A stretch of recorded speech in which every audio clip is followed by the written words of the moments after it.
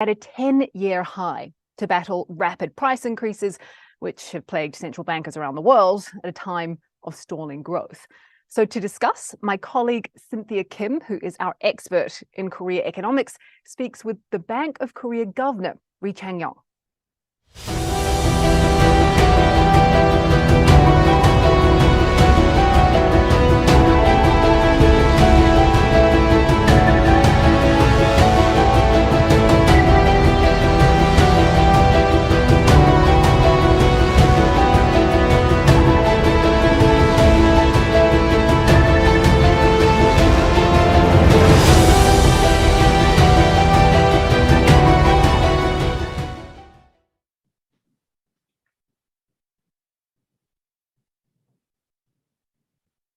Good afternoon from Seoul and good morning to all of you joining from Europe today. That's quite early there. But I'm Cynthia Kim, Senior Economics Correspondent based in Seoul. And with me today here is a very special guest from South Korea Central Bank, Governor Ri Chang-yong. Thank you so much for joining us, Reuters Next, Governor. Good to see you, Cynthia. Thank you. So we have great topics to discuss today, from inflation to growth headwinds. And this conversation is taking place at a time when a lot of the policymakers around the world are expecting interest rate hikes to slow down next year, while the dollar is finally retreating from some of the historic highs we've seen in October. But as we do this conversation, not everything has to come from me, because Reuters Next is supposed to be an interactive forum. So if you have any questions from virtual audience, you can type them into the Slido link in your screen. And if you do that, I will be able to get that across to the governor. But let's start our conversation with something that I'm sure is on your mind, Governor, after the BOK last week raised interest rates by 25 BP. Now, that was a downshift from a 50 BP hike we've seen in October. And the focus here going forward seems to be, how would the BOK manage that trade-off between inflation and growth? Because you have said many times that inflation is your top priority, right? So are we slowly moving away from that goal to make sure that we're not choking off growth? Actually, I think, Cynthia, still our inflation rates are above 5%. And so price stability and monetary policy tightening should continue to be our priority. But having said that, as you know, we have revised down our growth rate, as you mentioned, from for the next year from 2.1% to 1.7%. So with together with the global slowdown, our growth is slowing down too, and that implies that our inflation will moderate, and probably we have to recalibrate the pace of our monetary policy tightening accordingly. Right. Yes, the problem is that we often see when there is a reduction in inflation, it often comes with a negative growth, or at least some serious slowdown in terms of growth. So I want to ask you, what is the growth risk here? Because we spoke to President Yoon on Monday through an Reuters interview, that he said it's time for the BOK to really focus on financial stability. Now, when he said that, I was wanting to ask you if you agree with that, and if not, whether it's with the property market, and because currently we are seeing serious price corrections there as well. I wouldn't say serious price correction as of now, because our housing price increased about 40% during the pandemic period, and this year we are seeing that our housing prices decline by 7%. With a high interest rate. And so I would rather say our housing prices in the process of adjusting to the high interest regime rather than heading for the hard landing. And therefore, I think we should be mindful of over tightening or the abrupt adjustment of housing prices. But I think, together with the growth slowdown, as I mentioned before, our board will calibrate the pace of the monetary policy tightening, and then we are trying to achieve the soft landing of the housing prices. I see. I was thinking, I guess the tricky part from your perspective would be that there is so much demand for transparency and more demand for forward guidance. And that's precisely coming at a time when it's so difficult to do that because of the so much uncertainties around the world. So I guess it's very difficult, but at the same time, we are seeing the data this week that there are declines in business sentiment and output. So in that regard, many people are seeing not serious recession, but we might be able to see some technical recession coming early into the next year. What would you say to that assessment? Yeah, I think you're right in the sense that Korea cannot be an exception from the global slowdown. Definitely the possibility of sharp slowdown in the United States and Europe, and in particular in China, is a quite serious downside risk to our forecast. And as I mentioned, we revised down our forecast, but the 90% of our downward revision was due to these external factors, global slowdown. And then 10% of our revision is due to the kind of impact of the high interest policy domestically. So at this moment, as you mentioned, it's very hard to say what will be our monetary policy path, because most of the shock is coming from the external sector. And recently, as you mentioned, the simple indication of the US Fed that they will slow the pace of the monetary policy tightening actually eased our pressure in our FX market, and that gives more room for us to have different choices of policies. But it's a good news in the short term, but we have to definitely look at how the global volatility will evolve from now on. I guess so, but there's a lot of grim news out there about the economy, but at the same time, I'm trying to keep the optimism alive here. So, and we keep seeing this China news about this COVID rules that might be eased off. If that's the case, do you think that's an opportunity for the Korean economy? Yes, actually, I'm looking forward to it. Actually, if the China loosen the zero COVID policy and reopen their border and economy, there will be a tremendous stimulus for us. So I hope that it can happen soon. But we have to wait. Yeah? We have quite different news every day. And let me give an example. Like in the September and October, our exchange rate moves together with the news from the United States. But recently, I think our exchange rate moved together with the news from China. That much we actually depends on China's recovery. I see. I certainly hope that's coming out soon. But just on Monday, the BOK as well as the finance ministry and the financial regulator together, they announced a second round of support measures for the short-term money market in South Korea, because there has been a rout. But I want to ask you, even so, our commercial paper yields are still going up and up. So would you say that you're confident of containing any further strains into the new year, or do you think that will be just a few weeks of relief? As you know, that the recent liquidity crunch at the money market and CP market, as you mentioned, was a result of unnecessary project financing related instance where provincial government denied that guarantee, which they reversed later. But by then, the market anxiety was significantly increased regarding the real estate related financial product. Because of that, government has to introduce the stabilization measure twice. And now I believe that except the CP market, as you mentioned, the rest of the other market sentiment has quite improved. The issue is that this loss of the this enhanced anxiety comes at the time of the year-end book closing season, where the liquidity is much more squeezed, and so we probably will take time for the CP and the short-term money market to recover.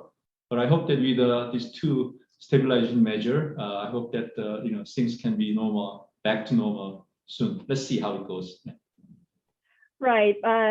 I must circle back to this question about the terminal rate. I know you've touched on it last week, but that's what's on everybody's mind if you're in the market, right? So because it's so essential to the market. So how far at this stage, with all the information you know right now, how far would the policy rate for the Bank of Korea would go next year? Since as mentioned, the uncertainty is quite high. So I want to emphasize that even though we discussed the terminal rate in our last monetary policy board meeting, I want to emphasize that those terminal rate that we indicate are conditional on many things. So having said that, I think our board members has had a diverse view, around the 3.5%, and one member prefer to stick to 3.25, and two other members want to make it open to 3.75%. So it really depends on many factors. First, I think the U.S. monetary policy decision in December will be a very important information. And then we have to also look at how much our inflation will slow and goes down together with the slowdown of the economy. And as you mentioned, China's zero policy, COVID policy, and how this short-term CP market will react to our stabilization measure. So there are a lot of uncertainties. But if things go as we expected, we hope that we can probably, the terminal rate can be around 3.5% at this moment. I see. A lot of people, I mean, this is not to say that the concerns are really big in the market, but right now I want to address some concerns going on in the market because people started to talk about the risk of over tightening BOK. And if you could use this interview as a chance to communicate to those out there who think BOK is headed to the risk of over tightening, what would you say to them? No, I think I wouldn't say it's still. I can understand the fear of over tightening, but if you look at our current inflation rate, which is above 5%, and our the policy rate is around 3.25, so in that sense, our real interest rate is still negative, and so I think probably the concern for the over tightening is for the future when the economy really goes down. But I think it will be endogenous, right? Because our policy rate, especially the pace of our policy rate tightening, will be recalibrated by looking at how the inflations will go, and then also how the economy slow down, how serious it's going to be. So I think our job is to avoid the over tightening. So let's see. Okay. I see. Let's talk about I'm sure you've seen we have interest rate swap market that currently sees BOK to start easing policies as early as August, and that feels very soon to me. But that's where the market right now is. So let me ask you: would you say that the BOK in some scenarios can start easing before the Fed? First of all, I do not want to mention any terminal date of our policy, changes. That should really should be data dependent, definitely, rather than date dependent. And whether we're going to stop, increasing our interest rate before Fed or not, I think that we are adopting flexible exchange rate. So we do not need to mechanically follow U.S. interest rate path. But having said that, I think we definitely should be mindful of the U.S. Fed decision on our exchange rate and capital outflows. So in some sense, too wide interest gap between our rate and the U.S. rate may not be desirable. So it definitely, I think, domestic, conditions, especially inflation and growth, all these things should be our priority not in deciding our interest rate, but we will definitely look at the impact from the U.S. Fed policy on our external sector. I see. I have a follow-up question to that, which is that, you know, when the Fed does this outsized interest rate hike, if you see Asia, we have Bank of New Zealand and central banks such as Philippines that mechanically almost follows that interest rate move. And we've seen that with New Zealand a few days back and Philippines also. But if you see Reserve Bank of Australia and the Bank of Korea, we don't do that. And we are taking our own steps and look at more domestic conditions in doing so. So how is Bank of Korea and South Korea economy different in taking such different steps after the Fed's move? I think I don't know whether it's appropriate for me to mention other countries' monetary policy, but I think in my understanding, New Zealand kept interest hike more rapidly recently because their inflation rate didn't show any sign of coming down, and the core inflation rate also increased, continued to increase. So I can see the main reason for the New Zealand to keep on going the high speed is due to mostly domestic inflation situation rather than U.S. Fed decision. I hope I'm right, but that's my understanding. And as for the Australia and especially Korea, we didn't have much choice in September and October when the Fed actually increased interest rate really rapidly. And then, as you know, in September and October, the dot plus from the Fed meeting was much higher than anyone in the world expected. So in some sense, when Fed really increased interest really fast, the other countries should be mindful of impact from the exchange rate or all kind of thing. So in some sense, it's inevitable for us to follow the speed. But now, given that Fed indicated, today I have to wait for the Fed chairman's speech, but the Fed finally indicated that they will look at the pace of the interest rate hike. That gives us more room for us to consider our domestic factors more. I think that is, I think, the big change from September and October versus now. I see. This is kind of a flashback question. I mean, some people say actually that the reason why South Korea has less room and less leeway to take bigger steps right now is because South Korea was so ahead of the curve when it comes to raising interest rates. It was one of the first, if not second, after New Zealand to start raising rates. Now, I know you were not there before August last year, but if you were, and if the time, we can go back to the time, would you have begun that early to start raising rates? No, I'm very grateful for my predecessor, Governor Lee Ju-yeol, on that decision. That made my life much easier now. And at that time, I think the focus was not just inflation, but our real estate price increased quite significantly. And the Bank of Korea has to react preemptively for the macroprudential reasons to stabilize the real estate market. But later on, I think our board, when I was not here, but our board decided to keep on raising interest rate as the inflation goes up after the Russia-Ukraine war. So in some sense, Bank of Korea is very proud that we made the right call, and that actually allows us a room to move relatively slower than other advanced economies. But having said that, at this moment, the average inflation rate at this moment, not in Korea but also globally, is much higher than we expected. So at this moment, I cannot say that BOK is still ahead of the curve.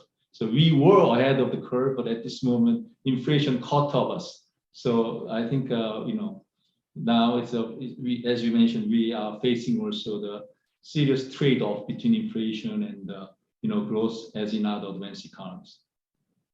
I see. This question is from a foreign investor who emphasized the fact that so much of South Korea's wealth and so much of the sentiment about private spending is tied to South Korea's real estate market. Traditionally, that's where a lot of the wealth is tied to. And because of that, a lot of the growth cycles has been going neck and neck with the cycle of the real estate market. So the question is, how would you say, how important is the property market's performance next year to growth assessment for you? I think in terms of growth, I'd rather focus. I mean, if you think about if you just look at the short-term growth rate, I'd rather focus more on the semiconductor industry rather than real estate housing market. Real estate housing market matters in terms of financial stability. In terms of growth, I will focus more on the semiconductor or the China slowdown, our prospects of the export performance. On the other hand, I think the person who asked the question is right. Our exposure to the real estate sector is large. Especially what makes the problem complicated is that our mortgage rate mostly are flexible, floating rate rather than fixed rate. So when we actually increase the policy rate, it has a more direct impact on the mortgage payments. So, but on the other hand, given that most mortgage loans are backed by the housing value, and our loan to value ratio is quite low compared to other countries, I think it's not a real risk factor for the financial stability perspective, but it will definitely increase the mortgage payment. That will slow down the consumption next year. So it will affect the growth rate. But what I'm saying is that the impact on this consumption slowdown on growth will be less than the impact from the semiconductor, business cycles. I see. Let me recall one incident from one of the Bank of Korea's rate decision news conference when I'm not sure if you intended this or not, but when you gave that comment that as an advice to investors, you said, try not to buy at the very peak or try not to buy when it's the most expensive. I think you are guiding that to retail investors for South Korea when the FX volatility was really, really bad. So if I ask you as a gentle question, if you have any new investor advice for retail investors out there, would you have any? No, I think I should have, should refrain from commenting on it because, in September and October, it was easy for me to give a warning to our, investors to the foreign market because the exchange rate was above like 1450, and by any measure, I can say that that was seriously undervalued. And then if you have investment horizon for 1 more years or 1 or 2 year investment horizon, I can very easily say that if the exchange rate will drop, we will mostly likely drop from 1400 at the level to the below it. So it's much easier for me to say, be mindful of your investment return. If you just do the investment abroad by expecting that the exchange rate will further depreciate, I think the room was at the time was, in my opinion, was very limited. The chance that it is normalized to the back to exchange rate below 1400 is much higher. So I can very easily give advice that there is a market overreaction in the FX market, and Korean won was at the time was very undervalued. And I say 1 or 2 year horizon, but actually after the Fed announcement, it happened within 2 months. So I somehow get some credit from the market, which I cannot, I will appreciate, but I think I didn't mean it is going to happen in 2 months. I was thinking about the 1 year ahead. So I was lucky in that sense. But I think for this, for other, if you ask me my comment on other financial product, it's an investment decision, not my decision. Okay. I see. I think you are wisely staying away from too much or giving too much advice at this stage. But let me try to, we talked about a lot of negative things coming for the economy. So if I may ask about what is the biggest opportunities for the South Korean economy next year? Because you said in terms of growth, the price of the semiconductor chips is very important, right? So you must have an idea of where the also growth opportunities should be for next year. We have discussed today mostly cyclical issue. So when I say semiconductor businesses, I'm talking about the business cycles. So, Right. but I think this high inflation period and the very tightening monetary policy in advanced economies, I hope it can end within a year or so, normalize in 2023. I don't know which point it's going to be, but I hope that I really hope that Russia-Ukraine war will end. I really hope that China will end zero COVID policy. I really hope that the U.S. monetary policy, shows some peak so that the global financial market stabilize. So all this, I'm expecting good news. But I think in Korea is heavily dependent on exports. So our cyclical move is quite big. But on the other hand, if you think about the medium term, Korea is a very dynamic economy.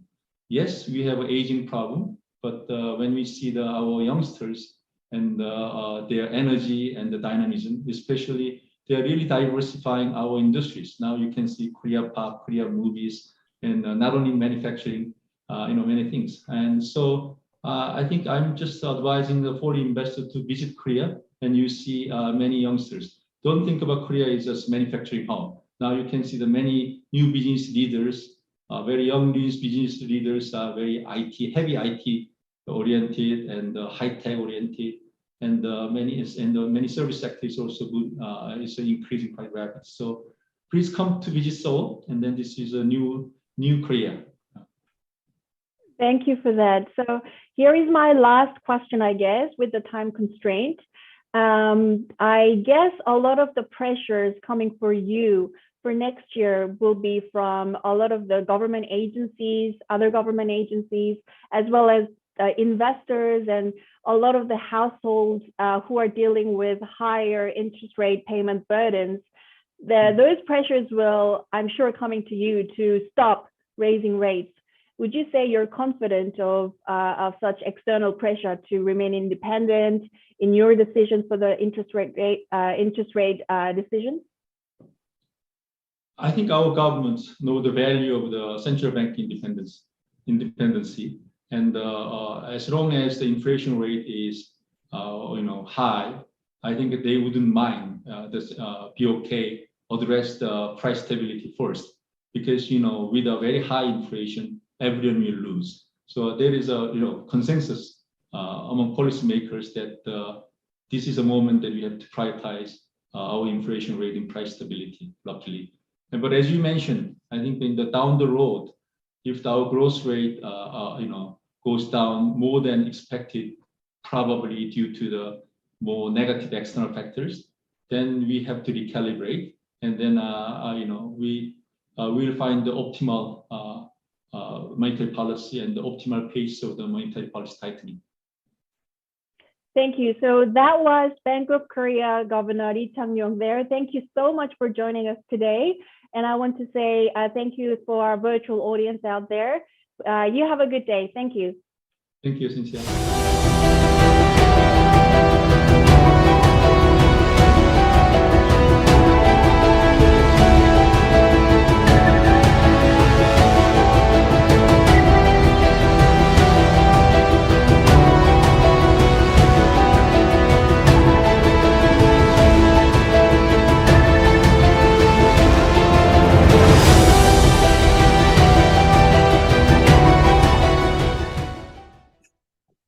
Over to Hong Kong now, which has had a rough time. Geopolitical tensions, along with regulatory crackdowns on Chinese companies and COVID-19 curbs.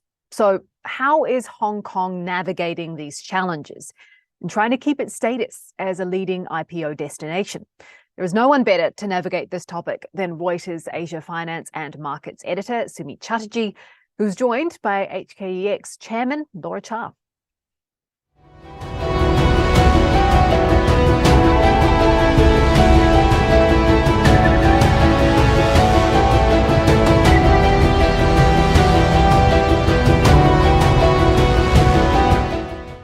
To be joined today by Ms. Laura Cha, the chairman of HKEX. Welcome to Reuters Next, Ms. Cha. Good morning. Thank you. We have a lot of interesting topics to discuss today, and I would like to start with the topic of Hong Kong and its future as a financial center. A series of geopolitical events have played out in the last couple of years, and of course, the COVID-19 pandemic and the ways the authorities in Hong Kong have handled that have also raised serious questions about the future of Hong Kong as a financial center. How do you see these factors affecting Hong Kong in the medium to long term? And do you think Hong Kong will be able to bounce back? Well, the answer is absolutely we will be bouncing back. In fact, we have started the first step. You will recall that, a couple of weeks ago, the Hong Kong Monetary Authority had held this global financial leaders summit. And that was really an announcement that Hong Kong is back and open for business. For the medium and long term, I'm very positive. I believe that the fundamentals that have made Hong Kong great as an international financial center in the past are all intact. They all still remain the same. And that is the rule of law, the transparency, and the rigor of our international regulatory standards, which is what gives international investors confidence. That has not been changed. We are a free market, free flow of capital, free flow of information. And I think most importantly, we really have the determination by the SAR government that we will continue to strive under the one country, two system. Right. A key factor for any financial center to thrive is availability of talent.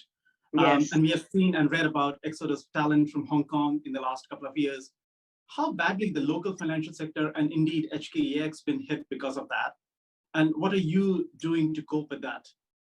I think it is true that due to the very stringent COVID requirement, the quarantine requirement in the last 2 years, we have seen some people moved away from Hong Kong. And I can understand that. But at the same time, the COVID restriction is being removed almost completely now. And I think the financial market is also performing well. I think we'll be able to continue to attract new talents into Hong Kong. With regard to whether or any financial institution has been hit, I think we, like others, we have a few people leaving. But at the same time, we are also able to attract people from overseas to join us in the last 6 months. So for us, there was, like the rest of Hong Kong, a higher attrition rate about 12 months ago, and that has come down now. Right. And you earlier mentioned about the Global Financial Summit that was held in Hong Kong recently, and you have also been traveling. I'm sure you're hearing a lot of feedback from the other financial leaders. What are the key things in their wish list? What do they want to see happening in Hong Kong that will give them a lot more confidence about the city as a global financial center? I think people want to see whether the lifestyle in Hong Kong has changed. What has made Hong Kong a thriving city, a resilient city, whether those elements are still there. And as I said at the outset, if we look at each of these fundamentals, it's still here. We haven't changed. Yes, COVID had set us back, there's no question. But I am very confident that with the improvement in the market sentiment, I think the business will come back and people will come back. Right. Besides talent, another crucial advantage for Hong Kong in recent past has been a very vibrant capital market. We have seen some of the largest Chinese companies coming to Hong Kong and getting listed here. And in this year particularly, we have seen the capital market activities slowing down. Yes. Do you see the sluggishness continuing in 2023, or do you expect the trend to reverse? I am hoping that the trend will reverse, but first of all, I think the equity market as a whole globally had suffered in this year, 2022. And as market sentiment improve, which I hope it will, the IPO activity will come back. Currently, we have over 100 companies in the pipeline. So many of them are waiting for market sentiment to improve so that their valuation could be better when they come to the market. So I'm quite confident that the IPO market the activity will return very quickly in the new year. Right. And for the IPO market to revive, one of the main factors for that would be Chinese companies gaining the confidence and start coming to Hong Kong again. And we have seen Chinese economy itself slowing down this year. We have seen also the COVID-related challenges that China is facing at this point in time, besides the regulatory crackdown that has happened over the last couple of years. How do you think those factors affecting the company's ability to come to Hong Kong and get listed and do capital raising here in the city? I think, first of all, the Chinese companies still need capital. The COVID restriction had meant that many of them cannot come to Hong Kong physically in the past year. And as situation and the COVID restriction being removed, I think many of them will be able to come to Hong Kong. I think Hong Kong's market is open. There are a lot of Chinese companies who will still want to be listed here in Hong Kong. And as you know, we have reformed our listing rule a few years ago.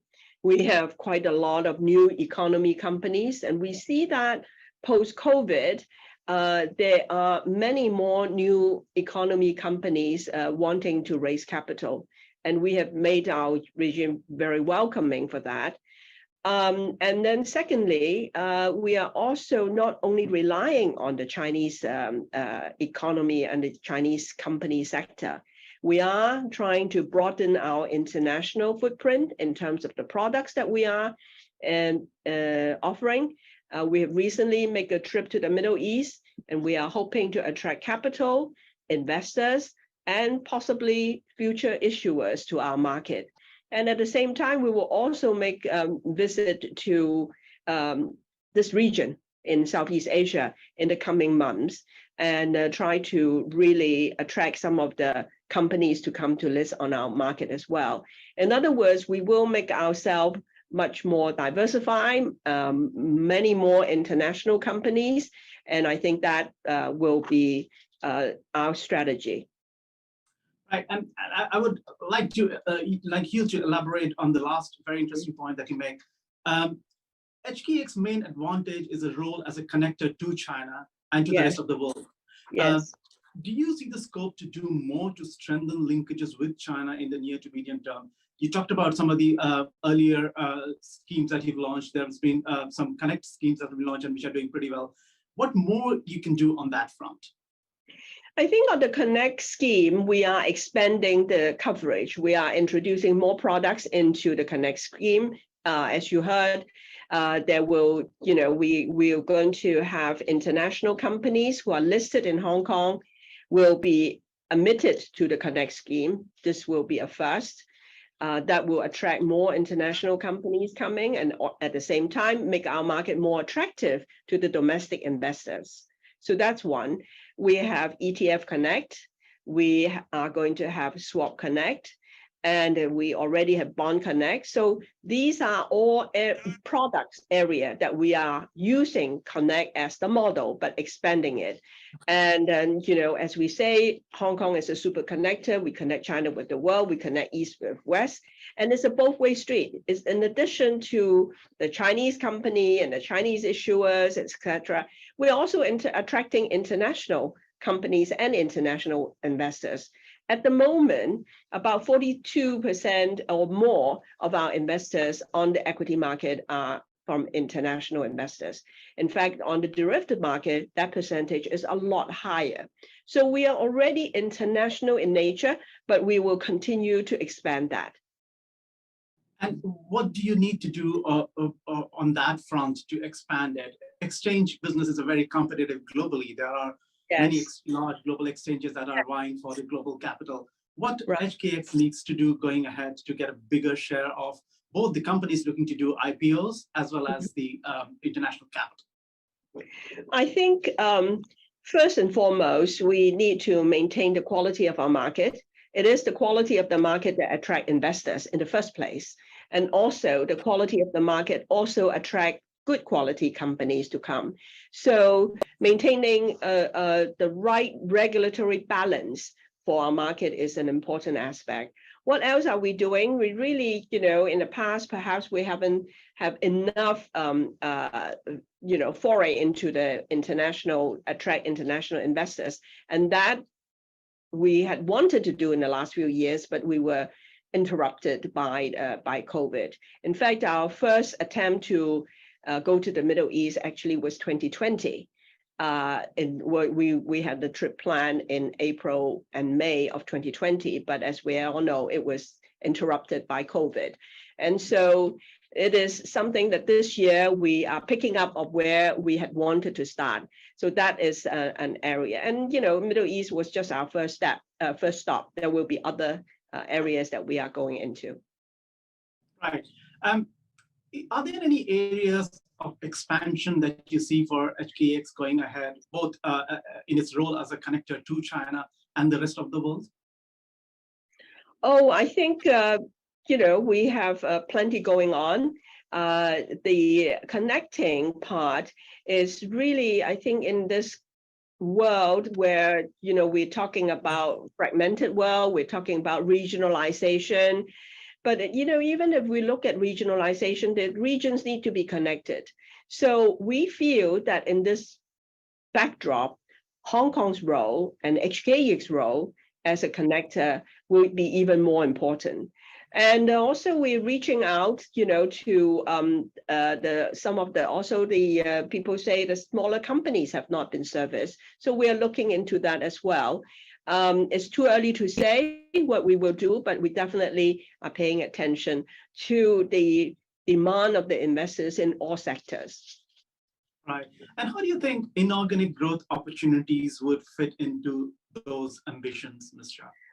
I think inorganic growth is always a possibility, but it has to be the right possibility, the right opportunity. And I think going forward, I think it is something that we will, of course, pay attention and explore all possibility. And if I could add, you asked earlier about how we are going to make ourselves more attractive as a market. I think we are very big on ESG. We have started our ESG journey started in 2013, which is almost 10 years ago now. And we started with providing some guidelines. We upgraded it to listing rule requirement in 2017. And in every aspect, we are trying to be a role model. We help the listed companies to develop to satisfy the disclosure requirement. So we run a ESG Academy online for some of the smaller companies to learn what ESG disclosure is about. How do they meet their irrespective climate change targets? And then on diversity, we are probably the first exchange that has now required in our listing rules that new companies cannot have a single sex board. So, you have to have a different gender on the board. And then on governance, we are doing as best we can. We want to set an example of good governance and requiring our 2,500 issuers to follow the same footstep. Right. Continuing with the important topic of ESG, HKEX has now carried out the first batch of carbon credit trades on its new voluntary carbon market. Can you tell us what has been the response to HKEX's newly launched Core Climate Platform? I think it has been very enthusiastic. The response that we have a formal launch yesterday, although there's been already trading, and there's definitely the demand. There are, investors who are very keen in that area, and I feel that we are poised to be the leader in Asia. Right. And more broadly, how do you see Hong Kong's role as a green financing hub, and how do you think HKEX can support that going ahead? The green finance, I'm pleased to say that the Hong Kong government has taken that on and has issued some green bonds, which are available to retail investors. And I think this year, we already listed about 60 green products, bonds and other ETF products. So we are trying to meet investor demands. And of course, on ESG, there are many different aspects of ESG. And I'm on several global forum, and we are all talking about trying to have a common taxonomy, trying to have some basic standards that are common that we can compare meaningfully. And so there are many opportunities as well as challenges that we need to overcome in the ESG space. But I can assure you that ESG is a subject that is on all investors' mind, the institution as well as government, as well as the investors in general. It is becoming much more, I think, the awareness and the importance and the action now. I think we are in a stage where there's enough talk. We need to bring the talk into action. Right. And now I would like to get your perspective on the sudden collapse of cryptocurrency exchange, FTX, and the fallout that has spread through the industry. Do you think cryptocurrency exchanges need to be brought under the same regulatory regimes as traditional equities and future exchanges? I think the collapse of something as major as FTX just illustrate the importance of transparency, importance of appropriate regulatory protection, regulatory requirement for all financial activities, particularly in some of the newer activities where people don't understand the product as much as in the traditional market. I think the increased regulatory oversight will be welcome because, when you have the proper regulatory oversight, it actually will encourage sustainable development in these new activities. Right. But do you think traditional exchanges like the HKEX play a bigger role in the trading of cryptocurrencies going ahead? I think it's hard to say whether the exchanges in general will play a role in that, but I think it really depends on what the regulatory framework will look like. I'm pleased to say that in Hong Kong, the Hong Kong Monetary Authority and the regulator, the SFC, has issued guidelines that will, allow retail participation in virtual and digital assets. And that is a very welcoming sign that, the regulators are starting to look at this and to see where the protection for investor will be needed. And we will be watching these developments very closely. Right. Now that we are at the end of 2022, what is your forecast for the global economy next year, and what are the major headwinds that you see on the horizon? If I know that, I would be great. That would be a good investor, right? But I think it's, I think the geopolitical tension is still first and foremost on all the investors' mind. I would say a year ago, this time, no one would have predicted the war in Ukraine. I would say that a year ago, this time, no one would have predicted the possibility, the inflation and the interest rate. So I don't have a crystal ball, but I think next year will be full of challenges. The first and foremost will be the geopolitical one. The economy, who knows? I think we, as an exchange, we have to be prepared. We have to be able to navigate very carefully where there are factors that are entirely out of our control. What we can do with factors within our control is make sure that our market operate robustly and steadily. Right. Ms. Cha, thank you so much for joining us at Reuters Next. It was a pleasure talking to you. Thank you for inviting me, Sumit. Thank you so much. Thank you.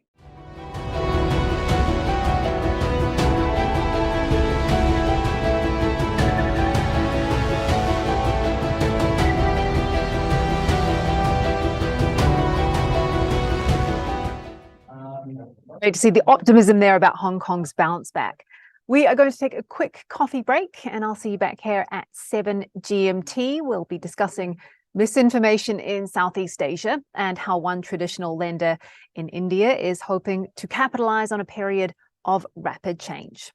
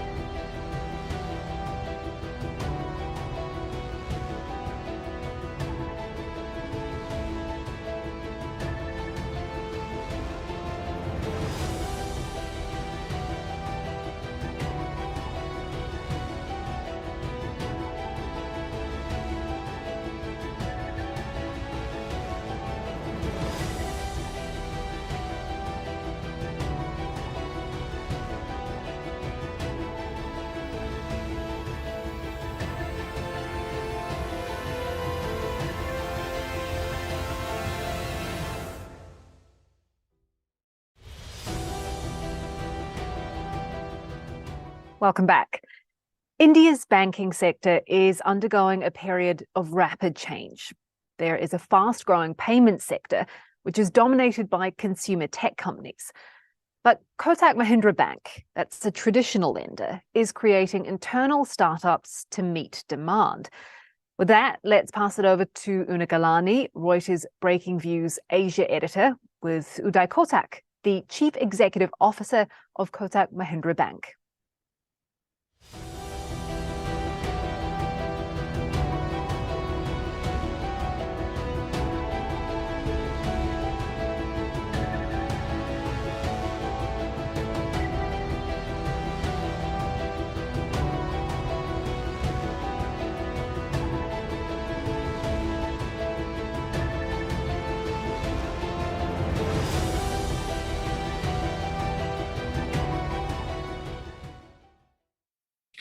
Welcome to Reuters Next. My name is Una Galani. I'm the Asia editor of the financial commentary team. I'm joined by Uday Kotak, the founder, managing director and CEO of Kotak Mahindra Bank, the country's fourth largest private sector lender. Affectionately, he's known as Asia's richest banker. We're going to start our chat, but please feel free to drop through your questions while we go, and we'll see what we have time to squeeze in. Welcome, Uday. Delighted to be with you, Una, on this discussion on Reuters Next. Fantastic. You're well known as an eternal optimist, and that's definitely no bad thing. What's your view today on the domestic economy? What does a global slowdown mean for India? Una, I believe India is a cleaner white shirt in a dirty shirt world. And we have seen the turbulence which the world has gone through in the first with COVID and the post-COVID situation, and thereafter, of course, with the Russia-Ukraine developments, which has basically unsettled the global order. And it has created a lot of unintended consequences, both on the politics and the economy. And geopolitics has become a critical part of core economics and markets. And in that context, I think India has done remarkably well and been resilient, both in terms of action, execution, and the narrative as well. So I actually feel that India obviously went through the same challenges, first on COVID with such a large population, and thereafter on the geopolitics, considering the fact that India had a relationship with both Russia and the rest of the world, and we managed our situation pretty well. And the Indian economy has shown resilience. We are continuing to show 6.8 to 7% growth in the current year. And I feel that India has navigated well, but that does not mean there are no challenges ahead. There are, of course, challenges ahead for India, and India should not get too exuberant, but focus on getting the right things done going forward. Well, let's dive in straight there. I'm glad you brought up sort of geopolitics and exuberance, because there's lots to unpick.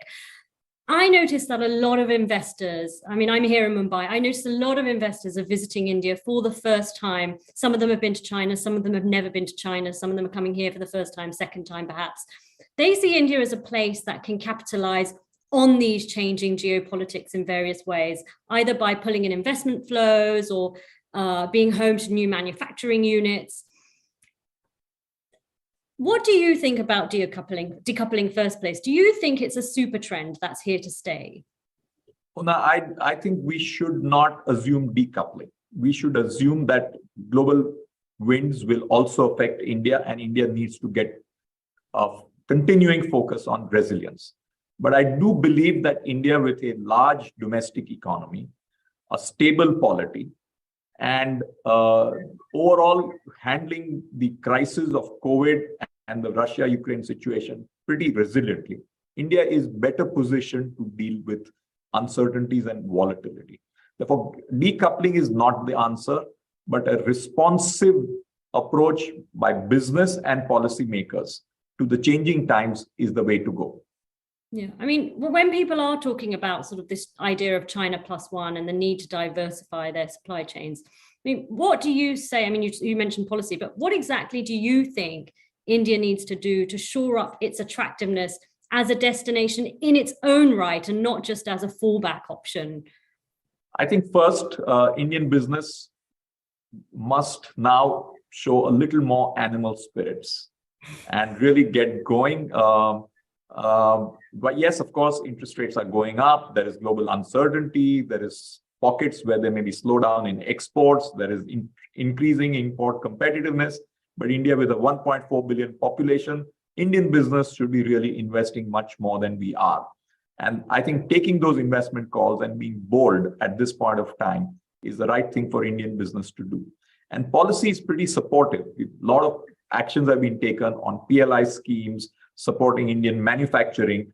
The finance minister and the prime minister have consistently supported business to go ahead and invest. And those are all very good signs. Time has come for us to really step up on our investment plate. And I do believe for the rest of the world, global strategic players, including manufacturing sector and others, it is critical to diversify the risks.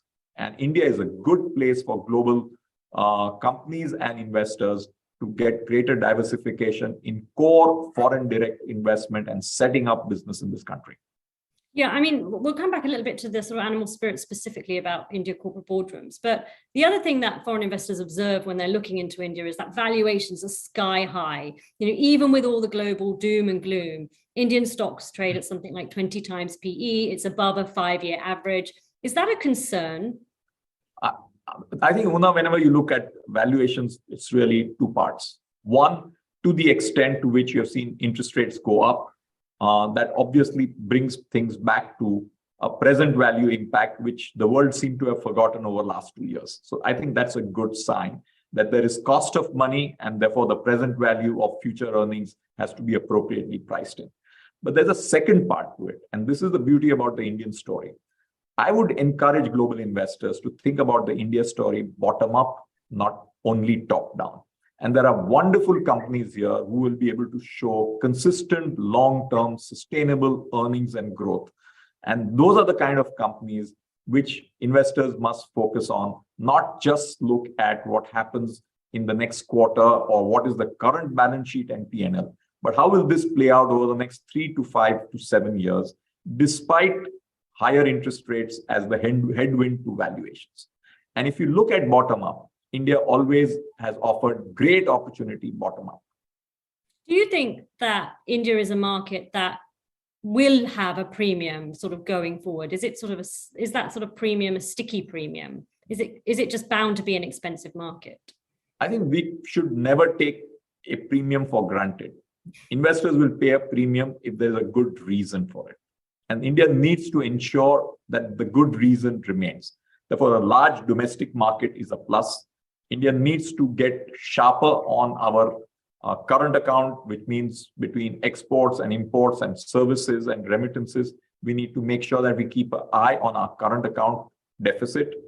And I think India is down the path of fiscal consolidation, which I hope continues. Therefore, if we can continue with a policy-making approach, which is prudent and resilient on macroeconomics, and if we let Indian companies flower on their own, I think there is a huge opportunity between policy and practice to create a sustainable long-term economic growth.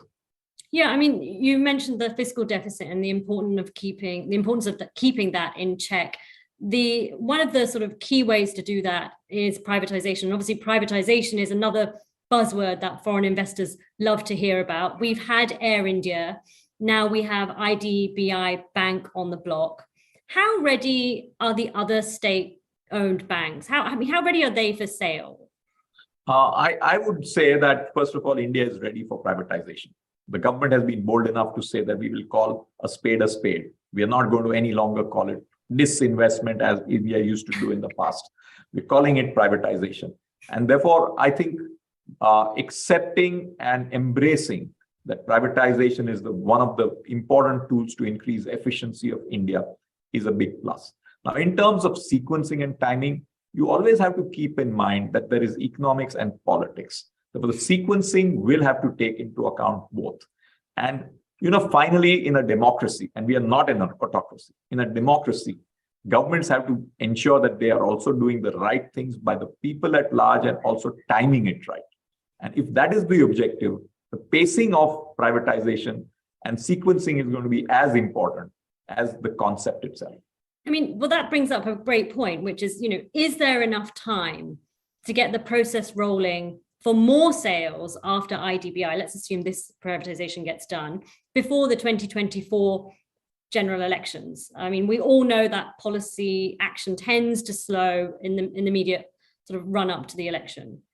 I think the government has announced the program, whether it happens before the elections or after the elections. I am a believer that the Indian reform story is not a story which gets over in 2024. It continues well beyond that, because India has seen over the last many years fruits of sustainable reforms over time. Is there do you have in your mind an idea of what the ideal number of government banks are in India? I would say my sense is 4 or 5 banks may remain in the government sector, and the rest over time across different models could become effectively players with broader public ownership or private ownership. Interesting. So like when I say public ownership, I mean public market ownership. Right. So basically almost less than half than where we are today. Right. And you also mentioned sort of the timelines and politics. I mean, the other thing that foreign investors really appreciate about India is that there has been considerable political stability in recent years. We've had 2 terms of the BJP with a majority in parliament. As things stand today, can investors expect policy stability regardless of the outcome of the 2024 election? I think at this point of time, the markets are pricing in policy and political stability over the long term. And therefore, markets are looking at that as a base case beyond 2024 as well. What do you, when you look across the sort of boardrooms in India today, how strong are India's animal spirits? You said that more needs to be done. We know that corporate lending is picking up, but still a bit tepid. We've emerged from this sort of big, bad debt crisis, emerged fairly, relatively in good shape. I mean, what do you think needs to happen for, tycoons and big business owners to start investing more? I would want to look at the investment opportunity across the curve. So we did an informal internal survey at our bank of 900 corporate and MSME customers. And we were very heartened to know that nearly 2/3 of these customers now had capacity utilization in excess of 80%. However, as of now, only 15% of the customers were ready to take the next CapEx call. I would love to see that number go up from 15% to 50%. Who would say that as my capacity utilization goes above 80%, it's time for me to create more capacity. And that is work in progress. And that is where I think managing growth and inflation both at the same time are going to be crucial from the policy point of view to ensure that the investment cycle grows and sustains itself. How much of sort of borrowing costs playing into this? Obviously, that's all rising. I mean, is that putting people off from investing? Well, I think, every business does a discounted cash flow and IRR calculation. Therefore, if interest rates are higher, that is there in the IRR. However, the good news about interest rates is that while the short-term interest rates are going up fast, the long-term rates are not moving as fast. Therefore, if you're taking long-term decisions, the long-term Indian 10-year bond has not moved up anywhere as much as the short-term rates have happened. And that's happening worldwide. And therefore, you're seeing a curve in India not inverted, but getting flatter.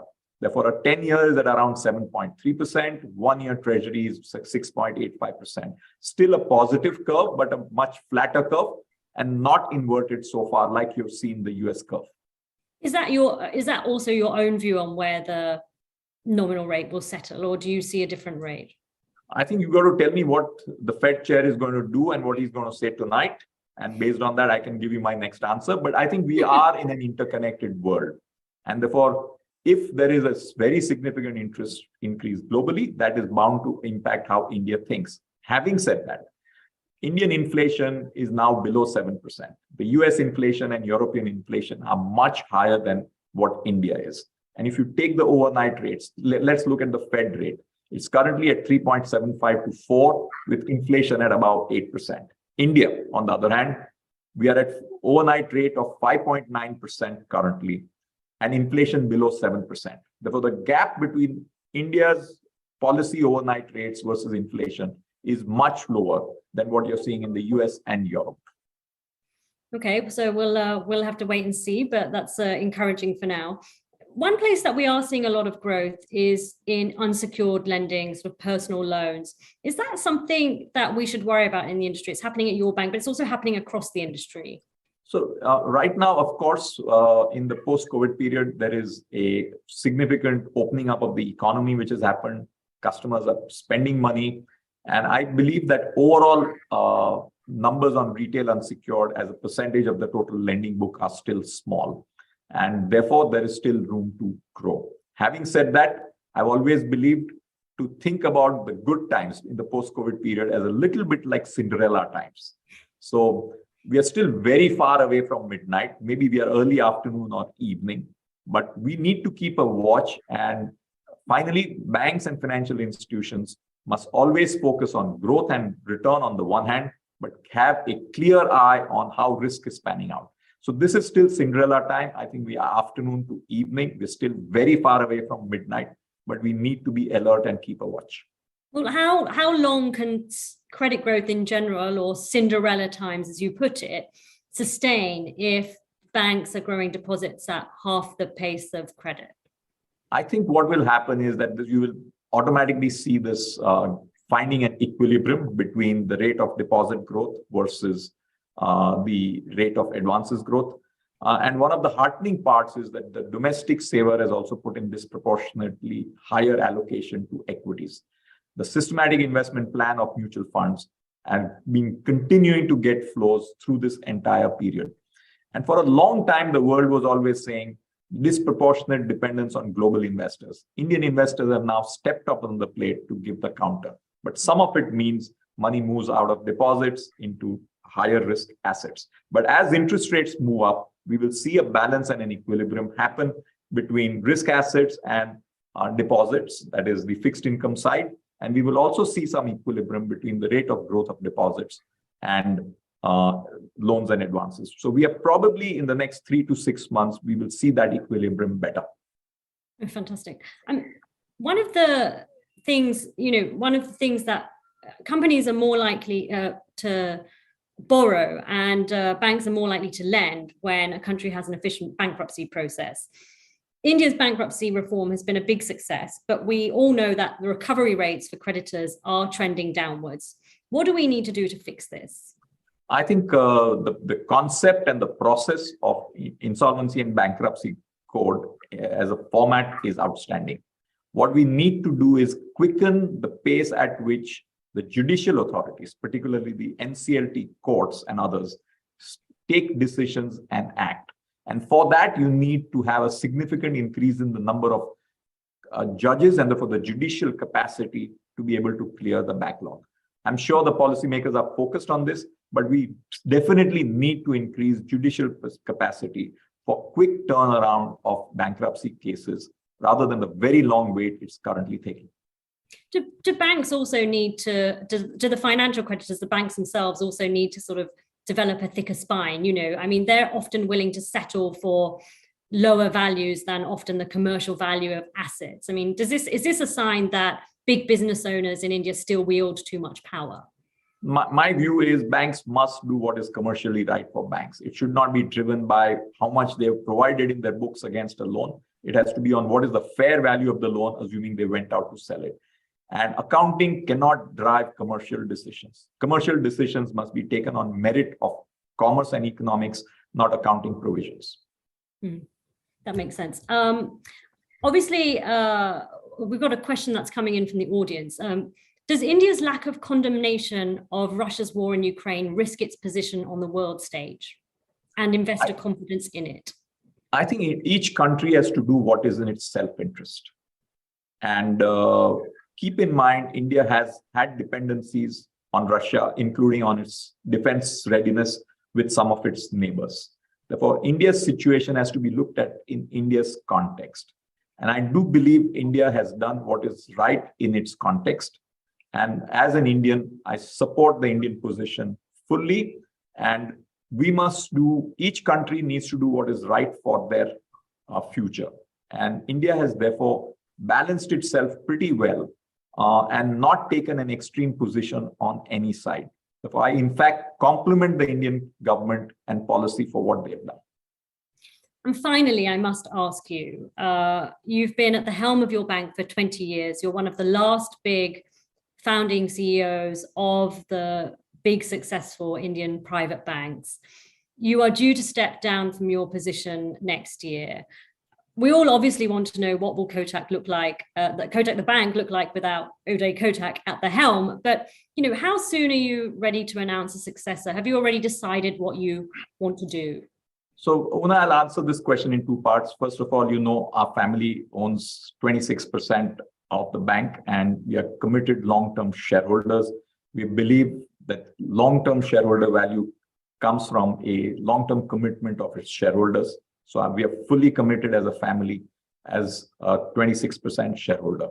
And as far as the decision on succession and next CEO and leadership is concerned, the board is fully engaged with it and will take the appropriate decisions in due course.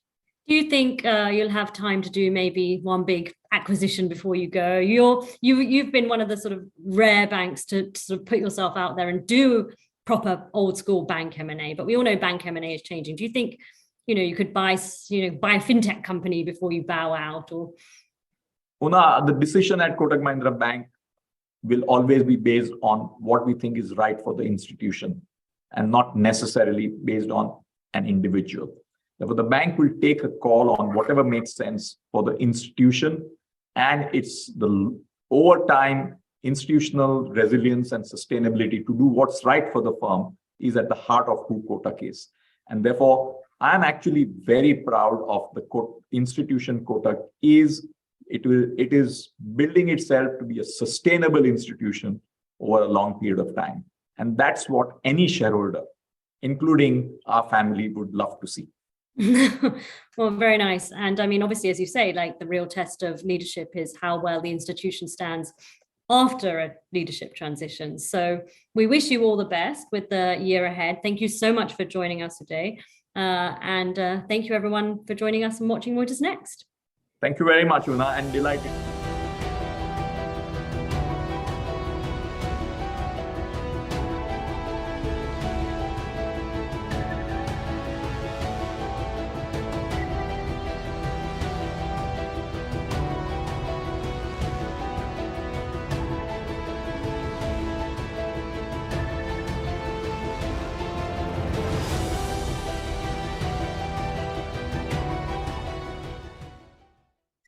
We are all aware of the challenges posed by online disinformation and misinformation, and the far-ranging impact that it can have in the real world. Southeast Asia has been grappling with the issue, seeing online falsehoods stoke ethnic hatred. To discuss the problems and the solutions in Southeast Asia, I'm going to pass over now to panel moderator Fanny Potkin, who's Reuters Southeast Asia technology correspondent.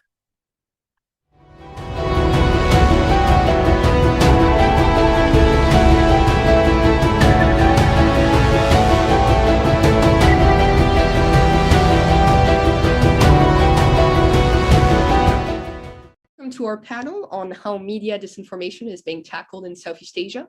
Online disinformation and misinformation present an increasingly grave challenge worldwide. Southeast Asia has been called a canary in the coal mine, with online falsehoods stalking ethnic hatred and swaying national elections. Today with us to discuss this, we have Maria Chain Abdullah, a Malaysian politician, human rights and democracy activist, and former member of parliament for Petaling Jaya in Malaysia, who's now working on promoting clean elections in the country. We have Nicole Curado, a professor of political sociology at the Center for Deliberative Democracy and Global Governance at the University of Canberra, who has done extensive research on disinformation operations and its economy in the global south, but most notably in the Philippines, was most recently a fascinating co-authored report on influence operations in the 2022 Philippines election. And then we have Supinya Klongnarong from CoFact Thailand, a collaborative fact-checking Thailand effort, who is working on basically disinformation online. She is a media and digital rights advocate and a former commissioner of Thailand's National Broadcast and Telecom Commission. Thank you all for joining us on this panel today.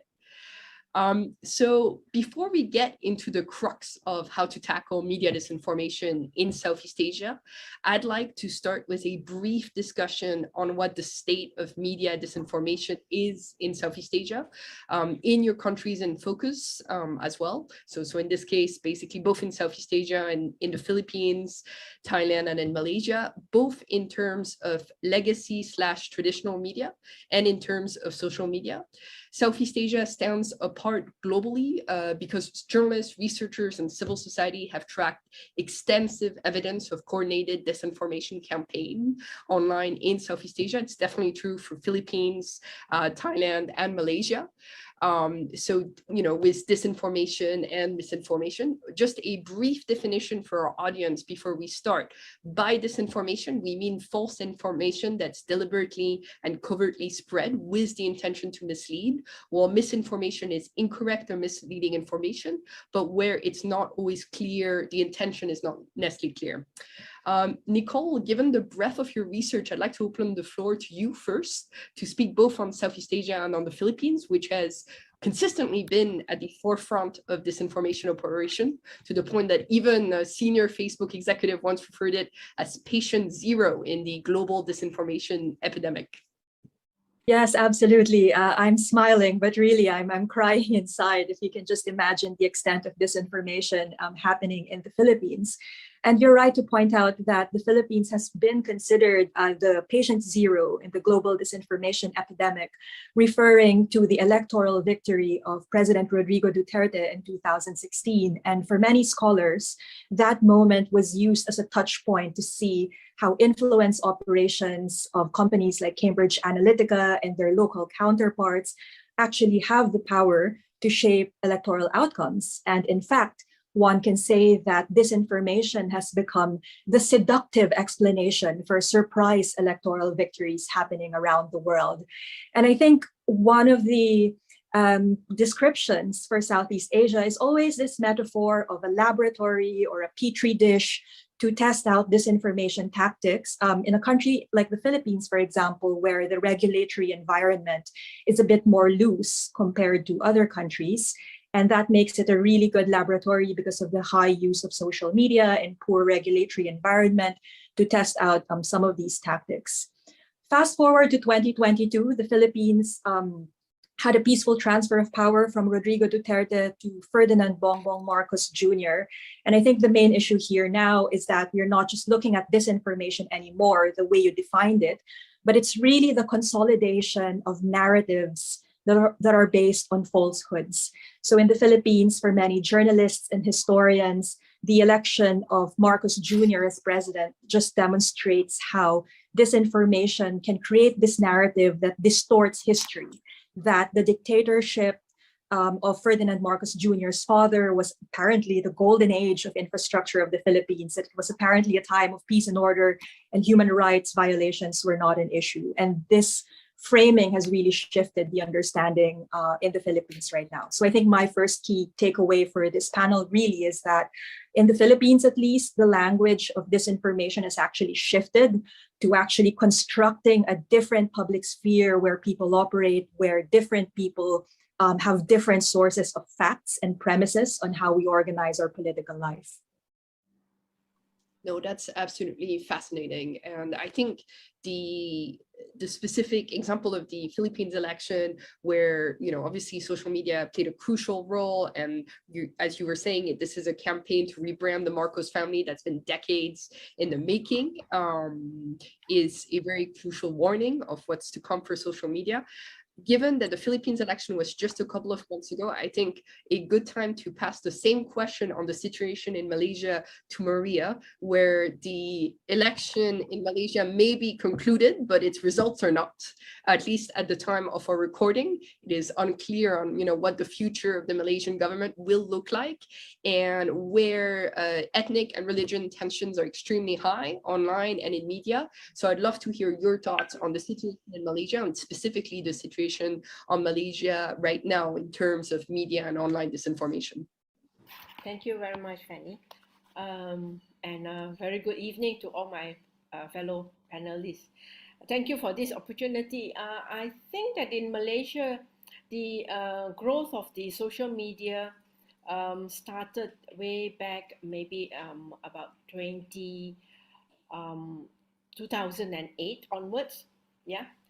Where the first introduction of Facebook, and then it advanced into now in this coming election, we see the emergence of TikTok particularly, yeah, from Facebook to IG, and then now it's really TikTok most of the time. The kind of disinformation actually, I also have this opportunity to do a mission at Philippines, and I tried to compare their election, how this information is being generated in Malaysia.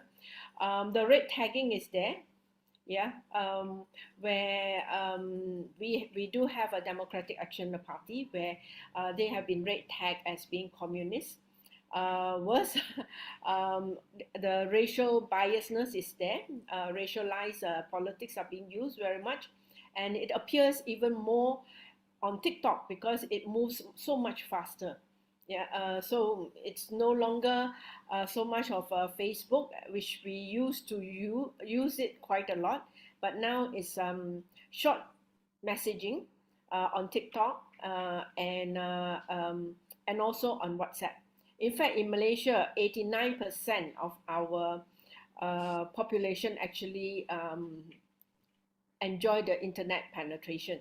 Yeah. So in terms of the messaging this time around, the racialized slant is where we have an incident which is actually a racial riot on May 13, 1969, and that has always been used, yeah, frequently to threaten the Malay race, that if we bring in more of the Chinese into the political arena, then they will actually take over this country. So this, for a few years, we have not actually been using this incident because it didn't work for a while, but now it is coming back, and it's coming back through the political parties, where they actually use it to threaten voters and use it as a weapon, yeah, to create fear and antagonism.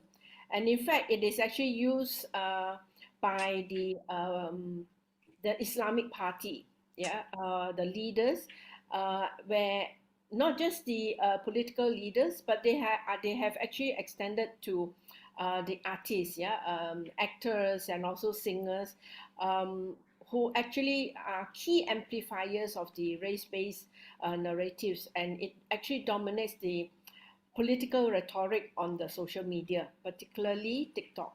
Yeah, and this is also followed by the National Alliance, what we call Perikatan Nasional, where the former Prime Minister actually accused the Christians of evangelizing and converting Malays into Christianity, and actually implied that this is mainly done by the non-Malays. So it actually, there is this kind of very dangerous disinformation being put forward by key leaders, and not much of an apology being done to correct the situation. And it moves so fast that fact-checking becomes very, very challenging. Yeah, by the time you actually fact-check one of the incident, already 10 have moved forward. The other one that I find very disturbing is really the use of religion religious-based attacks, where even the Islamic Party youth chief himself, together with all these singers and actors, were actually using very inflammatory narratives to trigger off fear amongst the Muslim voters that if you vote for Pakatan Harapan, that's the present opposition coalition, you will actually go to hell if you vote for them. They call them kafir, yeah, enemies of Islam if you do vote for them. So this narrative seems more sharpened in this election, where we see less in the 2018 election. So, and it's also brought on by very young people, because this is the first time that 18 years and above actually come out to vote. And TikTok seems to be their platform for expression. So it's a worrying trend where this information now is being put forward in social media, but you don't have enough people to actually counter that or combat this kind of information. And I must admit that Malaysia, we are not so prepared yet, yeah, to deal with this information, although we know that it exists, but we have not been so vigilant, yeah, to deal with it. And I really would like to see how other countries actually deal with it. I know Philippines actually, the Election Commission actually does make some efforts to actually deal with it. It's something that we have to learn and move forward. Thank you. So thanks for your comments. Supinya, I'll pass it on to you on Thailand, because you were in a way in basically, Philippines had the election and the results, where the role of disinformation played a key role. Malaysia is in the middle of it, despite the election being itself over. And Thailand is hopefully preparing for an election basically in the next few months. So I'd love for you to tell us about the situation in Thailand and also about kind of, the coming election. Thank you, Fanny. Hello, everyone. Yes, I think Thailand shares similar challenges and concern like every other country, especially in South Asia.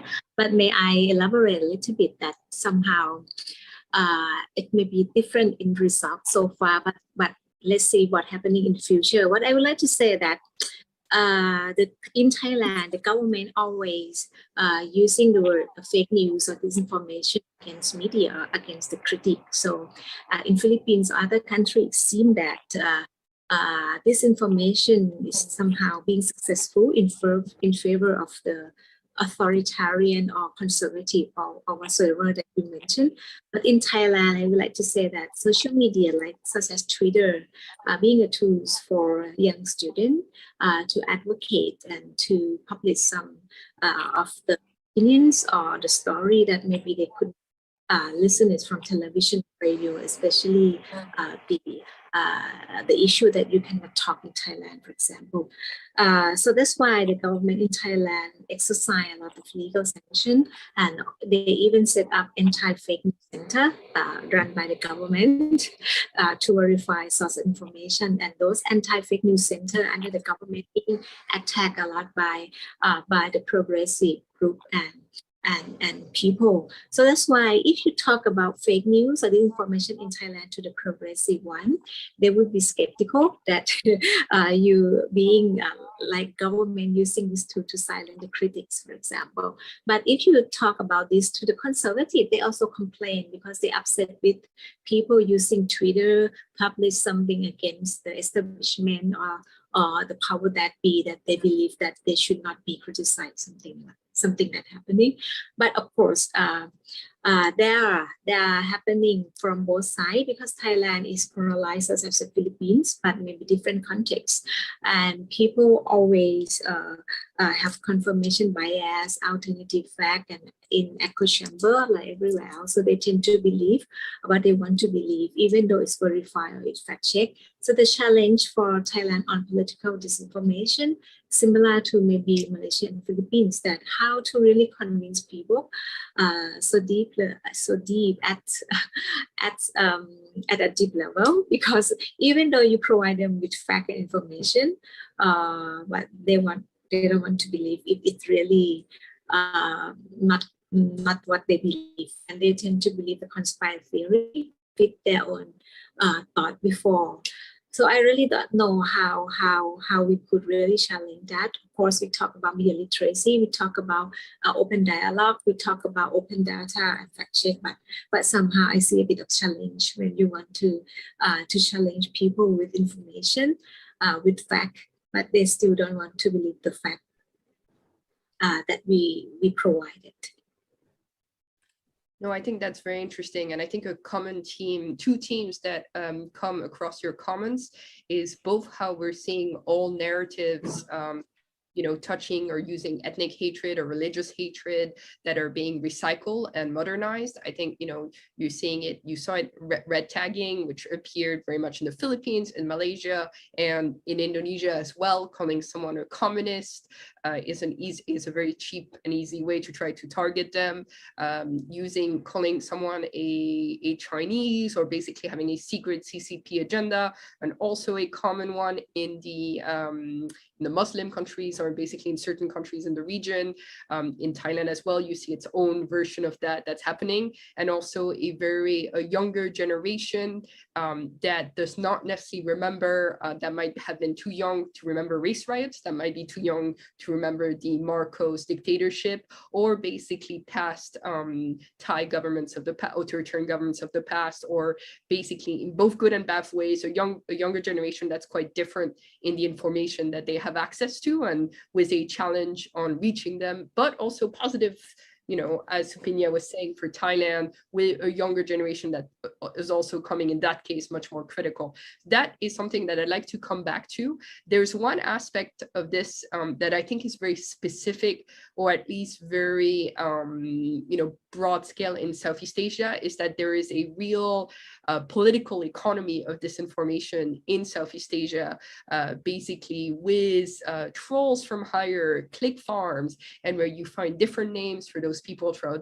the region, from buzzers in Indonesia to cyber troopers in Malaysia. I'd love to kind of hear comments, if you have any comments to explain, basically to talk about that to our audience. I think actually, Nicole, maybe to start with you on if you have general comments that you have on the political economy of disinformation. I know you've written about the role of call centers in that economy as well. And obviously something that you're seeing that's very important in terms of the Philippines is that this disinformation operation in the Philippines are being exported.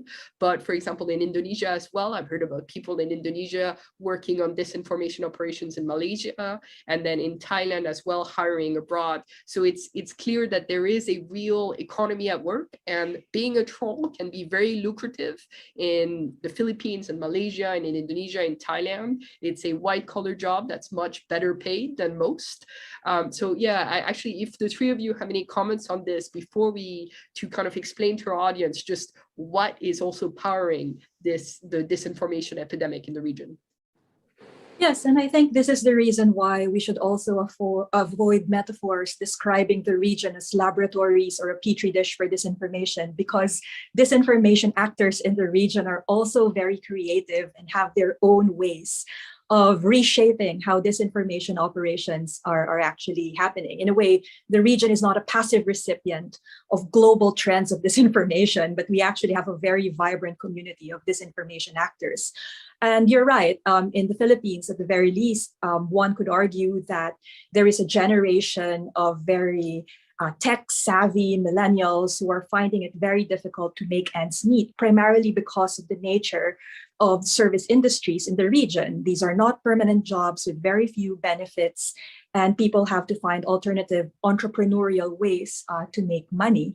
And the logic underpinning this is that a lot of trolls for hire, so to speak, do not find any moral dilemma in working for one political client in the same way that they have other clients in their work. But I think one point that we also need to emphasize here, drawing on the work of my colleague, Jonathan Corpus Ong and Jason Cabañas, is that when we talk about trolls for hire, we should not just name and shame the trolls themselves, but actually look at the so-called architects of disinformation. And typically, these architects of disinformation are very respectable figures running advertising and PR firms that have very respectable clients, but are not often called out as people who make the most money from the architecture of disinformation in the region. So one of the advocacies that my colleagues and I have in the Philippines is to have a sort of code of conduct or an ethical framework for us to hold into account these business operators, right? And what kinds of sanctions are needed for them to be able to fit in the norms of creating information in a very disorderly information ecosystem. And I think in a way we can say that there are actually laws that cover this already, right? We have campaign finance laws in the Philippines where PR agencies should actually follow, but it's not just being enforced, obviously, because their clients are political clients as well. So yeah, I think that is the lay of the land in the region. And I think the appeal here is to not just name and shame the low-level troll operators or even the influencers who are peddling disinformation, but really we have to unmask the bigger business interests that are underpinning these influence operations in the region.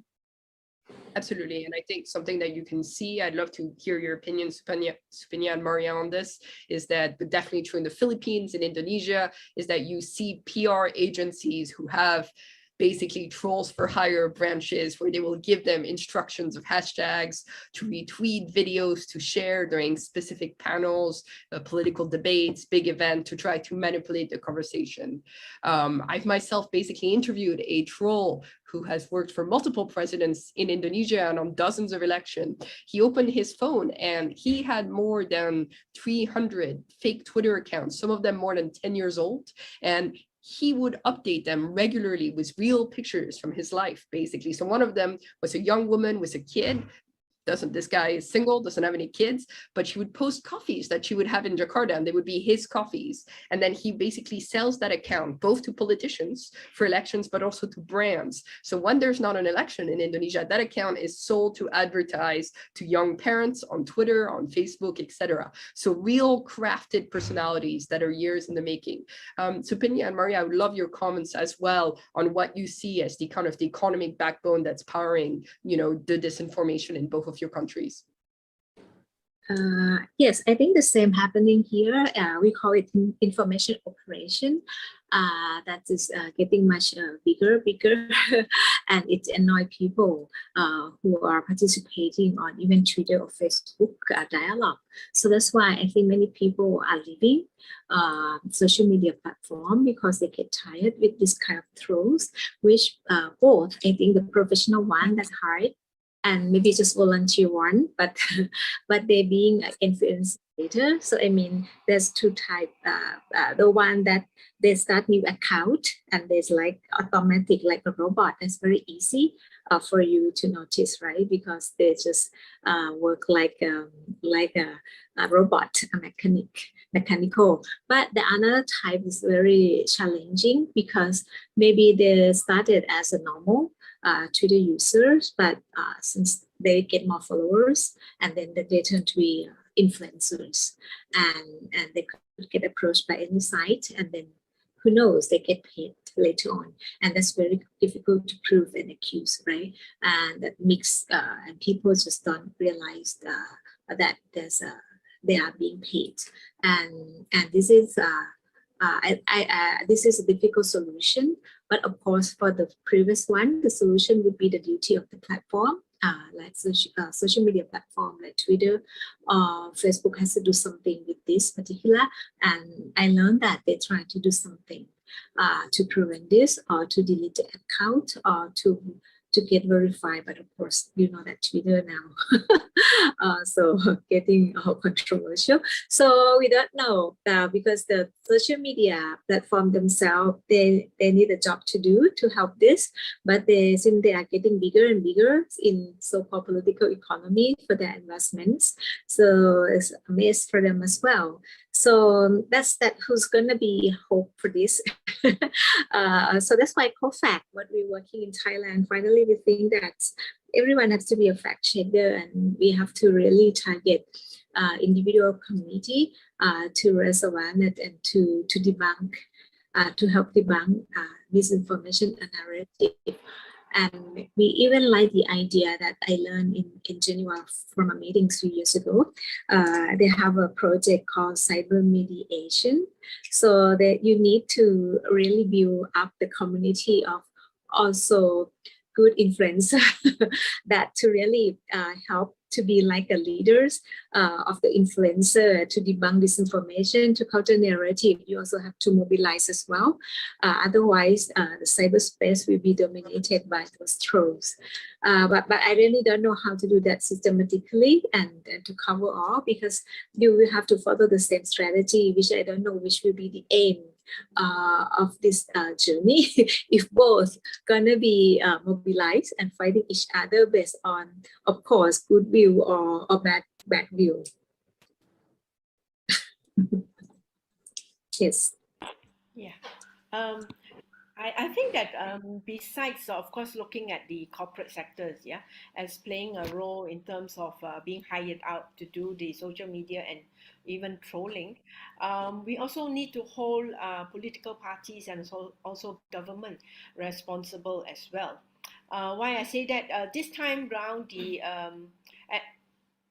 the political parties spent quite a lot of funds on hiring young people to actually do their social media work, yeah, and they are the ones who are actually supplying the disinformation, whether they are influencers or just ordinary youth, but they are given a specific narrative to actually troll, yeah, the other opposition candidates or political party. That's one, which I find seems to be more intense, yeah, in this election. The other one is actually the government. In Malaysia, I do remember that when I was organizing the clean and fair election rallies, yeah, the government itself has an arm that looks into media and communication, JASA, where they actually use this agency to publish this information, yeah, to the public. They actually publish it in glossy table magazines and distributed to the rural areas, to voters and all that, to discredit the social movement that was up for clean and fair elections. So the government too has to actually understand that they too have a role to play, and they need to really monitor and not be part of this whole disinformation.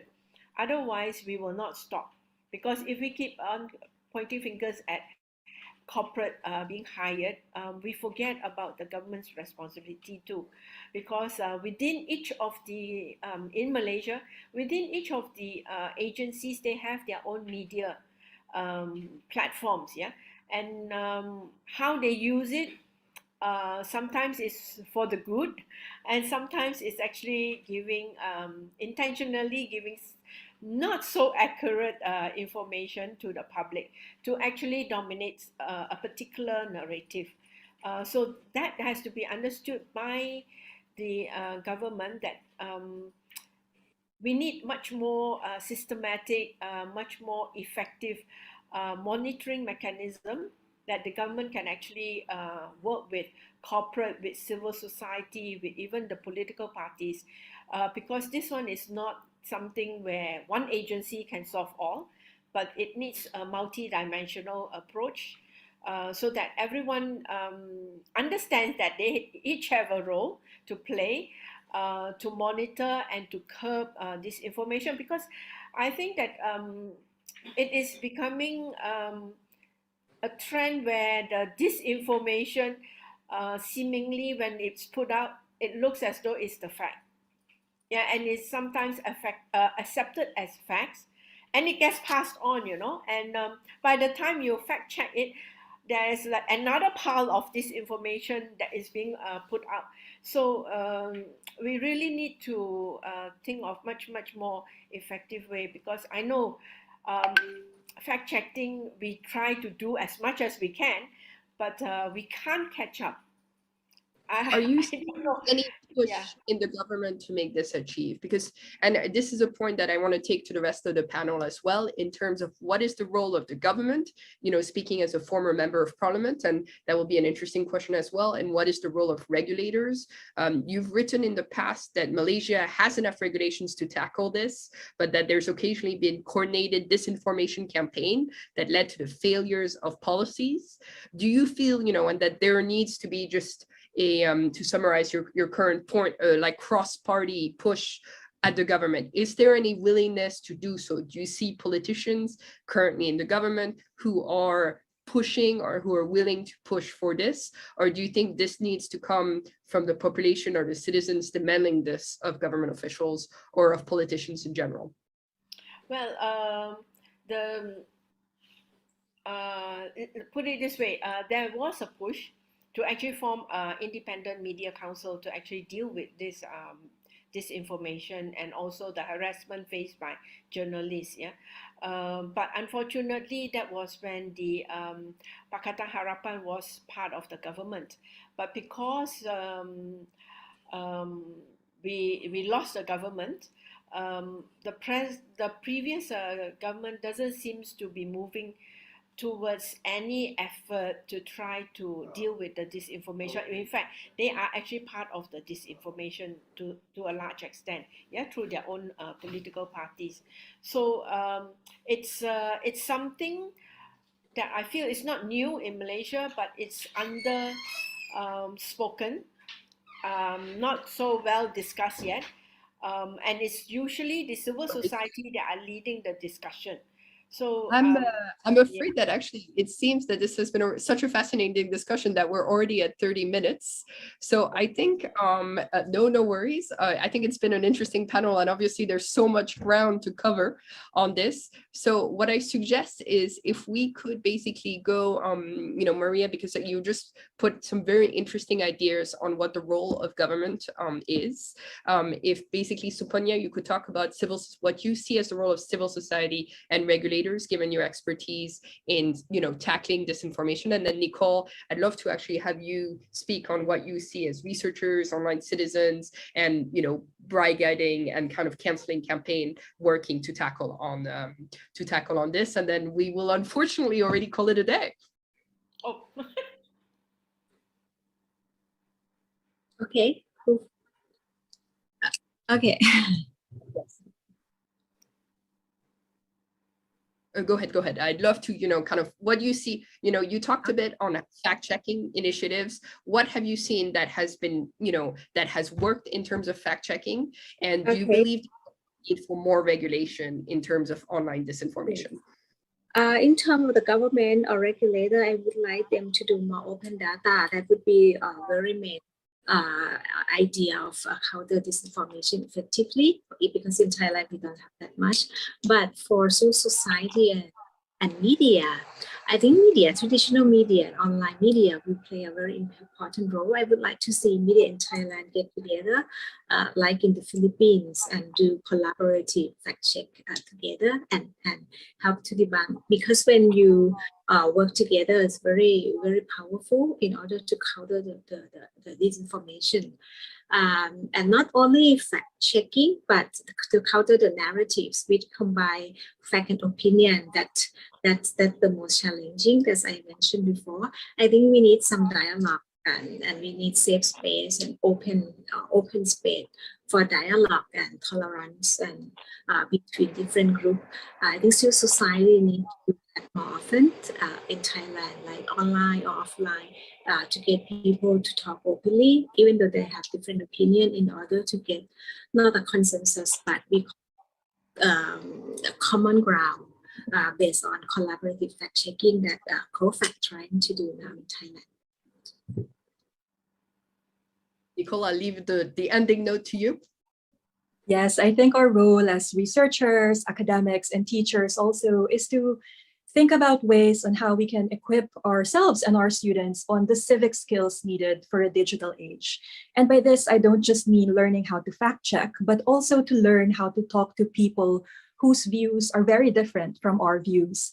When we do our roadshow with our report in university campuses and we talk to a lot of students, most of them usually ask us the question of how do I deal with my grandma who shares fake news about COVID? Or how do I deal with my parents who disowned me because I don't believe in the Marcos narrative? How do I deal with friends who canceled me because I support a different political candidate? I think these questions are not mundane. These are questions that are part of our everyday experience living in highly polarized societies. So I think one of our challenges is to really build this in the way we teach our students how to live in a world where people have vastly different realities, because this reality is not going anytime soon. But I think to end on an optimistic note, I think that in the same way we consider Southeast Asia as one of the most creative regions in disinformation innovations, I think Southeast Asia is also the region that can find very creative solutions on influence operations. And I say this because the region is so diverse. For the longest time, we've had to find ways to live with each other despite our cultural, linguistic, and religious differences. One of the most insightful feedback that I got from a young peace activist when we were talking about influence operations in the Philippines, he mentioned that we should actually learn from peace communication, how to de-escalate conflict and mainstream that kind of information or kind of skill sets to young people and as well as old people, given the disorder in our information ecosystem. So I know our narratives in this conversation has been quite dystopian and quite pessimistic, but I think there is very much room for us to see Southeast Asia as well as the region where creative interventions will also take root. Thank you all so much for your time.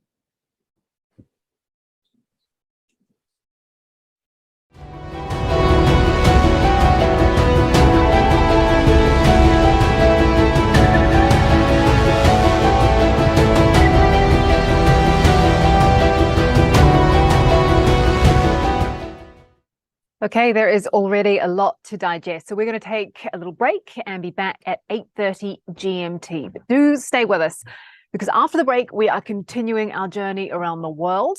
We'll be hearing from finance ministers for Zambia, India, and Sri Lanka. We'll speak to crypto entrepreneur Justin Sun, and we'll explore the efforts to tackle global plastic pollution. I'll see you soon.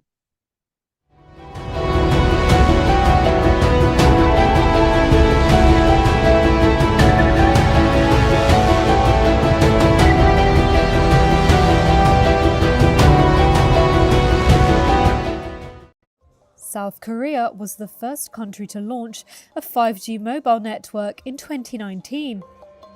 It heralded a warp speed technological transformation towards things like self-driving cars and smart cities. 3 years on though, and the lofty promises are unfulfilled.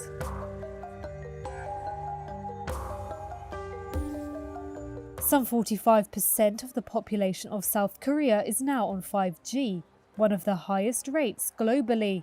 $20 billion spent on network upgrades boosted connection speeds 5-fold over 4G technology. But telecommunications companies have not been willing to invest the estimated $370 billion needed to ramp speeds by 20 times. That's because the demand is not there yet. App makers have yet to roll out services like autonomous driving that would need faster connections. Customers find they can watch Netflix and surf the net well enough with their existing lowest speed 5G upgrade. South Korean telecos have built around 215,000 5G base stations, but only 2% of them can handle the faster speeds. And it would take a lot more base stations per square mile than for 4G or the 5G Lite option. It's the same picture in established fifth-generation countries like the US and China. The lesson for others racing towards 5G seems to be curb your enthusiasm.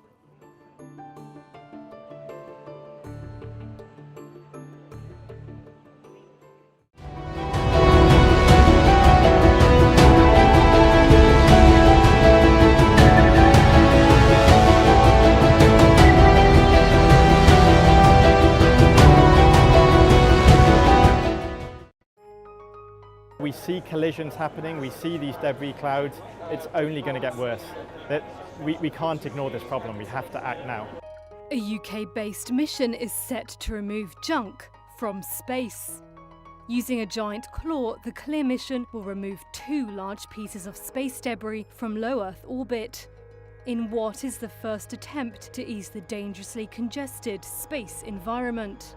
As far as we know, will be the first removal of a real piece of debris from orbit. So we're not taking it with us.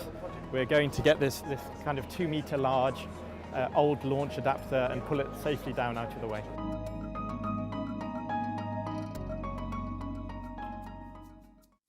Space debris, also known as space junk, is made up of discarded launch vehicles or parts of spacecraft. The US Federal Communications Commission says of 10,000 satellites deployed since 1957, more than half are no longer working. These float around in space at tremendous speeds, up to 15,700 miles per hour in low Earth orbit, risking collision with a satellite or space station. That's where ClearSpace comes in. In 2019, the European Space Agency, or ESA, selected ClearSpace to lead the first mission to remove an ESA-owned item from orbit. Here's ClearSpace UK's Managing Director, Rory Holmes. Our systems will be able to remove multiple pieces of space debris. They'll go, grab onto one, pull it down safely out of the way, then go back and get the next one and do the same. So yeah, our systems will remove multiple pieces of debris with each mission. The CLEAR mission launch is planned for 2025 to 2026. Along with a consortium of companies, ClearSpace hope to remove 2 UK-registered objects that have been inactive for more than 10 years.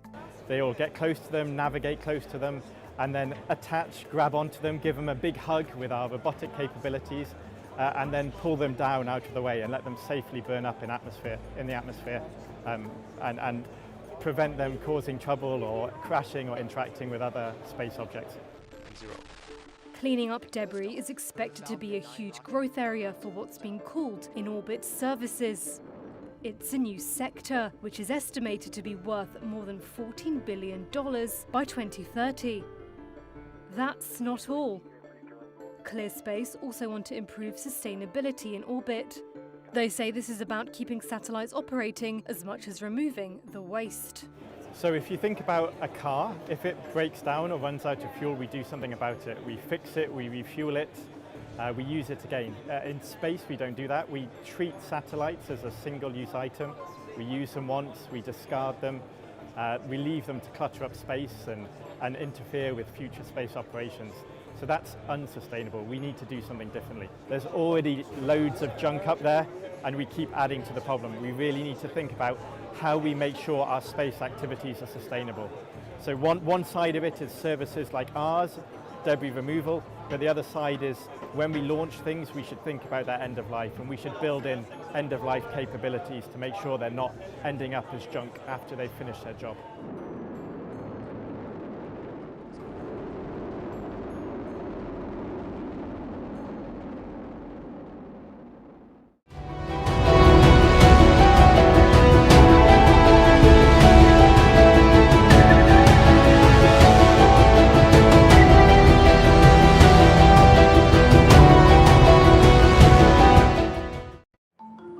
This AI-powered helmet gives firefighters the ability to see through smoke. We have two dominant sensors here, as you can see. This camera can see through smoke. The smart helmet is mounted with thermal cameras, radar and inertial sensors. Artificial intelligence interprets all the data and provides firefighters with real-time information that can help rescue victims, recognize teammates, and provide an accurate understanding of their surroundings.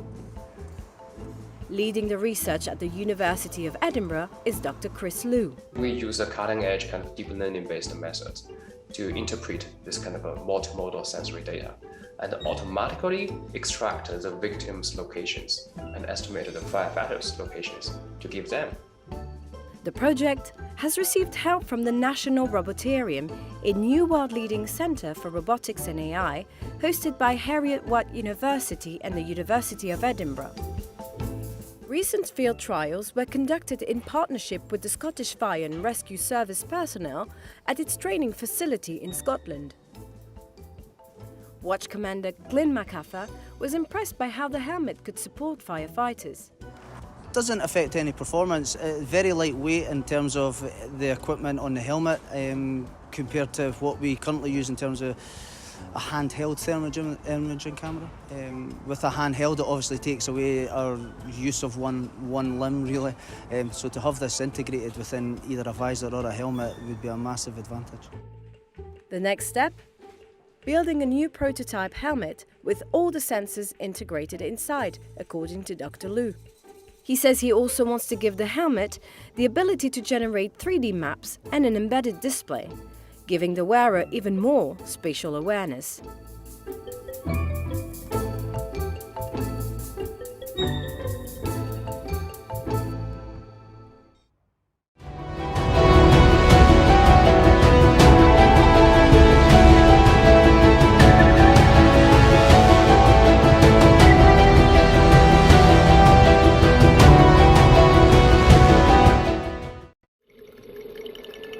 Migrating whales rely on sounds like these to help navigate and hunt.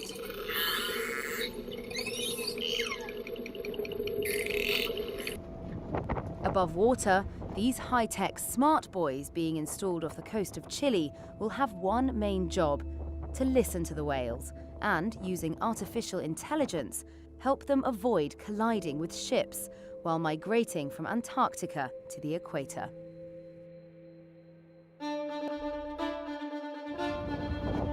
This buoy is the first of many planned in the Gulf of Corcovado, some 680 miles south of Chile's capital. The area, full of fjords and islands, is teeming with marine life and has a large number of blue whales, as well as sei and France whales during certain seasons. But the area also faces lots of marine traffic that produces sound pollution that threatens the whales. La tecnología que instalamos ahora en The Blue Boat Initiative nos va a permitir, por una parte, monitorear los océanos, es decir, escuchar todo lo que pase debajo del agua y, una vez que detectemos a ballenas, poder avisar a las embarcaciones a tiempo real de esta presencia y así evitar las colisiones. The buoy works by using software called Listening to the Deep Ocean Environment, or LIDO. It monitors sounds and uses AI to identify sea mammals and their location in real time. It then alerts nearby vessels so they can reduce noise and avoid collisions. The initiative is the result of nearly a decade of studies and development supported by Chile's Environment Ministry. The plan is to cover the Gulf with a minimum of 6 buoys and eventually the entire migratory route of the whales from Antarctica to the equator. The devices also contain various oceanographic sensors to monitor ocean health and the impact of climate change, which is expected to help guide public policy. La capacidad que tenemos de escuchar el mar y no solamente escucharlo, entender sus mensajes, no a nivel filosófico, pero realmente científico, tecnológico, somos capaces de descifrar las diferentes fuentes acústicas que se producen dentro del agua, combinarlas en un paisaje sonoro coherente, alertar de unos efectos negativos de actividades humanas o de cambio climático para poder actuar y mitigar en caso de que realmente identifiquemos que el problema es para largo plazo.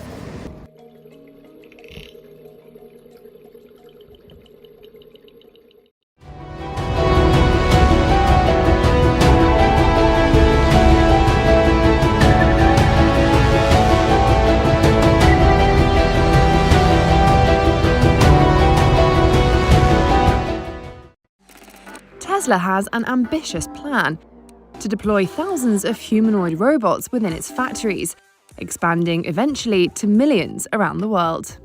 The Tesla bot will be real. And it's not just Tesla. Other automakers like Honda and Hyundai have also been leveraging robotics technology to expand automation at car factories. But not without facing challenges and skepticism. Let's take a look at why companies have struggled to create commercially viable human-like robots, despite decades-long development efforts. Tesla's humanoid robot Optimus will be initially used in manufacturing and logistics to address a labour shortage. Think of boring and repetitive work. Longer term, Musk said robots could be used in homes, making dinner, mowing the lawn, and caring for elderly people. But these robots are expensive, and just like self-driving cars, humanoid robots have trouble with unpredictable situations. Experts say to succeed, Tesla will need to show their robots can do multiple, unscripted actions, almost like humans. Japanese automaker Honda's Asimo bipedal robot had served as a face for the company. But after more than 2 decades of development, it's still not commercialized. Honda is now focusing on disaster relief robots and avatar robots for tasks like remote surgery, with the goal of deploying the machines in the 2030s. Boston Dynamics created a buzz with videos of its humanoid robots running, jumping, backflipping, and dancing. But the loss-making US company changed hands several times, with Google, SoftBank, and then Hyundai becoming its owner. Boston Dynamics founder Mark Raybert. You know, I think that Hyundai and Boston Dynamics are a match made in heaven. Right now, most of the robots used in factories are doing very repetitive, very specific, precision-oriented jobs. And that's not what we see in the future. We see a future where robots become much more intelligent, much more useful, really contribute to productivity and safely, and become a part of our everyday lives. In 2020, Ford bought 2 humanoid robots Digit from Oregon-based Agility Robotics. The carmaker wanted to test the delivery of a package to doorstep from a delivery vehicle. Damien Shelton, CEO of Agility Robotics. We've been very upfront that we've been focused on the logistics industry sort of broadly construed, and that includes all sides of logistics, last mile delivery, working in warehouses alongside of people. From 2007 to 2012, General Motors and NASA joined hands to develop humanoid robots, R2, for assembly and space exploration. But NASA says they're not under development anymore. Several robot startups like Rethink Robotics also went out of business as they failed to commercialize their products.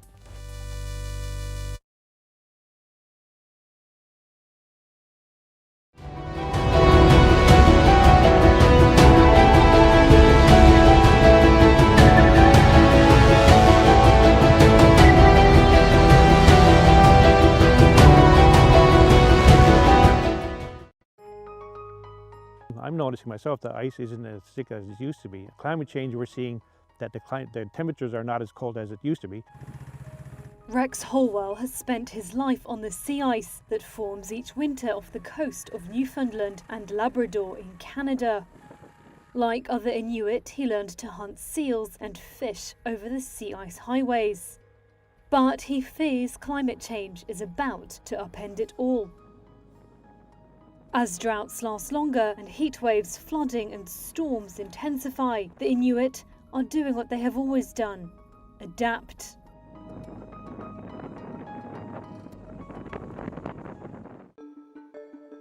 For the past 3 years, Holwell has helped run a sea ice monitoring program for the Inuit called Smart Ice. It pairs traditional Inuit knowledge with modern technology. Data collection buoys and electromagnetic sensors provide real-time measurements of sea ice thickness. Locals can access the information through a website, phone app or Facebook. More than 30 Inuit communities use Smart Ice. And Holwell believes the tool can extend the time the Inuit have left on the sea ice before it completely disappears. We provide people with data that they can use as a tool to help make them informed decisions while they're traveling on the sea ice, so they can make the choices to help keep them safe while they're traveling on the sea ice to go to that location where they want to go to, hunt seals or hunt partridges or to get the Arctic char or to get their wood. And the whole point of us collecting this data is to help keep people safe while they're traveling on the sea ice. The Arctic is warming 4 times faster than the rest of the planet. That's according to analysis published in Nature Communications, Earth and Environment in August 2022. Separate modelling by experts shows that as soon as 2035, Arctic sea ice might drop below 400,000 square miles during the summer. Holwell says other communities living on freshwater lakes and rivers in northern Canada have begun asking about smart ice.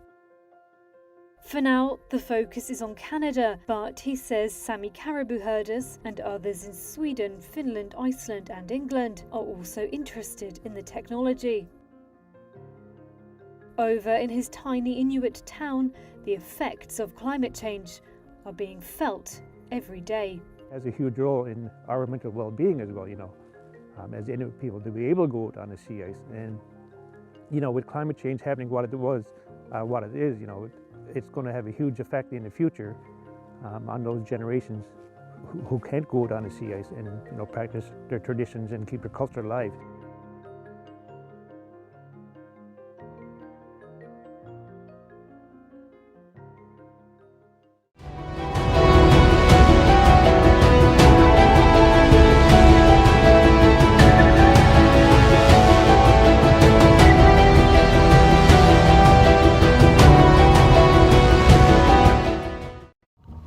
Egypt's Red Sea is home to about 5% of the world's coral reefs. The diversity of species here make the Red Sea reefs a key tourist attraction for divers and habitat for fish nurseries. And while many of the world's reefs now face a crisis due to climate change and human activity, Egypt's corals seem to be adapting better than corals elsewhere, suffering from fewer bleaching events. Let's take a look at why. 14% of the world's coral on reefs was lost between 2009 and 2018. That's according to the Global Coral Reef Monitoring Network. It cites climate change, tourism, overfishing, and coastal construction as the main culprits. Vibrantly coloured coral expel their algae and turn white in bleaching events, caused by just a 1 to 2 degrees Celsius rise in ocean temperatures. But so far, Egypt's corals seem to be coping better than corals elsewhere due to more marked seasonal changes. That's according to marine biologist Mahmoud Hassan Hanafi of Suez University. في اختلاف في درجة الحرارة بين الصيف والشتاء في الجزء الشمالي قد يصل ل 14 15 درجة. فبالتالي مقارنة باللي موجود في المناطق التروبيكال ان درجة الحرارة بتبقى ثابتة في التروبيكال مفيش فصول. فاحنا الكورال عندنا بيبقى more experienced، عنده خبرة أكتر للتعامل مع الاختلافات في درجة الحرارة. But the Red Sea reefs face other threats too. Boat anchors can damage coral, building work on the shore can foul the waters, and scuba divers can get too close. The area sees up to 9 million dives across more than 250 spots each year. Conservation group Haggarda Environmental Protection and Conservation Association has installed more buoys along the coast to prevent boats from dropping anchors that can destroy corals. The group also hopes to relieve pressure on some coral reefs by sinking boats to create alternative diving spots. Mustafa Abdallah heads up the mooring project for the group.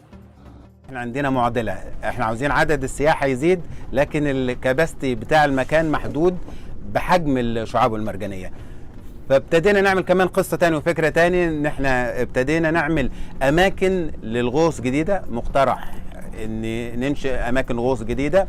هبكة عملت موضوع ان نجيب القطع الحربيه اللي هي المصريه ونعمل بيها اماكن جديده، ده يقلل شويه على الحمل على الشعاب. Marine biologists say protecting the Red Sea reefs should be one of the main priorities for local authorities, as they are vital for attracting tourists and supporting livelihoods. عندي في مصر حيود مرجانية أو نظم بيئية للشعاب المرجانية قد تكون من آخر الحدود المرجانية اللي موجودة في العالم، أي أنها أمل للبشرية في استمرار وجود نظام بيئي فريد زي ده كتراث حضاري وإنساني على كوكب الأرض، أي أن أهميتها لا مش مرتبطة بمصر بس ولا مرتبطة بالإقليم، ده مرتبطة بالجلوبال، مرتبطة بالجنس البشري وما يملكه من موارد على كوكب الأرض. فده أهمية حمايتها لا تقع على عاتق مصر فقط، ده تقع على عاتق كافة دول العالم.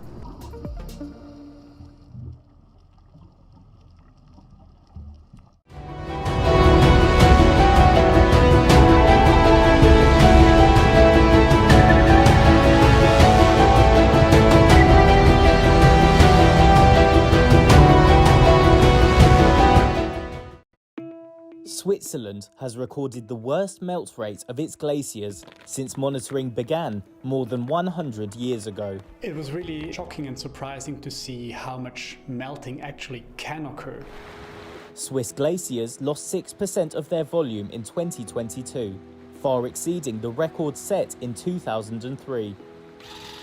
That's according to a new study by the Swiss Glacier Monitoring Network, GLAMOS. More than half of the glaciers in the Alps are in Switzerland, where temperatures are rising by around twice the global average. The mountains there lost about 0.7 cubic miles of ice in summer 2022.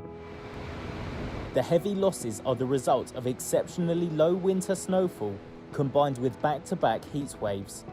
The melt was so extreme that bare rock that had remained buried for millennia re-emerged at one site. Other small ice caps all but vanished. Matthias Huss is the head of GLAMOS. The results for the Swiss glaciers of 22 are really worrying. We've lost as much ice as never before since measurements started more than 100 years ago. We've lost an enormous quantity of ice, much more than the previous record of 2003.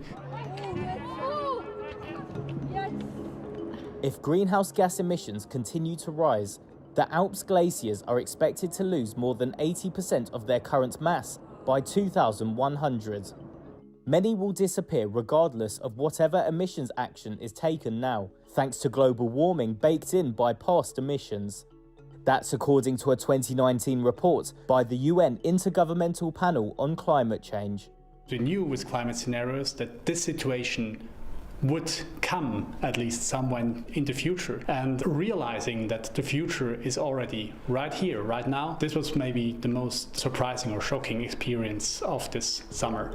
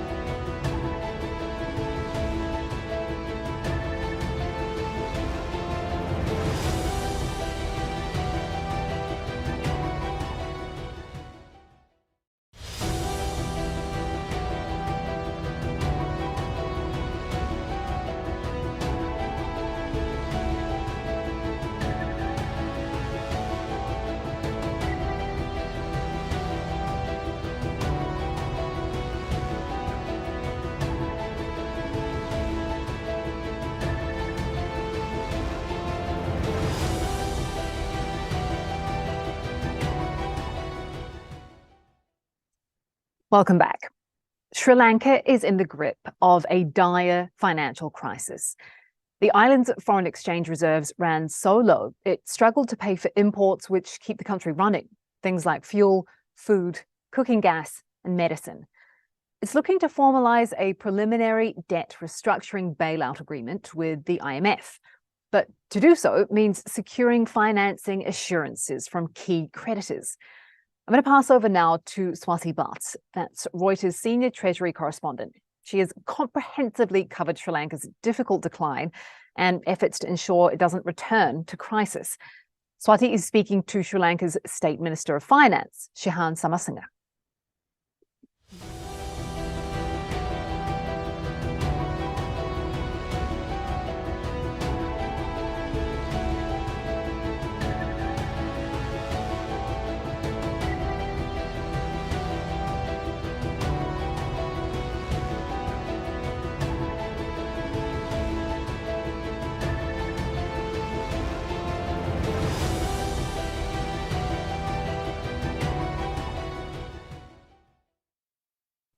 Hello, I'm Swati Bhatt, Senior Treasury Correspondent with Reuters News in Mumbai. I'm delighted to be joined this afternoon by Mr. Shehan Samasinga, State Minister of Finance, Sri Lanka, who has been at the center of the government's efforts to stabilize the economy in recent months. Thank you so much for joining us. To those of you watching us live, please drop in any questions that you may have for Mr. Samasinga into the Slido chat box at the bottom of your screens, and we will try to accommodate as many questions as we can. So let me now dive straight in and address the elephant in the room. Mr. Samasinga, what is the current status on the debt restructuring process that Sri Lanka is in? And how have the bilateral creditors responded so far? Good afternoon, Shweta. First of all, you may probably know the difficult period Sri Lanka went through a couple of months back, beginning of the year. We had economic and social unrest in Sri Lanka. It was due to multiple factors. One was the policy decisions taken by the then government, and the homegrown solution did not bring in anticipated results. Say, the COVID-19 pandemic breakout, where, like the other countries, Sri Lanka was also affected heavily. Followed by the global food pricing, fuel pricing. So all these multiple impacts had a burden on the Sri Lankan economy. Then we were looking at ways out, and we thought it would be a great opportunity for us to go and speak with the IMF. So by March 2022, we reached the IMF. And we do understand that IMF approval would be very vital for the recovery of Sri Lanka. Then we started the bilateral engagements with our creditors. With all difficulties we went through, we had very limited options left. So one of the options left for us was to suspend our external debt. We had the first debtors meeting, basically first creditor meeting, while we were in Washington. We spoke to both official bilateral creditors as well as private creditors. The engagements are taking place constantly. Progressive discussions are going on. So we seek financing assurances from all our official creditors to seek IMF board approval. Okay. There are some concerns that Sri Lanka may miss the December deadline for, going to the IMF board. Even the central bank governor recently at the post-policy press conference said that, it may get pushed to January. What is the status and, what is likely to be the process for bridge financing if the IMF deal doesn't come through, soon enough? The government of Sri Lanka, along with the central bank and the Ministry of Finance, authorities are working tirelessly to meet this deadline in December. This is our prime target. Okay. We are now speaking with our bilateral creditors officially with the help of our advisors as well as IMF officials to get the financing assurances. They are in constant touch with us. They have asked for more clarification. The clarifications are being given from IN. Constructive engagements are taking place.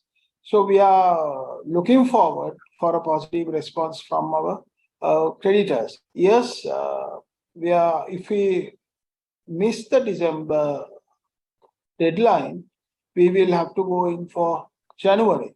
But all in all, the agreements we had, the staff level agreement, then the prior actions which we had to meet to stabilize the economy has been completed from the government's point. And we are looking forward for the December approval, because we also feel that people are going through a difficult period. Citizens are suffering from various aspects. So we need a recovery to the economy. As of now, I would say the economy has stabilized. Due to different measures the central bank and the Ministry of Finance has taken. Monetary policy adjustments, fiscal policy adjustments, all these have worked well at the moment. But this is not the only way that we want to continue. Further reforms that we have done, which we know would put additional pressure on people. But from the government's point, we have been very transparent. The president had been very transparent and has explained the country why we have to make these reforms. That is to ensure that Sri Lanka will never fall into this kind of economic crisis. So this is the position right now. We will work tirelessly to achieve this target. So could you please elaborate a little bit on how the talks with China, India, and Japan are progressing in terms of agreements with them? At what stage are we in that process? Shweta, the discussions are going on. As I said, there are many clarifications which the authorities have requested from IN, which we have furnished those clarifications, and we are waiting for them to come back to us on if they need further clarifications. I think the negotiations are going on positively. The engagements are going on positively. We are waiting for a positive response with regards to financial assurances. Okay. And has there been any more, assurance or financial assistance from India that has been forthcoming? There were some reports about, India not wanting to support Sri Lanka anymore, more than what they already have. Has there been any kind of discussion with India specifically on that? Yeah, the discussions are going on with India as well as China, Paris Club, including Japan. None of the countries, none of the creditors have indicated that they are not going to support us. All have indicated to us that they will extend their fullest support to Sri Lanka. And we are very grateful to our creditors because of the continuous dialogue they are having with our authorities. Okay. And what is the exact nature of the restructuring that the government is looking at, in terms of haircuts or extended maturities? Is there anything that, is specifically on the table? What is the kind of restructuring that we're talking about? Well, there are different nature of restructuring discussions going on. We are getting our advisors to get involved, and as well as consult IMF officials also to see how best we could furnish these to get the financing assurances. I would say it's a bit too early for us, for me to comment what sort of a treatment process that we have agreed upon, since the discussions are going on. Once the discussions are over, once we have finalized, we should be able to disclose more information. Okay. And, is there any plan in place for some kind of bridge financing if the IMF deal gets delayed? Has the government made provisions to prop up reserves, through some other means in the meantime? Actually, that's a good question. I would say, as I said earlier, the economy has stabilized due to different steps and tools the government has taken. Also, we have introduced many reforms which has been approved in Parliament, and some of the reforms are to be presented to Parliament the following week, which we seek approval from the Parliament. And there is political stability, as I said. general consensus in Parliament that we should go in for a IMF program. From the government's point, the other specific point we have done is we have basically control expenditure of the government. We have rationalized expenditure of the government. This has been reiterated several times to all the head of the government institutions to rationalize expenditure from the government's point. Because we do believe, yes, we need to change our tax structure while increasing the tax measures, the reforms what we are bringing in, it will not be the only solution to the crisis we are facing right now. So one, yes, we are looking at the tax changes, the reforms. Then we are also looking at rationalizing rationalizing expenditure of the government. Then the other important part would be for us that we are looking at restructuring certain state-owned enterprises. So on the state-owned enterprises front, you're talking of Sri Lankan Airlines. Are there any more in the pipeline? And what is the kind of deadline that the government has in mind for, completing those divestments? There is a committee set up to come out with assessment on what kind of a restructuring system they would propose on the state-owned enterprises. This will be a very transparent report, which will be eventually we could present to Parliament and make available for anybody to refer. So once it is finalized, we should be able to share with Parliament as well as with you all. At the moment, we are looking at getting the assessment done as soon as possible so that we could go ahead with the process into 2023. Okay. So how many such state-owned enterprises are you looking at? Is there a number, any key names that you could give us? There are a couple which has been already put to Parliament in the budget itself, but the rest we are looking at how best we could restructure. So until the report is out, until the study or the assessment is out, I think it will not be fair for me to disclose what sort of a restructuring system we could adopt, because there are different scenarios which are being studied right now. Okay. And one other thing that the government has really pushed back on is the restructuring of the domestic debt. But there seems to be some concern among market participants, that even the domestic debt would have to be restructured. People are expecting haircuts. We've seen treasury bills shoot up. So what is, the government stand on that at this point? Can you please give us the latest update on that? Yeah, it's a good question, because this is one of the concerns which has been spoken in the market. The utmost priority of the government is to ensure that Sri Lanka is back as a debt sustainable country. So this is our priority. So all workings will be done with prioritizing Sri Lanka to become a debt sustainable country. Then on the other hand, restructuring external debt is under discussion. So we are exchanging views. We are in constant discussion, in progressive discussions with our external creditors, official creditors as well as private creditors. Then when it comes to domestic debt, there is an ongoing assessment to ensure that the most appropriate reforms could be done and to minimize any risk or basically no risk, because we cannot have an impact on the short-term liquidity. We don't want additional pressure on short-term liquidity. And also, we want stability in the financial sector, especially the banking system and the insurance sector. So as of now, there is no decision taken by the government to restructure a domestic debt. Okay, so can I, are you saying that, there's no decision taken, but that remains on the table? That is something that the government could look at? The priority is on getting the financing assurances. So that is to make sure that we have constant engagements and come to a mutual agreement with our external creditors. Okay. Just moving away from the debt restructuring a bit now. What is your expectation of inflation in 2023 now? Inflation has been one of the biggest problems impacting the 22 million population in Sri Lanka. Where do you see inflation going in 2023, and what are the measures that the government is taking to ensure that food inflation comes down from the 70+% year-on-year levels that we've seen so far this year? You're right.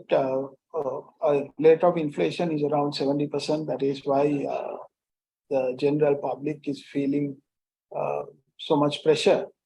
There are certain fiscal and monetary tools which both the central bank as well as the finance minister has adopted. And we can see inflation dropping down slightly. It has dropped down to about 66% now. In terms of way forward, we have introduced certain reforms, especially the VA getting increased from 8% to 15%. And there are reforms which will be introduced to Parliament in terms of income tax as well as corporate tax revisions. Also, we don't believe that it will raising tax structures would be the only solution to this crisis. So the other step we have taken is, as I told, rationalizing the government expenditure, and then to look at the SOEs which has to be reformed and to make sure that they don't become a burden anymore to the taxpayers in Sri Lanka. And when it comes to 2023, we anticipate that there could be inflation will come down. Also, at the same time, the projected revenues will come down too. One, yes, in real term, we have a concern, but in nominal terms, in 2023, with the average inflation around 32%, we should be able to meet the revenue targets. So taxes the revenues will go up, and we are confident that we should be able to stabilize the economy fully by 2023 and make sure to reach our targets by 2025 at a positive growth. Okay. Is there any consideration for reviewing the inflation mandate for the central bank? I mean, you still have a 4 to 6% target on inflation, but it seems highly unachievable in the near future. So is there any review of that inflation target, or is there going to be one in 2023? Right now, these are the targets which we want to achieve. So based on those targets, we have worked backwards. We are confident that we should be able to achieve the targets. The reason is, unlike in the past, citizens in Sri Lanka is also looking at a strong, stabilized economy. So we have the support from the general public in Sri Lanka. We do understand. Also, at the same time, I must mention, the reforms what we are doing, what we intend to do, what we have communicated that we are doing, are not going to be easy reforms at a time like this. So people will go through a hard time. That we do understand. It is not that government is completely ignorant of the fact that what sort of a burden these reforms will bring to the general public in Sri Lanka. We are aware of it. But the most importantly, we have to stabilize our economy and look at a growth in our economy. So if we manage the revenue aspect of it, expenditure aspect of it, then the SOE reforms, further, we are looking into an export-oriented economy. Okay. We want our economy to be digitalized. So with all those reforms happening, we should have a better economy and a strengthened economy by the year 2025 or latest by 2026. Okay. I would just like to take an audience question at this point. There's no name here, but this person is asking, how many years do you think it would take for Sri Lankan economy to recover to the pre-crisis level? Is there a time frame that you have in mind? Well, it's a difficult question to answer, but we have a target. 2026 would be the year we think that we could go back to a growth and look at a pre-crisis level. It is also, we should understand, it's not easy to make a quick recovery when we have issues like this, what we are facing right now. As you know, there was social unrest in the country. There was very limited supply of essential items. There were shortages of many essential items. So all these people went through. But if you look at few months back, and now there is a difference. So we should be able to achieve our targets by 2025. The budget presented for the year 2023 would set targets for 2025, making sure that by 2026, we should be in a better position. Okay. And there's one more question out there. The crisis has led to widespread food poverty throughout Sri Lanka. What are the specific measures that the government is taking to tackle this issue? Anything apart from what you've said that the government is looking at doing? This is one of the most important sectors we are looking at. One is food security, which all districts are now under the purview of the President's office, and the food security program is on the way. Number two, we are expecting a good agricultural season starting from 2023, a good Maha season, so that it will have a positive impact on the domestic economy. Then secondly, which the IMF also has brought to our notice, the World Bank also has brought to our notice, that with the current economic crisis, we should broaden the social safety net. This is one of the key programs for 2023 onwards. We will broaden the social safety net, but will ensure the most needy people will be well looked after by the state. For that, we are now going into a digitalized system. The preliminary data has been collected. The applicants have handed over their applications to the government officers. Now the government officers will sort it out, and there will be a scrutiny in who needs more support from the government. So the most needy will be looked after from the governments. So we will expand and broaden our social safety net. Okay. Just coming to my next question now. So in the budget that the government presented recently, a very ambitious deficit goal has been set at 7.9%, with very high revenue collection expectations. So I just wanted to understand, with the Sri Lankan economy expanded to contract 4% this year, how will you meet these ambitious targets? This is what I said earlier also. Yes, we do understand there is a contraction in the economy. And we have very optimistic targets with regards to revenue. The recent supplementary budget, which was introduced a couple of months back to Parliament, we did several reforms in taxation. So those reforms have paved way for a better revenue growth. Eventually, we should be able to achieve our revenue targets for the year 2022, which is 37% higher after making the adjustments in the interim budget. Then, as I said earlier, in real terms, yes, there will be a challenge. But in nominal terms, we should be able to get the revenues going with the inflation also hovering around 30 to 32%. But we are quite optimistic that we should be able to achieve this because the targets which we set during the interim budget is being achieved right now. Okay. And what is the government's projection on inflation by end 2023? I mean, is there a level that you are projecting inflation at by the end of next year? It's a difficult question to answer. I might not be, I will not answer with the specific figure itself, but our target would be a stabilized economy. So stabilizing the economy will eventually have a positive impact on interest rates coming down, inflation rates coming down. People will have it will ease pressure on people. so they can come back and get engaged in their nominal economical activities.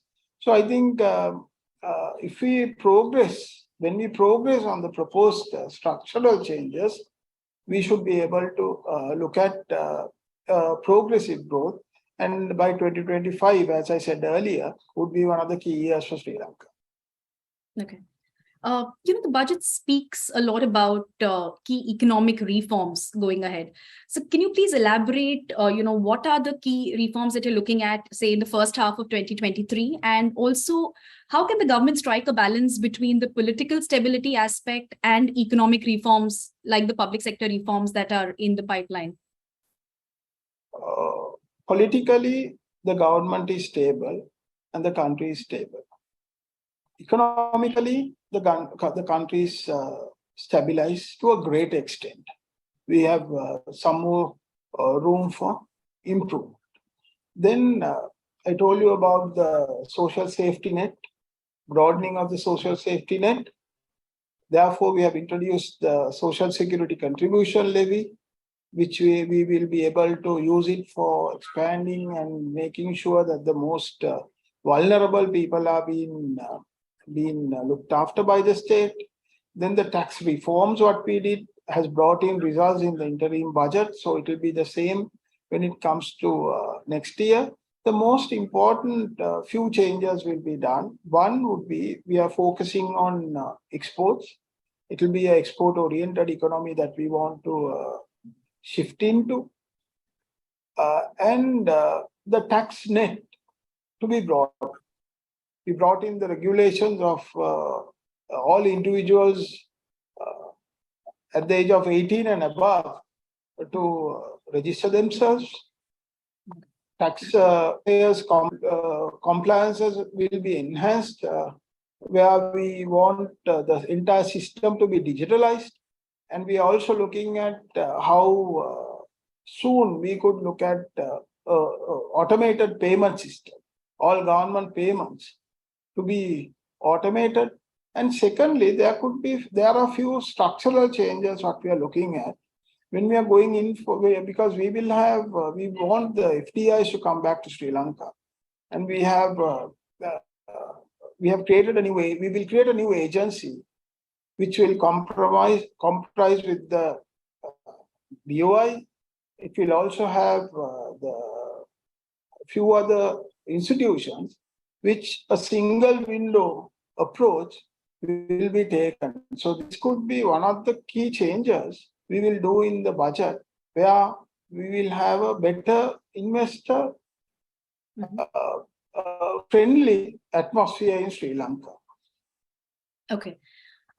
You mentioned exports just now. That brings me to another question. So Sri Lanka is vulnerable to external shocks like high energy prices, and exports could also be hit by the fact that there are global recession worries. Are there any plans to counter these concerns? Yeah, there are challenges. As we have certain shocks we are experiencing right now also, but we will have to overcome the shocks. One thing is we'll look into new markets. Also, we will look into more free trade agreements, which we will identify when we think our free trade agreement net should be broadened, and we will have more opportunities in that. Also, at the same time, we will want the FDIs to look at positively coming back to Sri Lanka. But FDIs to increase, we will want, it will be very vital for us to have the IMF board approval, because that will give confidence among the investors. Okay. And so my final question, is what are the specific things that the government is doing to boost the tourism sector? I mean, tourism is the most important and key sector for the Sri Lankan economy. Any specific measures that the government is taking to, restart tourism in the country? Yeah, tourism will be one of our key sectors because it provides employment to 500,000 families, and around almost 3 million people live around directly and indirectly with tourism. Tourism will be one of the key sectors. We also can see a progressive growth in tourism after a couple of years. The month of November, we will surpass 45,000 arrivals, and up to the first 10 months, we will be around 610,000 arrivals. So that's a good positive sign. Secondly, the tourism authority will have to work very closely with the private sector, because the sector here, the tourism sector, is driven by the private sector. We know that the hotels are also having their own concerns because of the debt servicing issues. We are looking at that positively. Then we want a good marketing campaign to be carried out, because competing destinations are also doing the same. So for that, the tourism authority should should work very closely with the private sector, and we think the authority should be a regulatory body and let the private sector take the way forward. So from the government's point, tourism will be one of the key sectors that we want to emphasize on. Okay. Thank you so much for your time today. This was a great conversation. And thanks again for making the time for Reuters Next. Thank you. Thank you. Thanks a lot.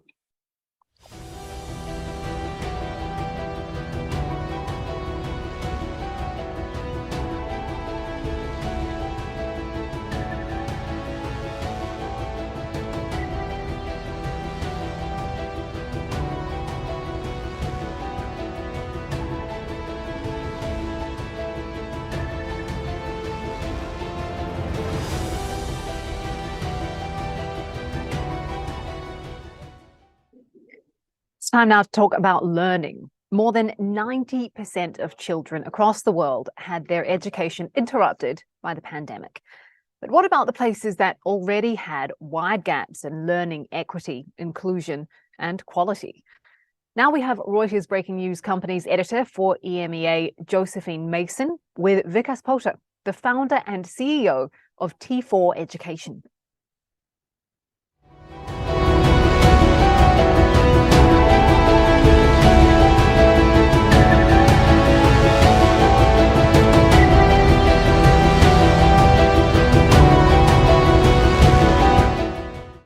I would like to introduce Vikas Pota, who is the co-founder and CEO of T4 Education.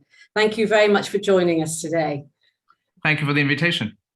When you founded T4 in May 2020, most of the world's children were out of school due to lockdowns, and they were forced to go online for schooling, and their lives were disrupted enormously. And nearly 2.5 years later, most of the world's schools have reopened and classes have resumed. So I'd just like to kick off with asking you to give us an overview of how you see the world's education being affected by the lockdown still. How far behind are children in their education? Just give us a quick overview there. Well, thanks for the question, Joe. I can't think of a more important issue for the world to address than education, as you'd imagine me to say. The thing to remember is that even before the pandemic, the UN warned that the world was on course to miss its Sustainable Development Goal number 4, which promised a higher quality of education for all by 2030. What the pandemic has seen is that over 1.5 billion learners have been impacted by school and university closures during this period. And in low and middle income countries, this has had particularly far-reaching consequences, as the rate of learning poverty has increased by 1/3. So pre-COVID, for example, 57% of 10-year-olds in these countries were unable to understand a simple written text. Today, that stands at 70%.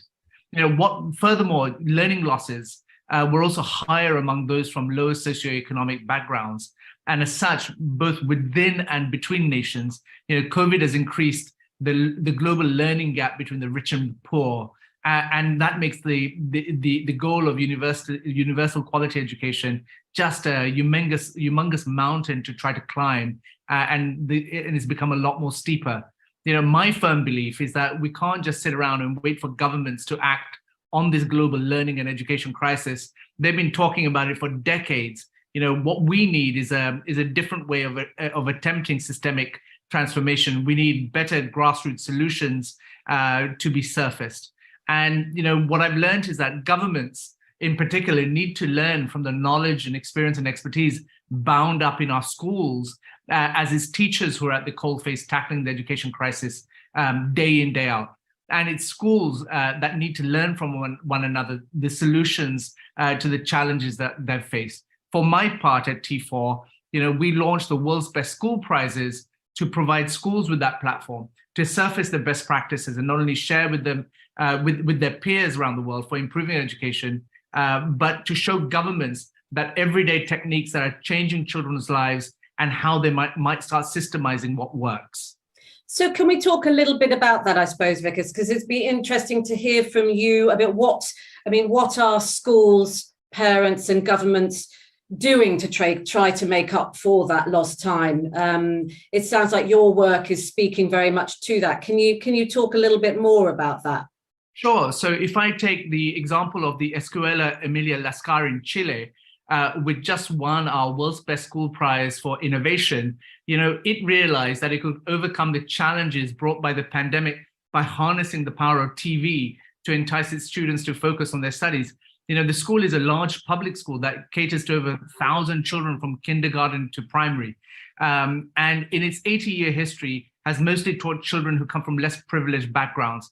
But the disruption caused by the pandemic, forced the school to reevaluate how to maintain the same standard of care and education. And due to the scale and technical issues of online learning that were created, the school used the power of the small screen to reach its students by launching Emilia TV in April 2020. The program was broadcast live every week, first through Facebook, and then it's on its own YouTube channel. The topics varied, but Emilia TV wanted to educate its students on a number of issues that were at the forefront of everyday life, such as gender identity and mental health.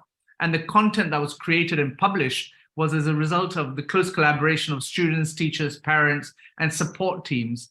It's examples like this that help to re-energize and motivate students. And that's what this school has found. So much so that the day that we announced that they had won the prize, 5 hours after, the president of the country visited the school to congratulate them and say to them that what they were doing would become a central part of their education platform in Chile. And that is what I think what we need to be thinking about as a great example of grassroots practices being surfaced to have systemic change.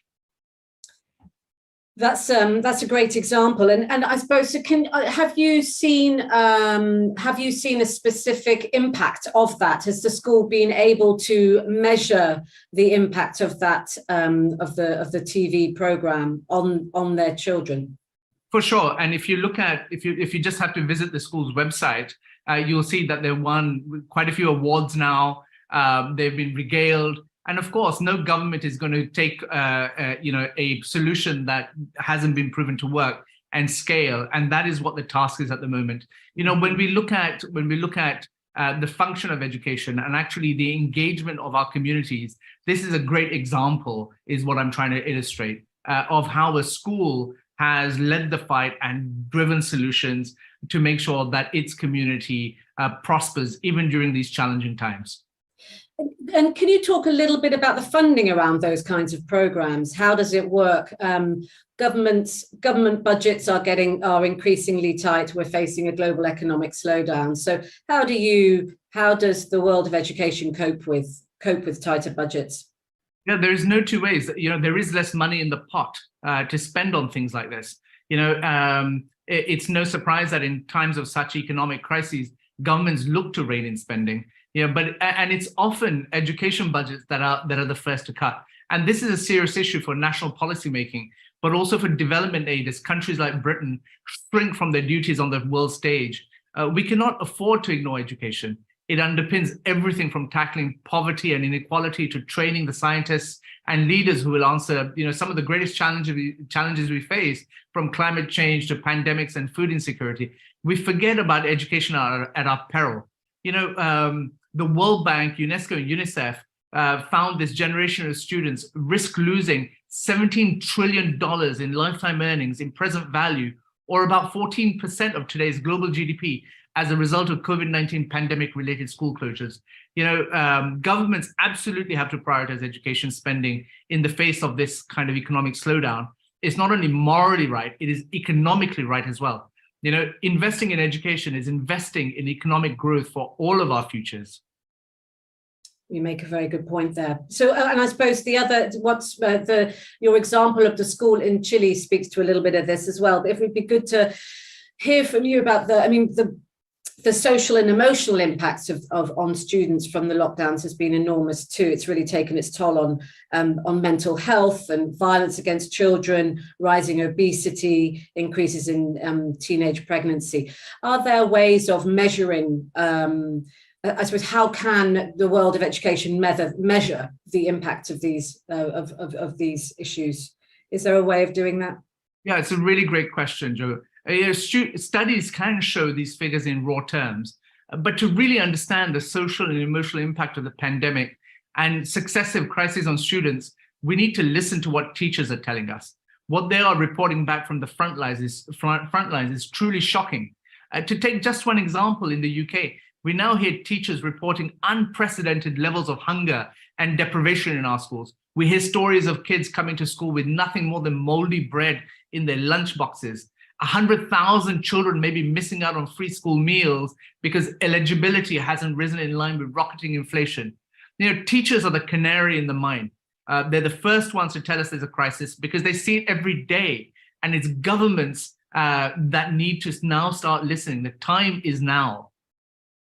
And how do you get them to listen? What is the process of getting from the teachers to governments? Is that where T4 steps in? Or? Yeah, so what we have learned always is this very vexed question of education transformation. I used to run a philanthropic foundation prior to setting up T4. And for a decade or so, I tried approaching these issues top down. What I've come to realize is that top down does not work on its own. And we need to be able to embrace what happens in the grassroots, our teachers, our schools, our communities, and also involve them in these discussions. The simple fact is that teachers, there's a golden thread that I've learned, teachers trust teachers and schools trust schools. And if we want these solutions to be sticky and actually look at reform, we need to do a much better job at involving them and engaging them and listening to them. Because as far as I'm concerned, they're the real experts, not necessarily all the people that we have often stated and repose our confidence in. There's a great Warren Buffett phrase, which I want to share with you, which may seem a little bit controversial, which is all to do with, he used the phrase of the financial markets where he said, who's been swimming naked when the tide goes out? Well, that tide has gone out during the COVID, and we see the people that have been reigning and presiding over education systems, I would say have done us a massive injustice. And that is why we need to think about other approaches to actually support those decision makers far more effectively. And are there examples of where that's being done? You drew on the UK in your answer. Are there examples of where there is change in the UK or elsewhere? Yeah, so Jo, just last week, for example, we have a shining example from the country of Sierra Leone, where its president has decided that almost a quarter of its national budget is going to be plowed into education, and he says, and I quote, an article where this news was carried, and he talks about, I had to walk barefoot to school with not even shoes on my feet.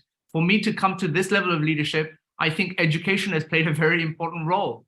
And he's spending almost $80 million, which is I would say almost a quarter of the national budget on education, saying his country cannot develop unless all children go to school. Now, this is an incredible example, and my only hope is that other heads of government pay an interest in what people like him are doing to make sure that children in his country prosper and achieve their potential. I'm just saddened to say that the developed economies that you and I live in, I think everyone has given up on education, frankly.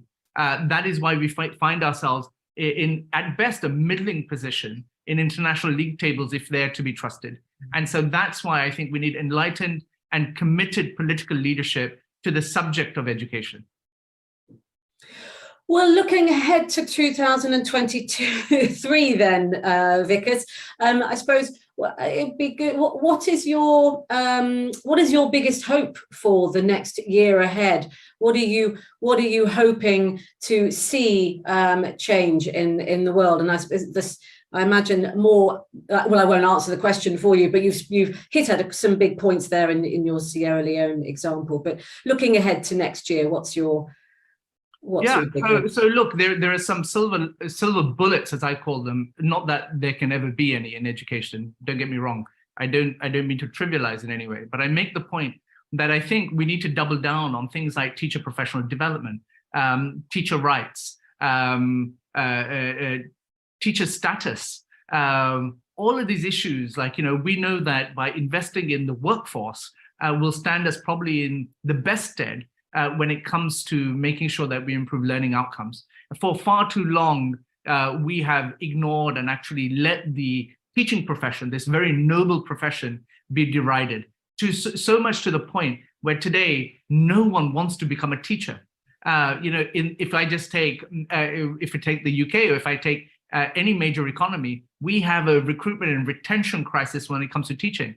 How are we going to be able to educate our young people if we can't find not just the best, but even those that are qualified to become teachers to take up this profession?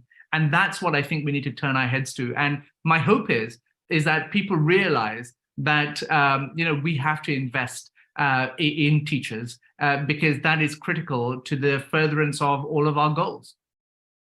Yeah. And coming full circle to T4 and the creation of the organization in May 2020, looking back and over the last 2.5 years, what have you learnt most about leadership? Obviously, it was in the depths of the pandemic that you set up your T4 organization. What have you learned the most, and how have you changed as a leader?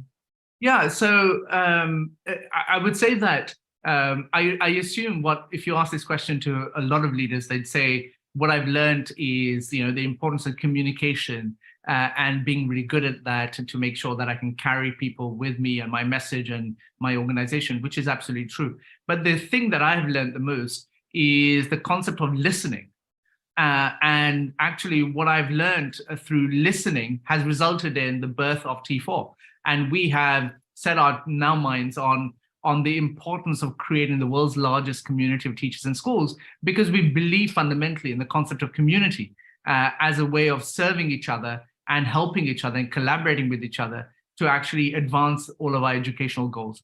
And so I would say to you that listening is certainly a superpower, and I just wish more people did it.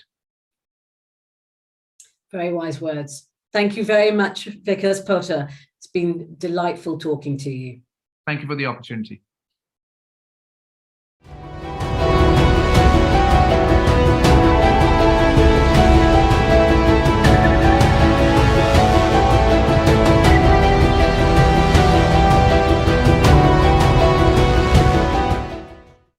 Okay, up next, we dive headfirst into the world of crypto.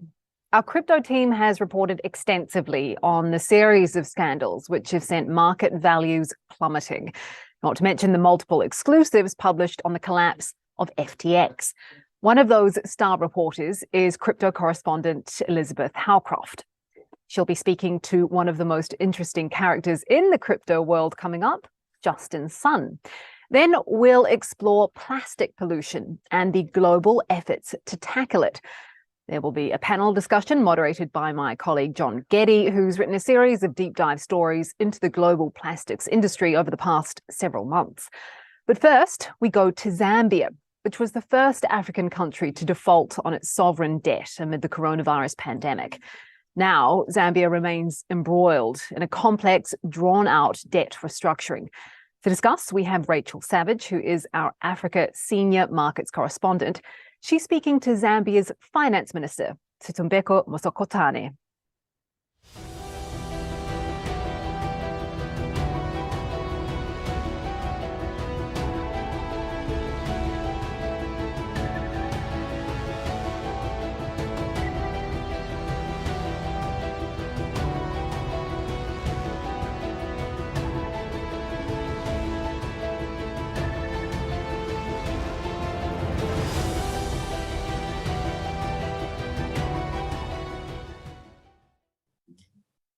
Hello, I'm Rachel Savage, Africa Senior Markets Correspondent at Reuters, and I'm delighted to be joined today by Zambia's Minister of Finance, Sitembeko Musokotwane.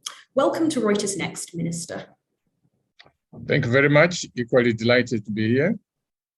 Let's get right into it then. So Zambia is in the midst of a debt restructuring right now. In October, your government said that it was hoping to have a debt relief deal with its bilateral creditors by the end of this year and a deal with commercial creditors by the first quarter of 2023.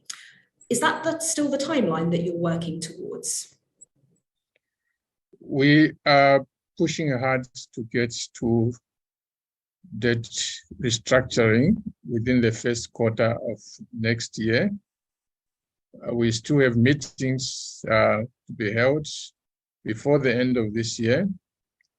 And those should be able to culminate, hopefully, to a debt relief sometime in the first quarter of next year. We are also in engagement with the private creditors, more specifically the bond holders. There was a meeting this week, and presumably in the next few weeks, another one. And the discussions are very promising. So this is where we are. And in previous months, the bondholders have expressed some concern about the parameters of the debt restructuring set out by the International Monetary Fund, specifically that a net present value haircut of up to 49% wasn't going to be acceptable. How are you proposing to resolve this with bondholders? As I said, the discussions have already started with the bondholders. So far, our reading is that the engagement is very positive. They are very keen, just like as we are, to go over the phase to get the debt restructuring to be in place. Everybody recognizes the fact that this is the only way in which Zambia, and of course the creditors themselves, can reset the economic parameters so that this country can continue to be an active participant on the world economic scene in many other ways. So the debt relief must be put behind us, and the private creditors are cooperating very well as far as we can see. And so the haircut, the net present value haircut that the bondholders are going to take, do you expect that to be at that 49% level that was set out by yourselves?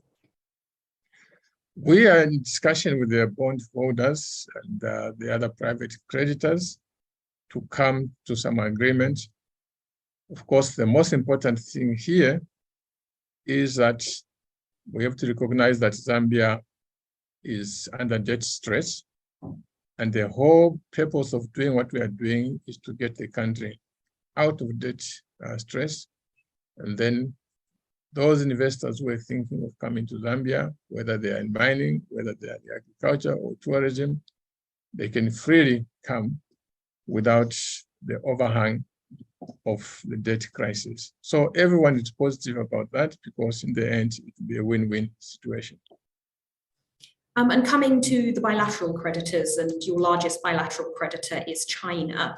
Has China, is there a concrete proposal yet on the table for the level of debt relief that the official Chinese creditors will take?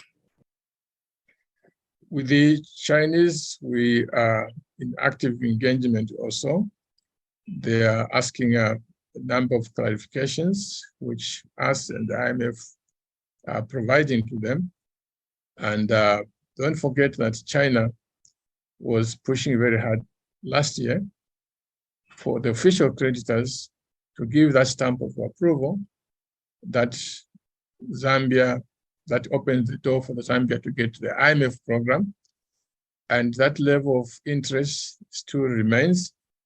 And I am sure that in the end, we'll come to agreement with the Chinese, just like with all the other creditors. They all recognize the potential that is there in Zambia, whether it is mining, whether it is agriculture, whether it is value addition, whether it is PPP.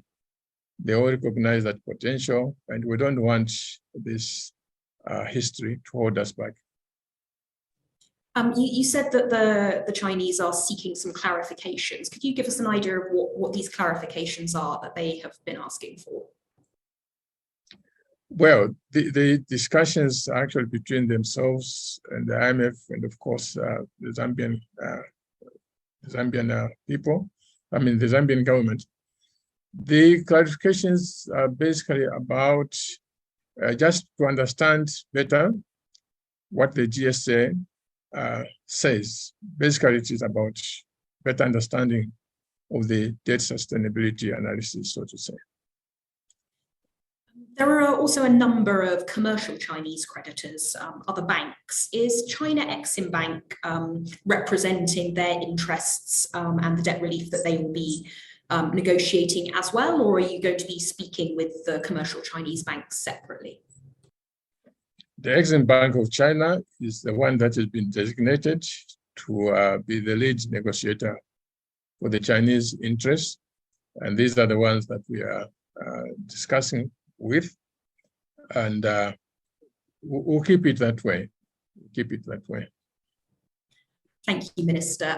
And you mentioned investment in mining. I was wondering what progress has been made on finding investors for Konkola Copper Mine and Mopani Copper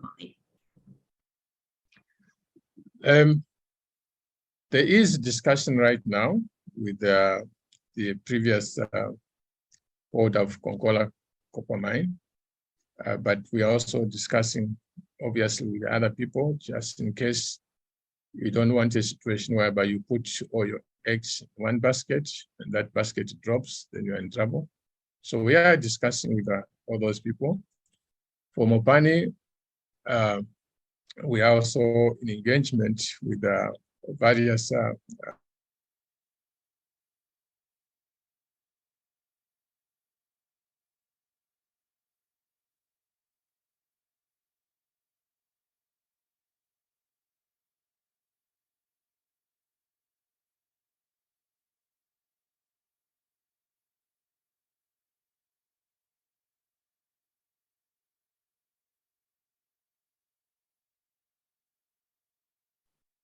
I think we may have lost the minister. It appears to be frozen.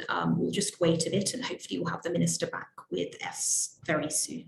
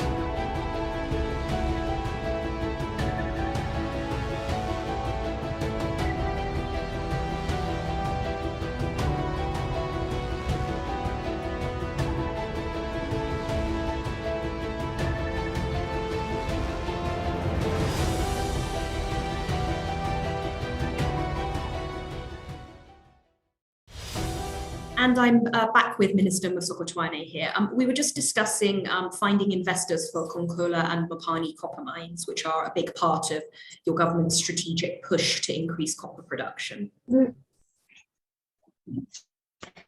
Yes, and I discussed already the issue of Konkola copper mines and the Mopani, the discussion that we are having with the various interested parties. And I was also saying that from the time when the mining taxation regime had been adjusted to be in line with international norms, the amount of interest that we are seeing in the mining sector is phenomenal. Right now, the companies that are talking to us about possible mines in Zambia, they are some of the largest companies in the world. Unfortunately, I can't mention their names because of confidentiality issues, but I can give you the assurance that these are some of the largest mining companies in the world, taking advantage of the improved atmosphere. And this sets us right on for the 3 million tons the next decade. I'm very optimistic about this. Wonderful. And when can we expect to have the announcements about Konkola and Mopani investors? When will this be resolved? We are all hoping that by first quarter of next year, we should be there, at least some of them. And also some of the new investments that are coming from the US and other places, we are hoping that the announcement will be made in this coming year, first quarter of next year. You mentioned the US. The US government under the Biden administration is in the midst of a push to promote the production of battery minerals such as cobalt and nickel, which Zambia produces. Is Zambia pursuing a free trade deal with the US in order that they might take advantage of incentives passed by the US recently? The thing that we are pushing very hard is to improve the investment climate.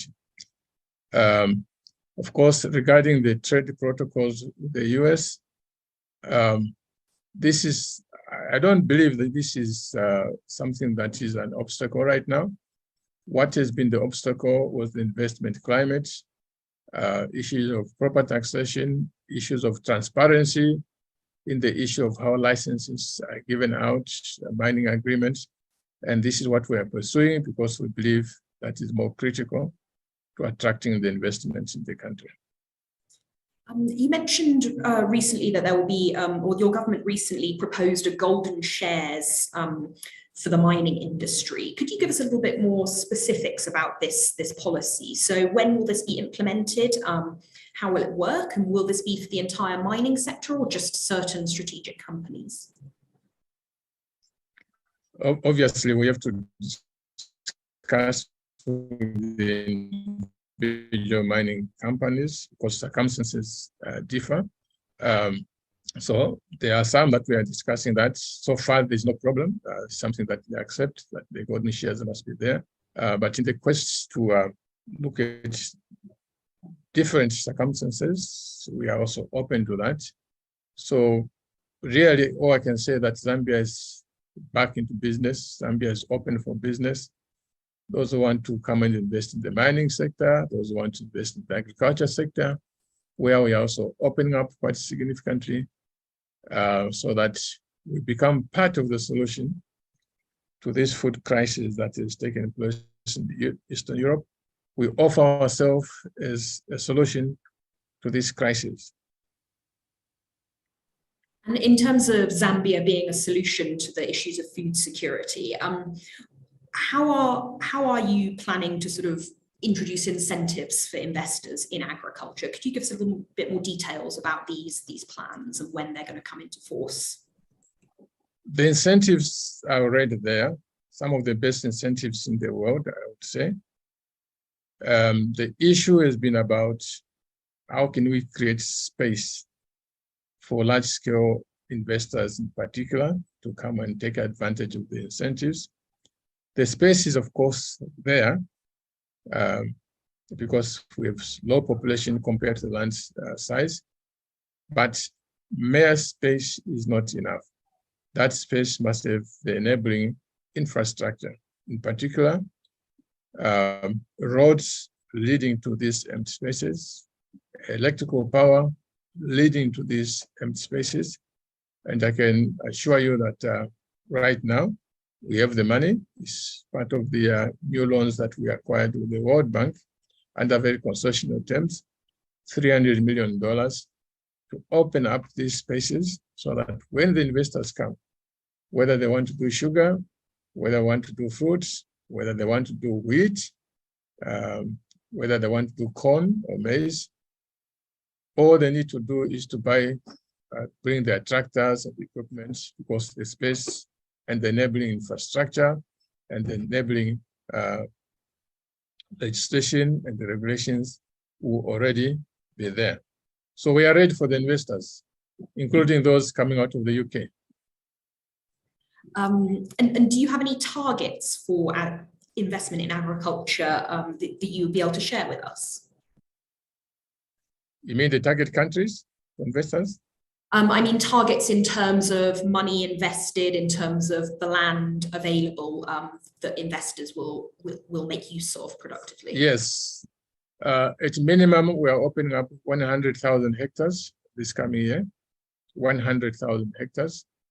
And the money for that, as I said a few moments ago, that money is there. We are working together with the World Bank to open up these spaces.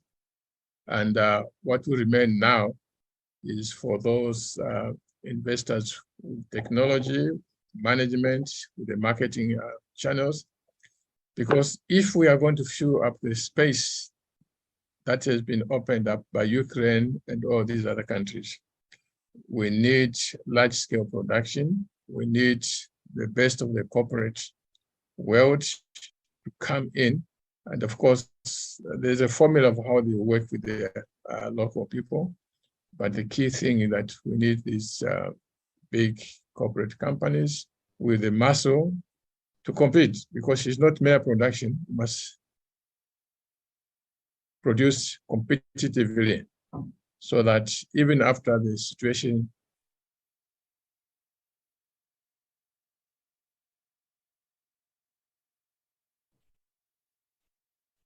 I think we've frozen again, just very briefly. I hope the minister will come back. I just want to, we're coming to the last couple of minutes of this interview. So if anyone in the audience would like to submit any questions, please do. And we might have a minute or so just to submit final questions to the minister if he comes back to be with us. I'm back. Perfect. I don't see any audience questions just yet. So I would like to ask, in terms of inflation, inflation has been coming down in Zambia.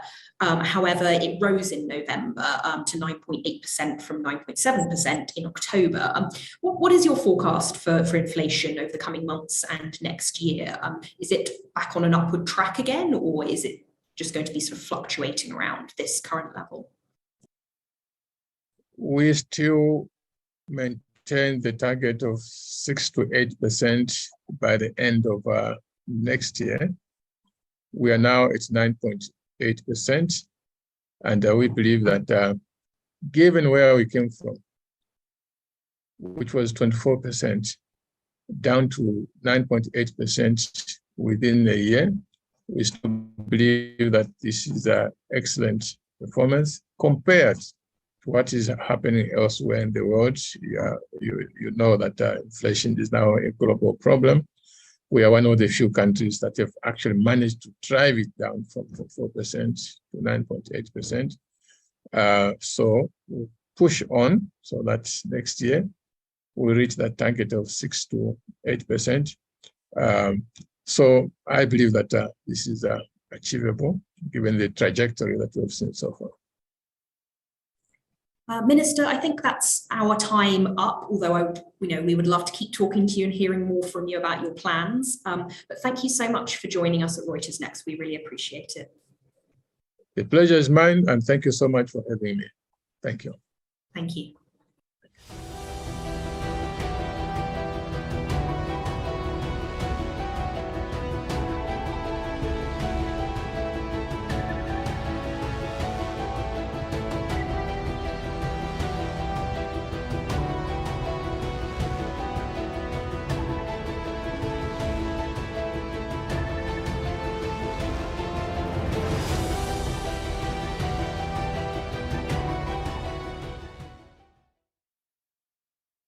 Hi, I'm Elizabeth Halcroft, a crypto reporter here at Reuters, and we're joined today by Justin Sun, who is a Singapore-based crypto entrepreneur, founder of the Tron blockchain, as well as an advisor to the exchange Huobi.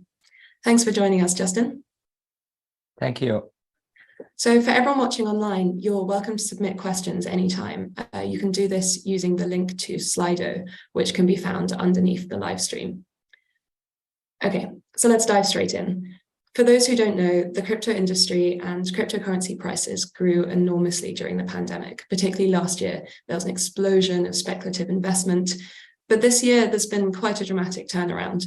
In the summer, a major token collapsed, so did a crypto hedge fund and various other crypto firms. Then just this month, there's been a further crash. One of the world's biggest exchanges, FTX, has filed for bankruptcy. So first question for you, Justin, how bad are things in crypto right now?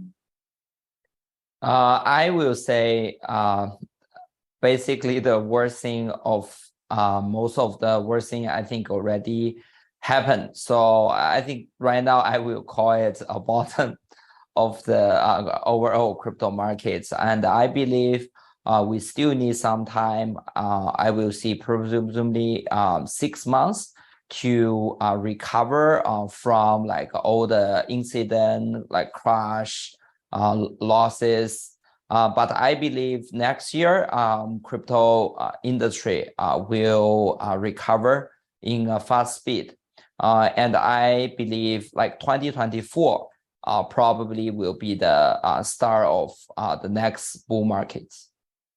Okay, I see. But I mean, in the aftermath of this summer's crashes, a lot of people were calling for the bottom then.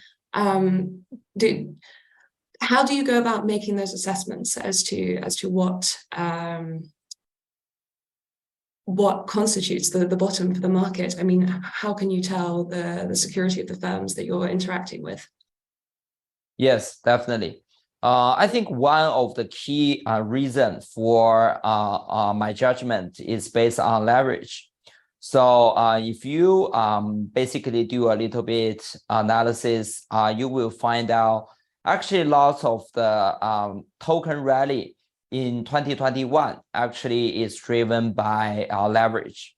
So for example, in May, when Luna crashed, we can see both like 3AC and Luna use enormous like leverage on their token price. So that's why those token price increase dramatically, I think, in 2021 in the first place. So that's why I think one of course, the big reason for the crash of crypto markets is because of the hike of the interest of Fed. But I think most importantly is about like leverage. So that's why we have seen this kind of the whole process of the leverage happen in crypto in this year. So basically, I will say like FTX is the last one who have like always used a very big leverage in our industry. Of course, they got liquidated recently. So that's why I think since we have basically finished the whole process of the leverage, and also of course, I think the hike of the interest hike of like Fed is also come to an end. So that's why I believe, so basically right now we can call it bottom. But since lots of the companies suffer a lot, right? So we have seen BlockFi file bankruptcy yesterday. So I think we will still see some of the major players in the space, for example, like DCG, also still suffering loss in like FTX incident. But we have seen like all the major players, for example, Huobi, also we have seen basically the outflow of the exchange also come to an end. So last week, we already have a very healthy like inflow. So that's why I believe this gonna be the basically the last fall of like crypto industry. Okay, I see. So you expect some contagion still to continue in terms of firms facing problems. Okay, I see. Yes. And in terms of the crypto industry going forward, I mean, what do you think was the top lesson to take away from the meltdown at FTX? I mean, how does the crypto industry need to change? It seems like now it's not so much a few isolated incidents, but a bigger systemic issue. Yes, definitely. So first of all, I think the biggest lessons we learn is two things. So the first thing is, of course, Warren Buffett also emphasized on this like several times. So basically, always be careful about the leverage, right? So basically, leverage is also one of the biggest reasons for financial crisis, I think, in 2008. And Satoshi created Bitcoin to solve this problem, I think, in 2009, right? So when he writes the white paper, so he talked about like how to create like Bitcoin to solve the financial crisis. But it's kind of like ironic, right? So after basically 14 years, the born of Bitcoin, basically also the same time after 14 years, about basically the last time the financial crisis, this time the same like crisis happened in the crypto industry, and the lesson is the same, right? So basically it's the players in this industry using like too much leverage, and they basically get caught in the deleverage cycle, right? So they basically lose all the money. I think that's the first lesson. So always be careful to use leverage. And if the growth is only based on the leverage, we need to be careful about those growth, right? I think that's the first thing. And then the second thing is, of course, about transparency, right? So when Satoshi first like create Bitcoin, and also like Ethereum, like Tron, like all different kind of the blockchain protocol, we always advocate for transparency, right? So this is like one of the key features which we believe is the biggest advantage if we compare it to traditional finance. But I mean, for lots of the exchange and lending provider and institution in the space, is lack of transparency, right? So customer basically have no idea where the funds are allocated. They are earning like basically the interest of mutual fund, but facing the risk of a hedge fund, right? So they probably can lose their life savings in seconds, but they have like no idea like where their money goes. So that's why I believe in the future we need to have this kind of the committee across the industry, have this kind of the self-discipline, right? So to monitor the use of fund and the transparency. For example, like recently, the major exchange in the world all launched proof of reserve, which is very important to give a customer confidence and transparency about their fund, which I believe should be the #1 priority of all the exchange in the world. Sure. And also, of course, I think we should collaborate with regulators around the world as well to provide a universal standards for crypto regulation. Yeah. So that was what I was going to ask. I mean, when it comes to the amount of leverage that firms can have or the level of transparency they need, I mean, is self-discipline enough? Is just telling firms that they should be careful or having some kind of self-regulation within the cryptocurrency industry enough? Or should there be more firm regulations along the lines of traditional finance? Yes. So I believe we can do things in two ways together. So first of all, I believe self-regulation is very important because crypto is a very innovative and fast-paced industry, right? So basically, we have seen new technology and the new ideas coming out basically every day. So recently we have seen lots of progress on decentralized ID, right? DID, and we also last year we see lots of innovation on NFT.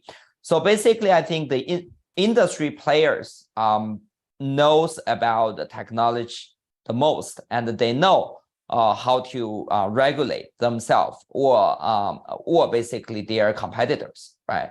So that's why I believe the first step should be self-regulation. So we need to have like a committee across all the major exchange and the players in the industry to come up with universal standards, which if any of the members break the rule, basically everyone knows, right?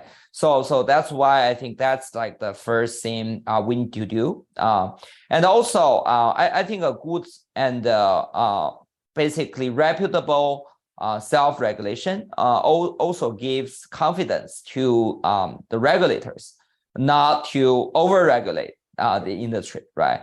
So that's why I think the collaboration and education about the regulators is also very important. So that's why I think this year I have like talked to lots of head of states and major regulators in different countries about how to regulate crypto. So I believe education is the key because lots of the regulators they have no idea like how crypto works and what's the best way to regulate crypto and also make sure the innovation also happen all the time. So that's why I think we need to combine these two things together to create environments. On one hand, good for innovation, and the other hand, also good for customer and make sure regulators are comfortable about like all the innovation. Yeah, that makes sense. Okay, we're running out of time alarmingly quickly, but just a quick question about going back to FTX for a bit before we delve into regulation some more. You told some reporters that your team is in the Bahamas looking at possibly buying some of FTX's assets. Which assets are you looking to buy? What there has any value? Yes, sure. So I believe FTX Ventures still have lots of portfolio. We are going through with them like one by one. But right now, since it's already in the Chapter 11 process, right? So the bankruptcy is always very complicated. So I believe this might take longer times to finish all the process. Okay, I see. Okay, and then moving back to a question about anonymity and regulation. Regulators are increasingly voicing their concerns about crypto transactions that allow people to conceal their identity. So the Tron token, like many crypto tokens, can offer users a high level of anonymity. And Reuters recently reported that billions of dollars of Tron were traded between an Iranian crypto exchange and Binance, which puts Binance at risk of violating US sanctions. What are your thoughts on Tron being used in this way, and do you see that as a risk? Yes, sure. Tron is a decentralized protocol. So actually, I think this benefits the regulation around the globe. Because, before Tron was invented and the Bitcoin, like Ethereum was invented, like lots of the transactions happen offline or with cash, right? But if today, so Tron, we also collaborate with chain analysis. So basically all the transactions is transparent online. So we can label all the transactions. And with right now today with like chain analysis, they have a very powerful analysis tools. So basically help regulators, they can label different transactions, identify those transactions, basically to make sure like all the things happen, they can track them, where the money goes. So that's why actually that's like always has been my stand. So I think as long as we have transparent, decentralized network, actually we can provide a better evidence, right? And also to monitor the whole process for the regulators. And also on the other side, I believe like centralized exchange also should adopt a very strict KYC, AML, and OFAC sanction process to prevent the cryptocurrency be used by like any sanctioned countries, and also of course like OFAC and UN sanctioned individuals as well. But would you see any value in that sort of process being brought into a network like Tron, so that you don't then have to bring in these kind of crypto forensic experts later to try and work out what was going on? Yes. So first of all, I believe collaborate with the like analysis companies like Chainalysis is very important. And also I believe the other like third-party companies which can provide about the data analysis and also KYC procedures and also of course like anti-money laundering like database is very important. So today I think Tron is still looking forward to collaborate with all different third-party companies to add all the different features on their system to provide a better like tracking basically capabilities for those systems. Okay, I see. And I think we have time for possibly one, maybe two questions from the audience. So one I quite like the look of. Someone asked, does the crypto industry have any social concerns? That's quite an open question, but I mean, one thing I'd be particularly interested to hear about is just all the vast numbers of people who've lost money in recent years by putting their savings, maybe even some of their pension into crypto, despite not being particularly experienced investors. Yes. So I believe for this problem, education is the key because crypto industry actually is very complicated. It is basically has lots of like new technology basically comes out like yesterday, right? So even myself, I need to educate myself like all the times about the new things comes out from like blockchain. So that's why I believe we need to do a better investor education, make sure the investor understand like what they are invested in, and also like what kind of the expertise or knowledge they need to learn before invest into those products. So that's why I think Huobi recently also launched a Learn and Earn projects to encourage the crypto investor to learn and earn together to understand the technology better. I see. But I mean, by consistently marketing things as a way to earn, do you think there's a risk there of encouraging people to take riskier bets than they should? Yes. I think for earn product, we need to understand where the yield comes from, right? So I think as long as the yields is come from like marketing budget, basically they are not like using any people funds to invest into some place like the investor have no idea where it goes. As long as it comes from the reputable source, I think we can launch the earn product. But of course, I think we always needs to be stay alert about like all the extremely high yield product in the crypto industry. For sure. Okay, right. We're exactly at time, so I think we'll end it there. Thank you so much, Justin, for speaking to us, and of course, thank you to everyone who tuned in to watch. Yeah, thank you, Elizabeth. Thank you.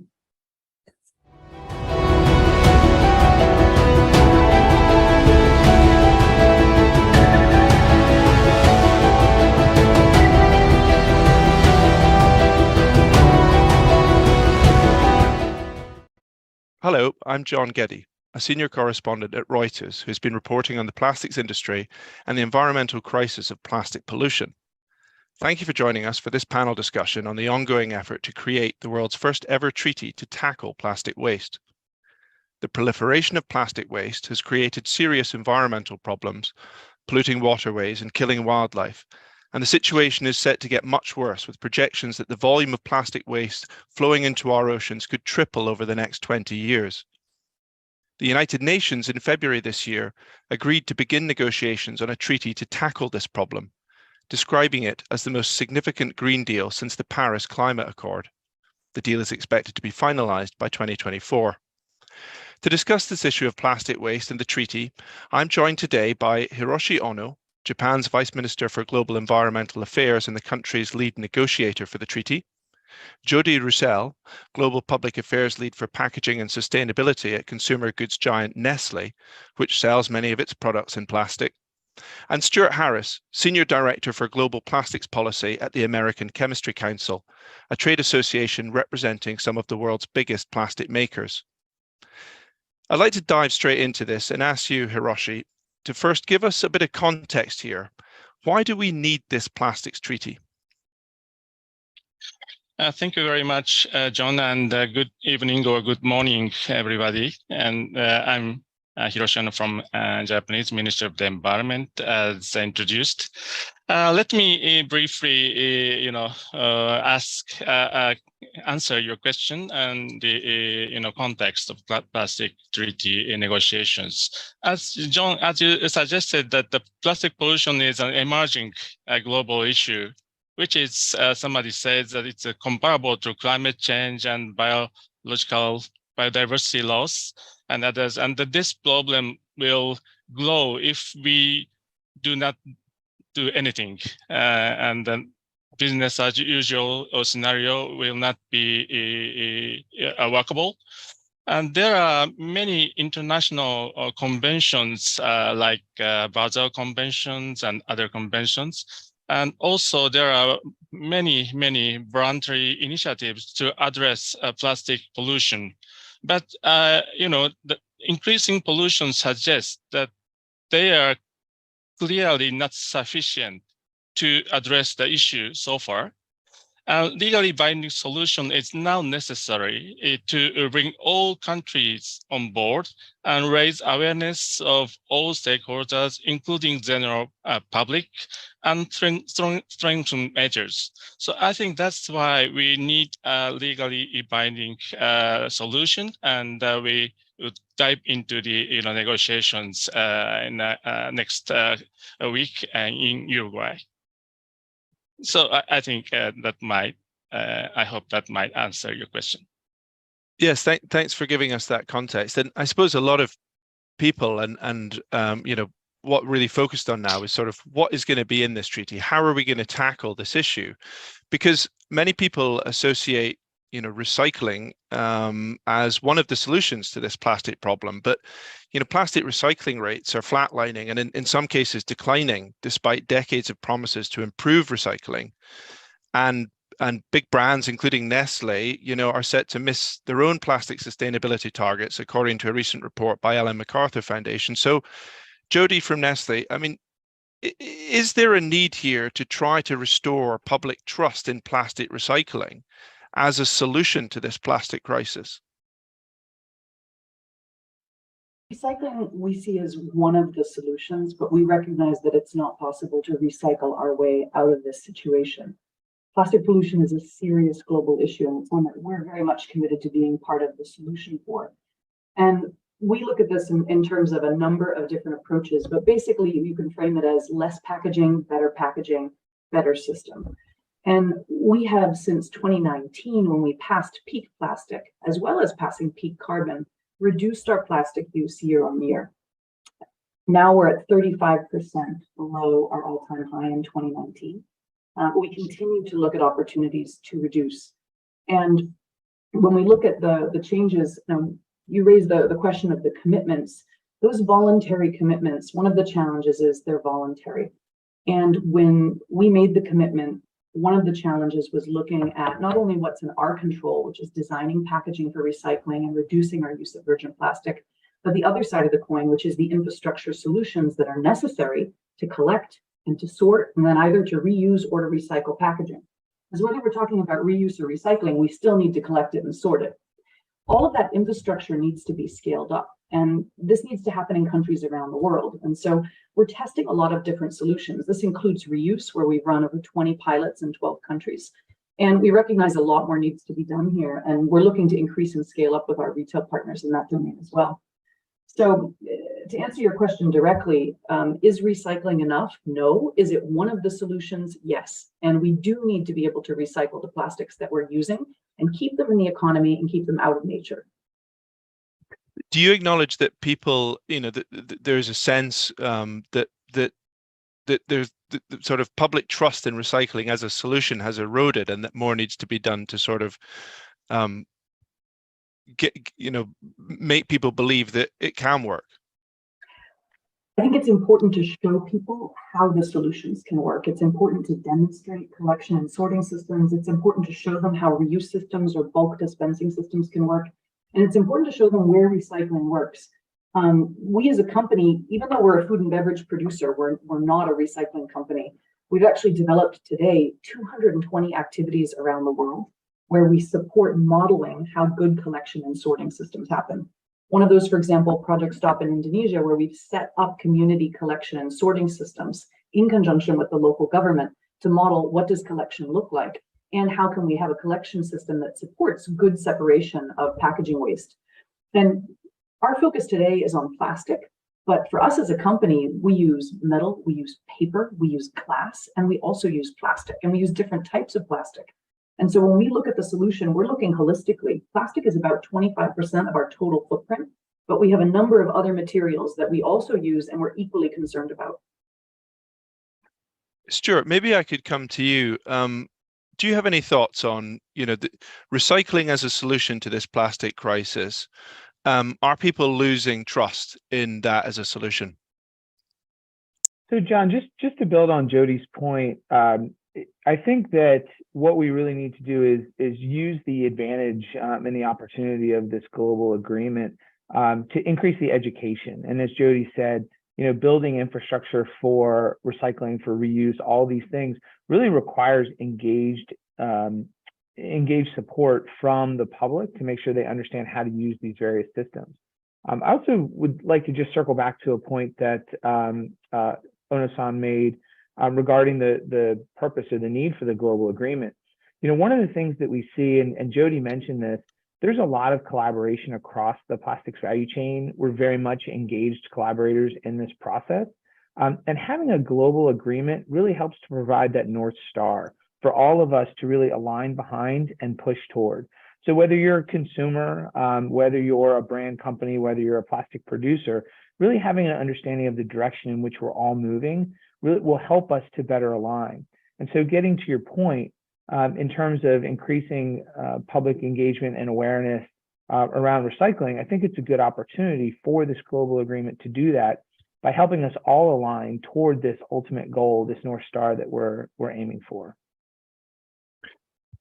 Maybe we could talk a little bit. I mean, one of the other aspects that environmental groups have been calling for is for this treaty to sort of tackle this issue of plastic at source, not just recycling and waste infrastructure, but actually to go up the chain and to look at, do we need to start reducing the amount of plastic we're producing?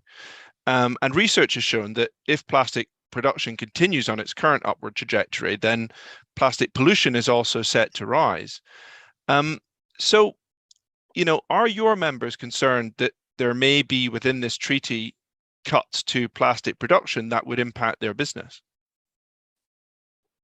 John, I appreciate the question. And as we look to the global agreement and as we look to some of the calls that we've heard to restrict production, I think we need to keep in mind the tremendous value that plastics provides to society, whether it's providing clean drinking water, whether it's supporting the generation of renewable energy, lightweighting vehicles to make them more energy efficient, or making sure that food is able to get to the consumer and we reduce food loss. There would be tremendous unintended consequences if we were to restrict production. We need to really use the opportunity of this global agreement to rethink how the system is established. We're looking across the life cycle of plastics, and really a foundation of access to collection is critical if we're going to move to a more circular economy for plastics. We already see members of ACC, members of the plastics producers, investing in projects to take those used plastics and pull them back into the economy through recycling projects, advanced recycling projects, and others that make new recycled plastic that then consumer goods companies and others can use to produce products that have recycled content in them. We need an opportunity to really scale those efforts. And whether we're looking at scaling reuse efforts or recycling efforts, again, that foundation of collection is critical so that we can keep the material out of the environment and keep it in the economy. When these environmental groups and others, call for cuts to virgin plastic production, I mean, I don't think they're asking for the cuts to the plastic production that goes into lightweighting vehicles. They're talking about the plastic that is produced to make hard to recycle or unrecyclable single-use plastic, and that is a big business for your members. Do you think do you think your members would have any concern about whether this would result in cuts to the business of producing single-use plastics and hard to recycle plastics that are a big part of their business? So John, when we produce plastics, we don't produce plastics specifically for a packaging application or a car bumper. So for example, polypropylene is something that many of our members produce. And you can use it to make a car bumper, a syringe, or a yogurt tub. And so as we're looking at this global agreement, I think we need to take a step back as well and look at, again, how are we keeping material in the economy and out of the environment, and looking more at creating better systems. And we heard Jody talk about this earlier. We need better systems.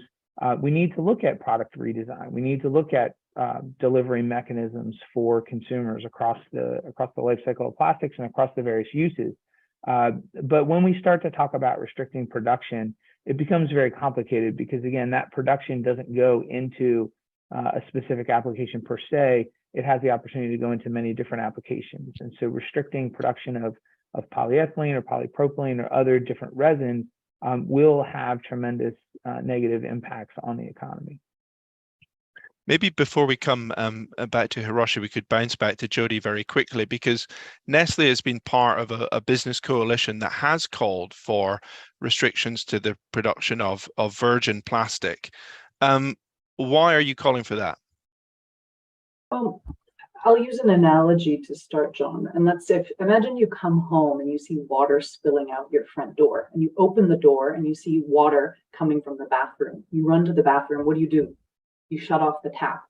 Now, in the process of shutting off the tap, it doesn't immediately shut off. The flow lowers as you're turning the tap off. But you don't reflect on how can we potentially repurpose the system if you see water all over your kitchen floor in the entry.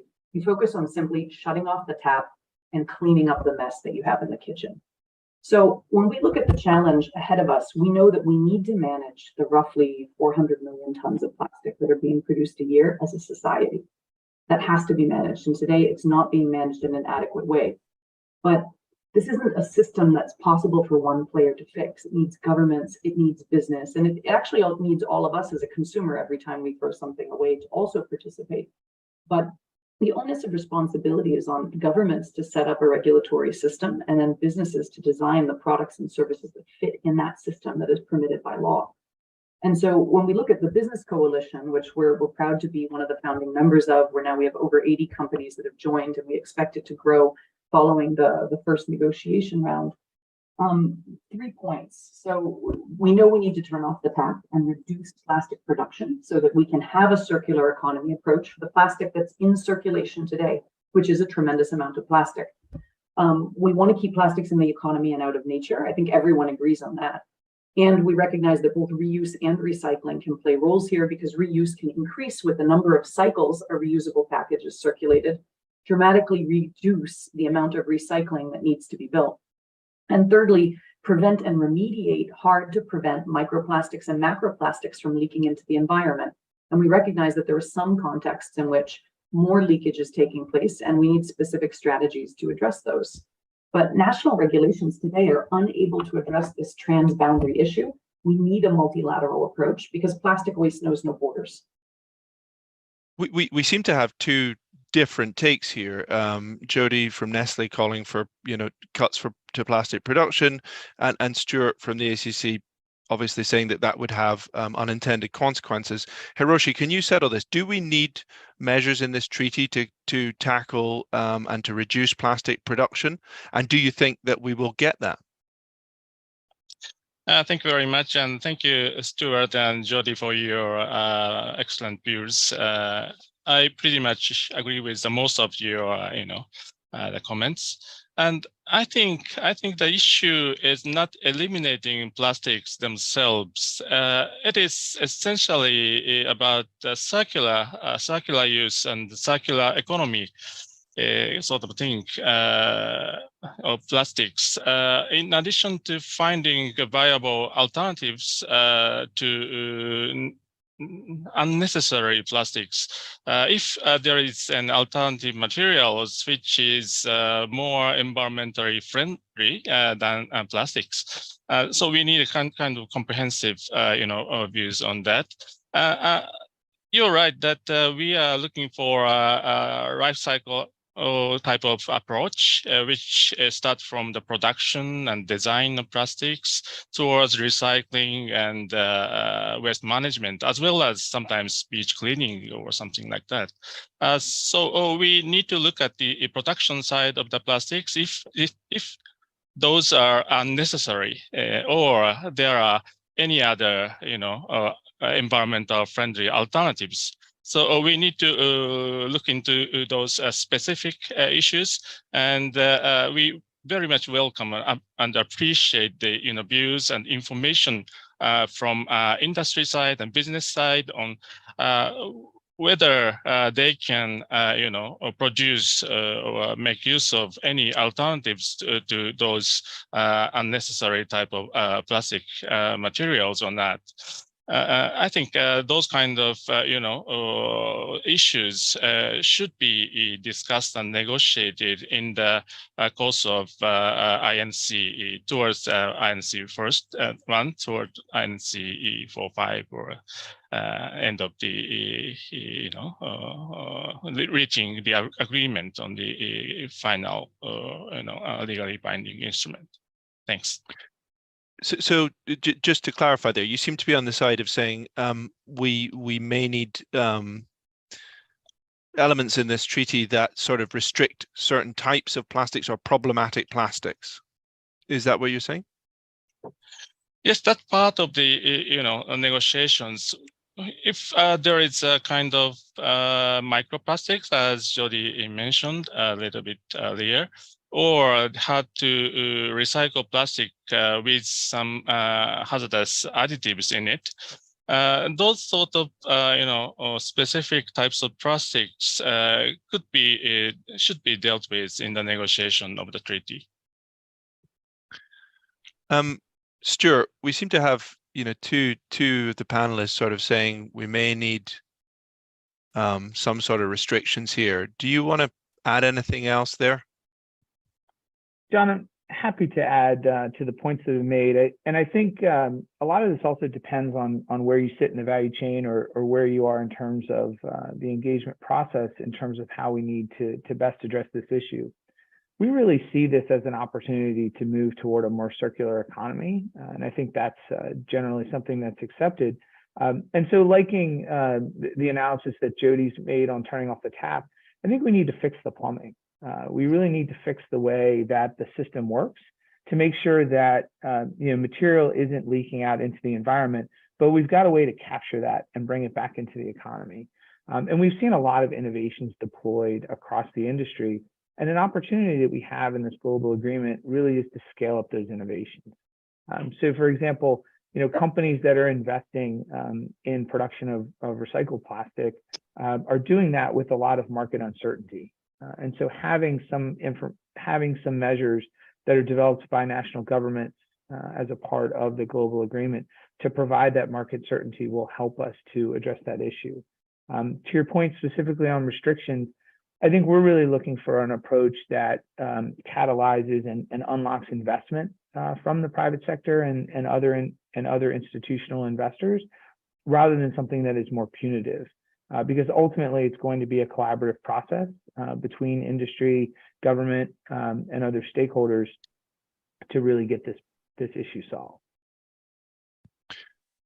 Hiroshi, I'd like to come back to you on one point you made there. You mentioned harmful additives in plastics, and this is, some countries and environmental groups in these discussions around the treaty have said that they want this treaty to address the potential health risks of plastics and plastic recycling. Is Japan concerned about the health impacts of plastics and plastic recycling? And if so, why? And how would you like the treaty to address that? Thank you very much for your question. And on the health risk of the plastic pollution, as far as I understand, there are a couple of potential issues. One is the impact of microplastics to human health, but which is not well proved, and we need more, scientific evidence or research. And another could be plastic additives, which you just mentioned and suggested.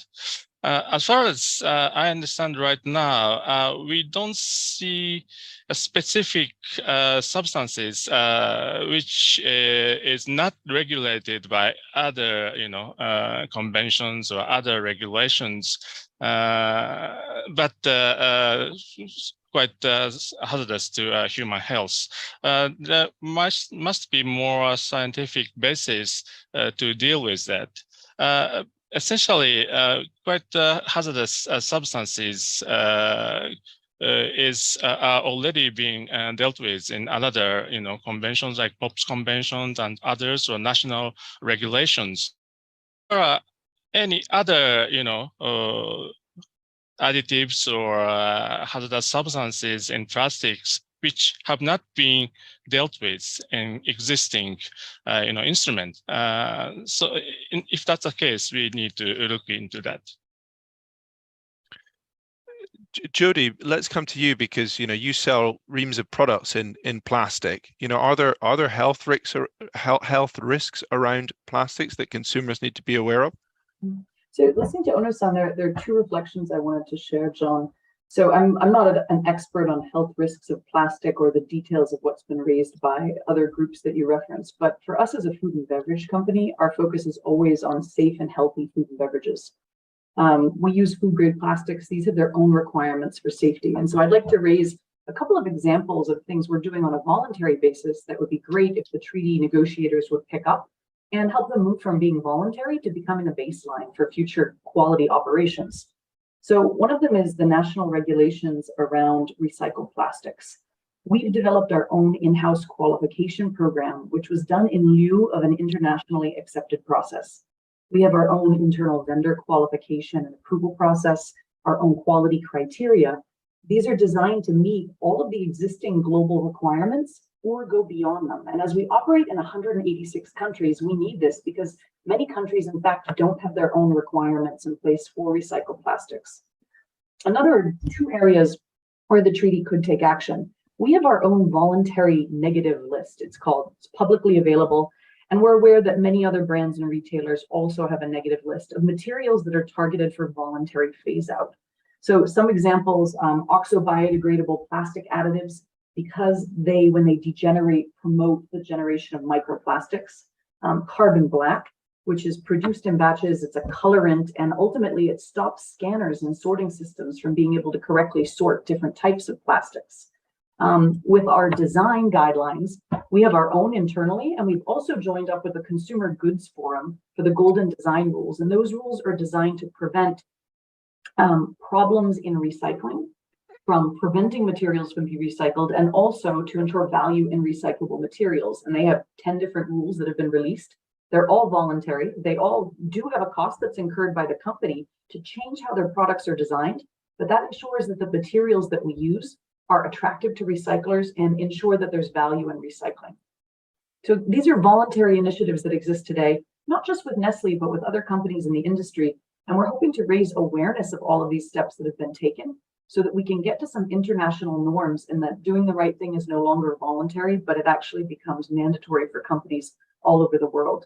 This we see as an important role that the treaty can play in ultimately leveling the playing field and ensuring a fair distribution of responsibility across the value chain. Stuart, we need to come to you and get your thoughts on, we've spoken a bit about here about these concerns about the health impact of plastics and whether that will be something that will be dealt with in the treaty. Is there reason to be worried about the health risks of plastics?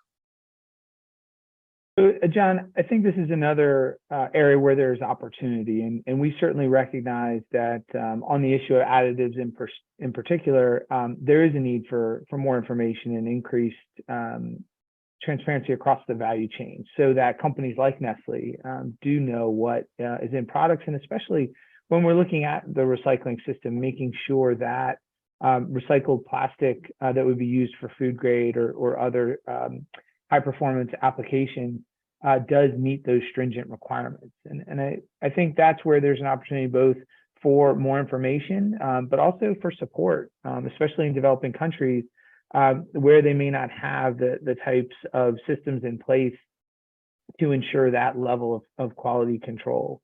And so a great opportunity in the global agreement to make sure that we do know what's going into different products and different packaging to make sure that safety and obviously performance in some of those high performing applications is still able to be maintained while we're using more and more recycled plastic for applications. But why hasn't there been that transparency? I mean, your members make this plastic. Why hasn't there been this transparency up until that point in terms of what is going into it? So there has been a degree of transparency, but I think we need to do a better job of working across the value chain to make sure there is that understanding. And then we also just have a lack of capacity, a lack of infrastructure in certain parts of the world where we don't see whether it's in the capacity of government to help manage that use of recycled plastic, or whether there are just other instances where information is not flowing freely. So finding ways to really make sure that we can ensure that across the value chain, we are working together in a way to keep that information available. Hiroshi, maybe we could come back to you for probably what will be a final point as we're sort of running down the clock here a bit. What we've heard today, I think, mentioned from Jody and to some extent from Stuart as well, is that there's been this sense that, one of the feelings here has been that there's not been enough sort of infrastructure to tackle this problem, which obviously comes down to sort of public spending in many regards, or there's not been the regulatory framework to allow a change up until this point. Do you think that's fair that, that governments should are responsible in many ways for not dealing with this issue sooner and providing the means to actually tackle this problem sooner? Thank you very much. And can you hear me? We can hear you fine, yeah. Yes, the video is something wrong with the video, but still I'm here. No problem. Just keep talking. Yeah, thank you very much for your question on the, as far as I understand that the lack of infrastructure issue and the government spending and the rural government and which government should do, is that what you're asking to me? Or the expectation to the architecture of the coming legally binding instrument? No, I'm just asking, there's been points raised about sort of there not being sufficient spending on infrastructure and there not being sort of regulatory frameworks. Obviously, that comes down to governments. I mean, I just wanted to get your point. Obviously, we're now moving ahead with this treaty, but up until this point, have governments sort of failed in many ways to sort of address this issue sooner? Yes.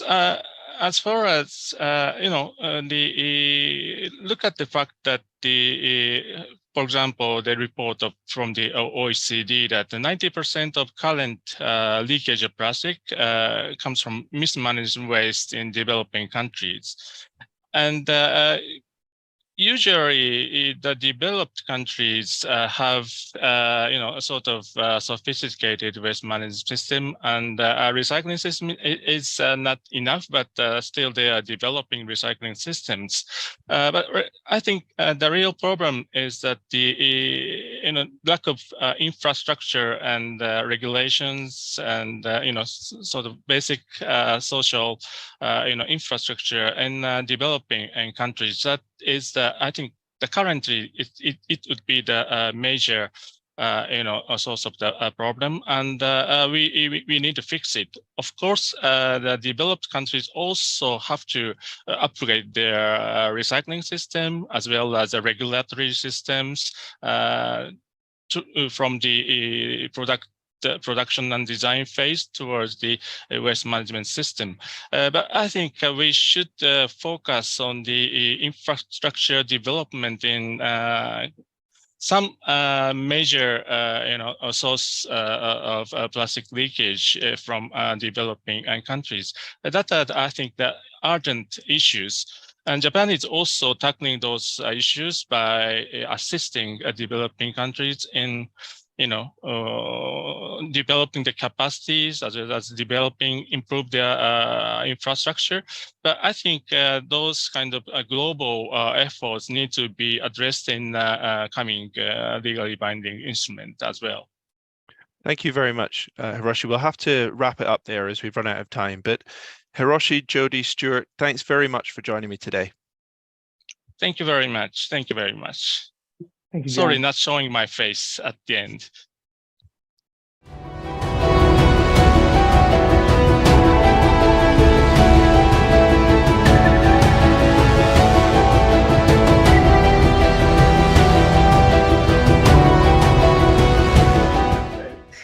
Love that question about restoring public trust in plastic recycling and using this global plastic treaty as an opportunity to do that, to demonstrate what's being done or what could be done. Now, the global surge in the cost of food, energy, and fertilizer has hit African nations hard. And with the world's spotlight on Ukraine, the food and debt crisis in Africa is reaching a tipping point. To discuss what it means and what can be done, we have a panel discussion that will be moderated by Joe Bavier, Reuters Africa business correspondent. After that, to round off today's virtual events, we'll head over to India.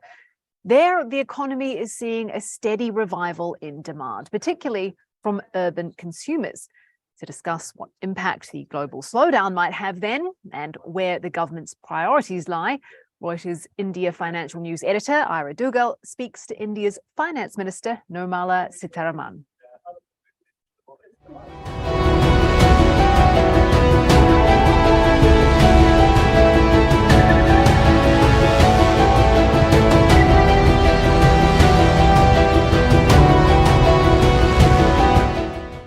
A rough few years for the world and particularly for Africa. The continent was particularly hard hit by the economic fallout from the pandemic. And just as things appeared to be normalizing, the world was thrown a curveball by the war in Ukraine. Recent surges in the prices of food, energy, fertilizer in Africa have come amid slow post-pandemic recovery, armed conflict in a number of parts of Africa, and climate shocks. The result, as we see today, is that Africa is seeing some of the worst food insecurity in its history. My name is Joe Bavier. I'm Africa business correspondent at Reuters, and we're here today to discuss this critical point in time, how we got here, and the way forward. And today I have with me Michael Dunford, who is East Africa Regional Director for the United Nations World Food Programme. We have Razia Khan, Chief Africa Economist at Standard Chartered. And we have Abebe Selassie, Director of the Africa Department at the International Monetary Fund. Thank you all today for joining me. I'd like to get the discussion going with Abebe. At the onset of the pandemic, there were grave concerns raised that Africa's weak health systems, among other factors, left the continent particularly vulnerable. African nations now appear to have fared better than many had feared. We didn't see the catastrophic death tolls some had predicted, but Africa's economies were certainly not unscathed. Can you talk us through the economic fallout of the pandemic and how that has weakened Africa's ability to react to the ensuing economic shocks brought on by, among other things, the war in Ukraine? Thank you, Joe, and thank you for having me at this event. So, I mean, indeed, the health fallout from the pandemic was, not as bad in the region as elsewhere. But I think even within that overall framing, we should not forget kind of countries like South Africa and a few other of its neighbors did have quite a significant health toll and mortality toll from the pandemic. So, but overall, indeed, strong. And I think this speaks to one of the points that I will stress later, which is the region is resilient, and we shouldn't underestimate the region's resilience or ability to cope with exogenous shocks. But the overall story is one where the economic hit to the region has been really fairly brutal. And it keeps going on in the sense of, the increase in commodity prices from Russia's invasion of Ukraine, particularly that of food, is exacting really another, heavy burden on the region. But I think before we zoom into this conjunctural issue, I want to stress that, the region is where it is now economically on account of a couple of broad trends. The first one I want to underscore is that even before the pandemic, we were seeing quite a lot of pressure on fiscal balances, on government accounts, on account of what I've termed as development financing crisis. Over the years, the amount of concessional financing available for countries to deal with the development challenge has been declining. Countries have been relying on more market financing, either externally or domestically. So, and also not doing enough, quite honestly. I mean, governments also have agencies, not doing enough to collect enough tax revenues to undertake domestic financing. So a combination of these factors had caused debt levels to go up quite a bit. So when the pandemic came and, it had really terrible effects on government balance sheets, it was not surprising to see more and more countries, the debt vulnerabilities that they faced increasing, and, amount of resources being devoted to debt servicing going up. So I think this broader trend is important to underscore. And then more recently, of course, there have been all the conjunctural shocks that have come out, in the wake of the pandemic itself, which had significant consequences on both households and the sovereign balance sheet. That has been compounded by everything that has happened in the wake of Russia's invasion of Ukraine. And more recently, the financial market shutout that countries have faced as the world has gone into a more of a risk-off environment. All of this, I think, has combined to elevate macroeconomic imbalances for the vast majority of countries in the region. Particularly, like things like inflation, which really have not been a big issue in the region for many years, are now a significant problem, as of course is public debt. And it's not just been these macroeconomic fallouts, but also heart-wrenchingly, the food insecurity issue that you highlighted. So food insecurity has shot up like never before. There are, parts of the Sahel, the Horn, even other parts of the region where this has become really a very acute and first order issue, which policies need to focus on. But again, to go back to the point I started by highlighting, I mean, we shouldn't, however, difficult the circumstances are, lose sight of the resilience of the region and, supported by the international community and a lot of policy reforms internally. I have no doubt that this too can be put behind our countries. Razia, Abebe mentioned sovereign debt, and we've seen, well, there's quite a bit of talk about it now. There's been quite a change during the pandemic on that account. Maybe you can speak a bit to how central a sovereign debt position is to the overall macroeconomic health of a country and what we've actually seen over the last 2 to 3 years. Thank you, Joe. So it isn't entirely a very different view.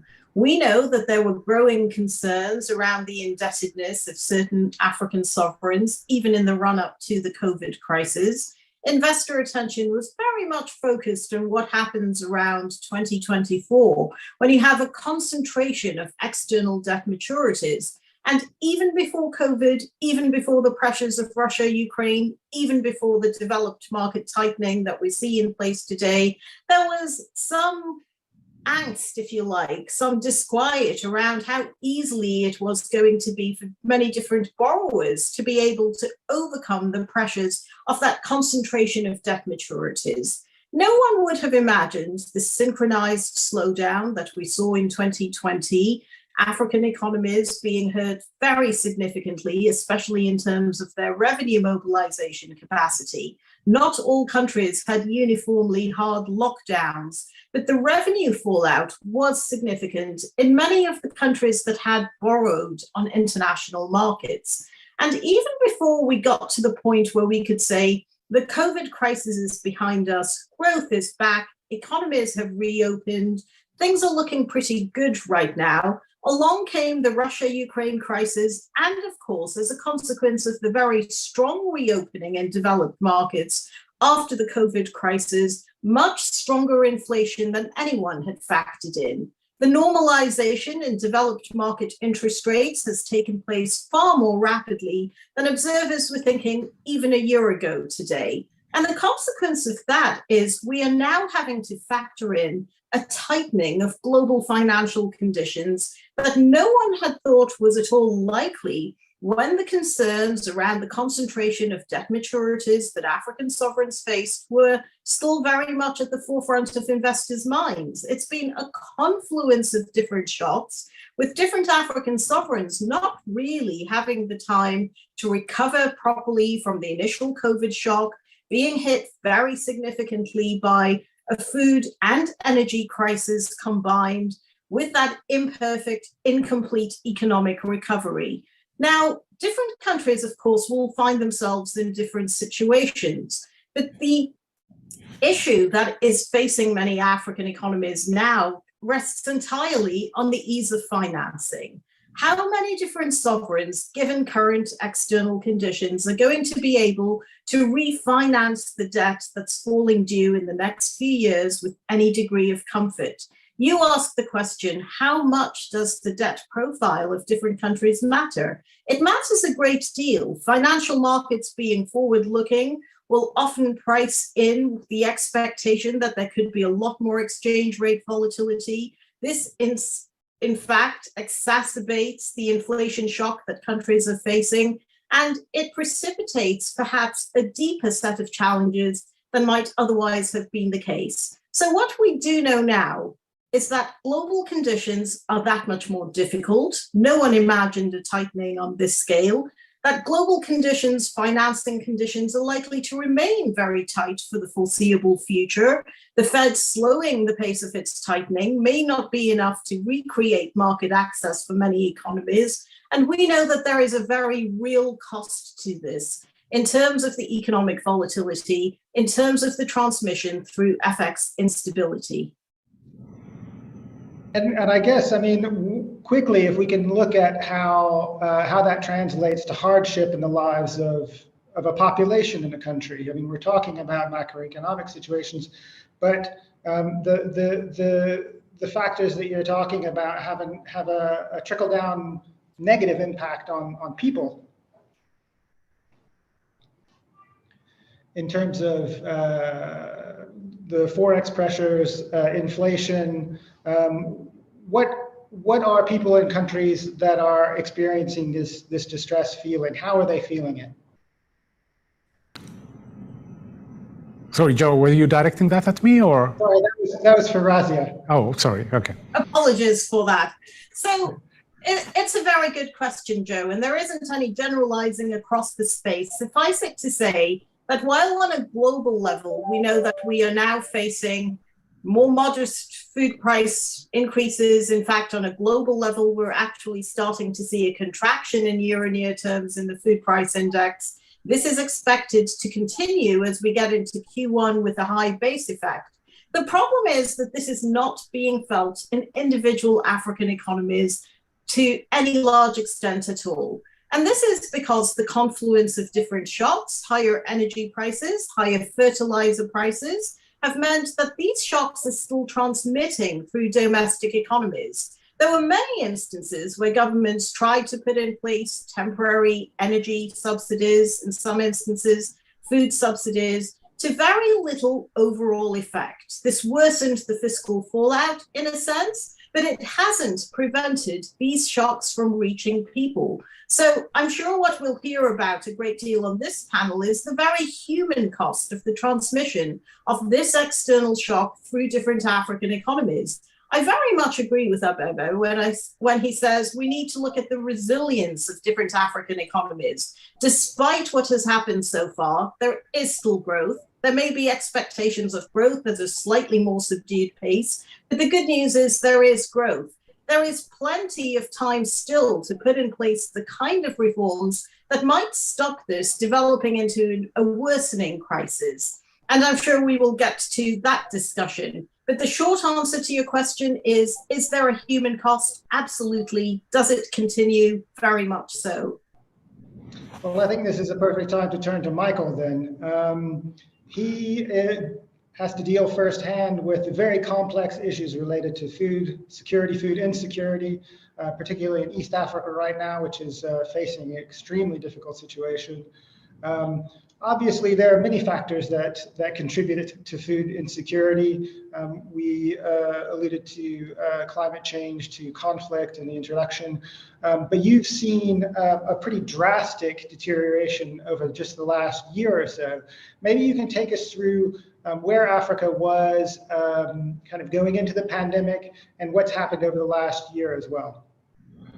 Thanks very much. And yeah, I agree obviously with the comments of Razia and Abebe that Africa and the economy has been resilient, but there really is a human face to what is transpiring as we speak. We've seen the number of people across Eastern Africa, at least, who are acutely food insecure go from about 50 million this time last year up to 82 million. So a 60% plus increase in just over 12 months. What's driving it primarily are ongoing conflicts, climate change, the effects of COVID, and we're still feeling it, although it never turned into the health shock that we perhaps had foreseen initially. And now we're seeing the costs. So the 4 Cs, and this is really hurting the populations. This has a human face. Huge numbers of people in acute food insecurity, acutely hungry, going to bed hungry, unable to put food on the table. Dramatic increases in the levels of undernutrition. Children, women, malnourished, unable to meet their basic nutritional requirement. And the knock-on effect of this is not only being felt today, but it will continue to be felt for years to come. A malnourished child never fully recovers. There will always be a latent impact of that undernutrition. So there's so much that needs to be done. First and foremost, of course, we need to end the conflicts. If you look at what's happened in Somalia for the last 30 years, what happened in northern Ethiopia over the last couple, this has created dramatic increases in levels of food insecurity, which are a very good indicator as to the well-being of a population. We are facing the worst drought in over 40 years. We're currently in the 5th failed rainy season. This is impacting northern Kenya, Somalia, southern Ethiopia. It's drifting into Djibouti, eastern Uganda. It's not about when climate will change. It is changed. It won't go back to where it was previously. This is creating displacement, people who have lost their livelihoods, over 10 million livestock who have died. How are these people going to get back on their feet? So it's that confluence of shocks that really is creating instability across the region. And although, yes, the economies are resilient, we're seeing the slowdowns, how quickly can they pick up again in the future, particularly for countries like Ethiopia and others, huge populations which require very dramatic levels of growth to be able to maintain the needs of the population. And I mean, you were talking about existing issues. The conflicts in Somalia and other parts of the region that you are working in have existed for decades in some cases. Climate change is the slow train wreck that we're all watching. But I mean, this has been a particularly difficult year due to some of the things we discussed earlier, these external shocks that have really nothing to do with Africa. Commodity price increases related in part to the war in Ukraine, funding issues, I understand, as well in the humanitarian community. How do these global economic conditions affect your ability to help in a situation like this? So what's happening in Eastern Africa is representative of what's happening around the world. We've seen a dramatic increase globally in acute hunger, in malnutrition. So it's not just happening in Africa, and yes, it's global factors that are driving much of this. The war in Ukraine is a contributor. It's not the only factor, obviously, but we did see a spike in the cost of a basket of food, food inflation, fertilizer availability, and this is going to have a continuing impact. In the West, we estimate that most households spend about 1/10 of their monthly income putting food on the table. In Eastern Africa, in the Horn, we estimate this is upwards of 40, 50, sometimes up to 60%. So any increase in the cost of food has an impact on the ability of mothers to put food on the table for their children. We're very concerned, actually, about the lack of availability of fertilizer, not now, but going into 2023, because with a reduction in the use of fertilizer caused by either availability or increased cost, farmers are using less. As a result, the yields will be reduced, and this in turn is going to create further increases in the cost of food and further food insecurity. So it's cyclical. It's how quickly can we come out of this, and what can the governments, with support from financial institutions, turn this around.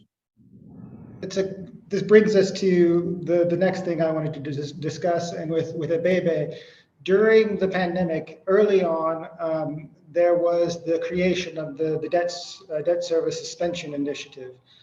This was to those of us watching who aren't familiar with it, it was an initiative that was backed by the IMF and the World Bank that was intended to free up resources, government resources, to allow low-income countries to divert what would have been debt service payments to bolstering their health systems, to trying to shore up their social safety nets.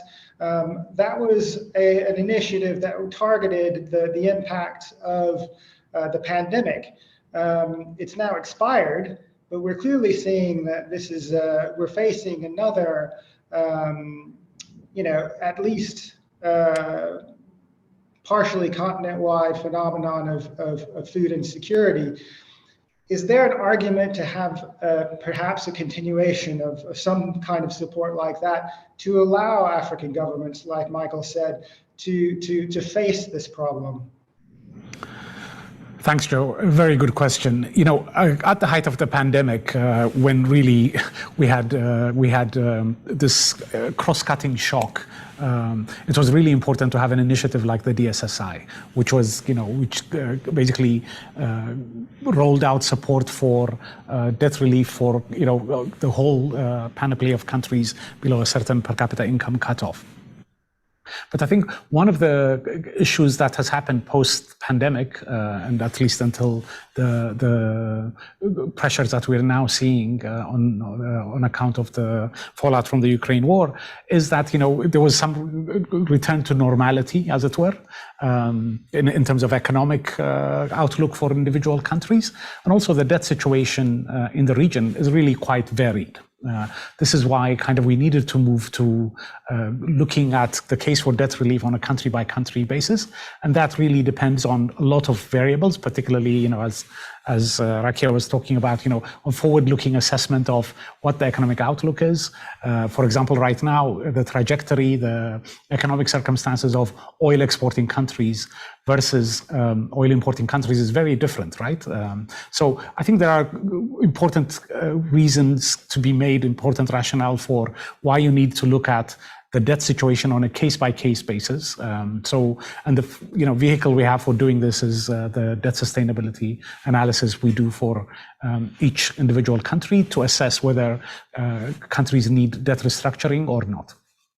Again, this is not to rule out the need for, particularly now with food prices going up as high as they have, specific vehicles, specific instruments to support countries. And that's why at the fund, for example, we've introduced this food shock window for emergency financing for countries to turn to, to help make ends meet, particularly with their food import bill. So, I think what's needed above all, though, is in terms of dealing with the debt situation, specific country by country analysis to look at, whether debt is sustainable or not. In those cases where debt is clearly not sustainable, it will be important to have, both policy reforms internally, but also debt reprofiling, restructuring, to make sure that debt is manageable. And where debt is, fine and can be serviced over the years, then I think, of course, countries' access to both private and, other official financing should not be curtailed by debt restructuring. So I think this is how it's important to proceed. But again, I want to underscore that, we're very, very cognizant that this sharp increase in food prices is hitting the most vulnerable countries and the most vulnerable households in the most vulnerable countries, exactly for the point that was made just now, that the share of income that goes to food is highest in our region, and within the region it's highest in the poorest households. So an important emphasis in terms of our discussion with countries right now is how to put out in place social protection schemes to support people, particularly the food insecure at the moment. And you were talking about case-by-case analysis and reprofiling and restructuring when necessary. Razia, maybe we can turn a bit to the mechanism that was recently developed during the pandemic, the Common Framework, which is supposed to allow countries to push forward with a restructuring of sovereign debt, hopefully take them out from under a burden of unsustainable debt service and allow them to kind of bolster other aspects of their services, social safety net, etc. Maybe you can tell us a little bit, Razi, about what basically the Common Framework is, what it's meant to achieve, and how it's doing. Thank you very much, Joe. And I think to be able to do this comprehensively, we really do have to revisit the DSSI that we saw being put to work after the initial COVID shock. At the time, there was significant discontent amongst a lot of private creditors to the region because they thought, well, the DSSI, the uncertainty around who would be in scope or who wouldn't be in scope, would ultimately serve to discourage new private capital flows to the sub-Saharan Africa region at a time when what countries needed most, perhaps, to see them through the shock was liquidity. Now, there were a number of different initiatives. Certainly the IMF's allocation of SDRs helped. It helped boost the reserves of many different countries. Different countries did get through that initial liquidity shock, but it soon became very obvious that simply treating the impact of liquidity not being easily available was not going to be sufficient in all cases. There had been a number of shortcomings on reflection with the DSSI. Did all creditors participate to the same extent? No, they didn't necessarily do so.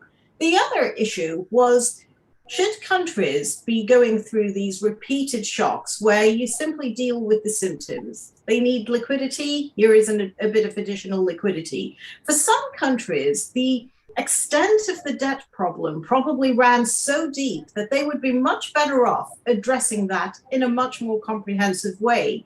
And this is where the thinking behind the common framework evolved, that sometimes the mere provision of liquidity is not going to be enough. Countries need to take certain steps to fundamentally improve their solvency. And that may or may not include some sort of net present value haircut for all creditors. The reason why we got the common framework in the format that we did really stemmed from the fact that there should be better participation from all creditors. It's not as though some creditors should have the ability to free ride off the relief offered by others. It's also the recognition that for many sovereigns, many borrowing sovereigns, and only a select few, this isn't about an across-the-board debt restructuring when one isn't needed, but for a select few sovereigns in recognition of the issues that they had with the accumulation of public debt, a better solution, a better outcome for all would be to make that debt load more manageable. And this explained where the thinking behind the common framework came from. Of course, one of the many fundamental problems that we've had is that progress has been quite slow. We started talking about the common framework in early 2021. Since then, the global economy has been rocked by the need for even greater tightening than initially imagined in developed markets. No one is betting on market access re-establishing itself very quickly. And so a big question that goes unanswered still is, are more and more sovereigns going to have to undergo some form of deep restructuring? Or is the mere provision of liquidity getting through this very difficult period in the near term going to be enough? But a number of issues, not least, it's taken a long time to achieve any meaningful success with the common framework. And I'm going to have to wrap this up very shortly, but I wanted to finish up with some final thoughts from Michael. If he can tell us a little bit about we were having a discussion about the economic side, the pressures that are being exerted on people and pushing food insecurity. What would be on your wish list? What do you see as something that could help African countries weather this current storm? I think we need to look at the immediate and then the medium to longer term. I think immediately, investment through social protection systems addressing humanitarian requirements, putting food and making cash available for individuals. There's good examples of this. The Bonanno program, which run by government of Somalia, the World Bank, and the World Food Programme, reaching over 1.2 million people with a value of over $400 million, able to respond to the shock as and when it's occurred. It's been able to grow as required. This gives a model which could be copied by others. And we saw other examples of such social protection systems during COVID. I think medium and longer term, we need to already start to look to see how we can build the resilience of the populations and in turn the economies. Climate change is real, it's happening as we speak. How are we going to get these populations back on their feet? And what is it and where are those investments going to come from, both from the public and also from the private sector? And then building the resilience of the food systems, not only of the communities, but the systems themselves.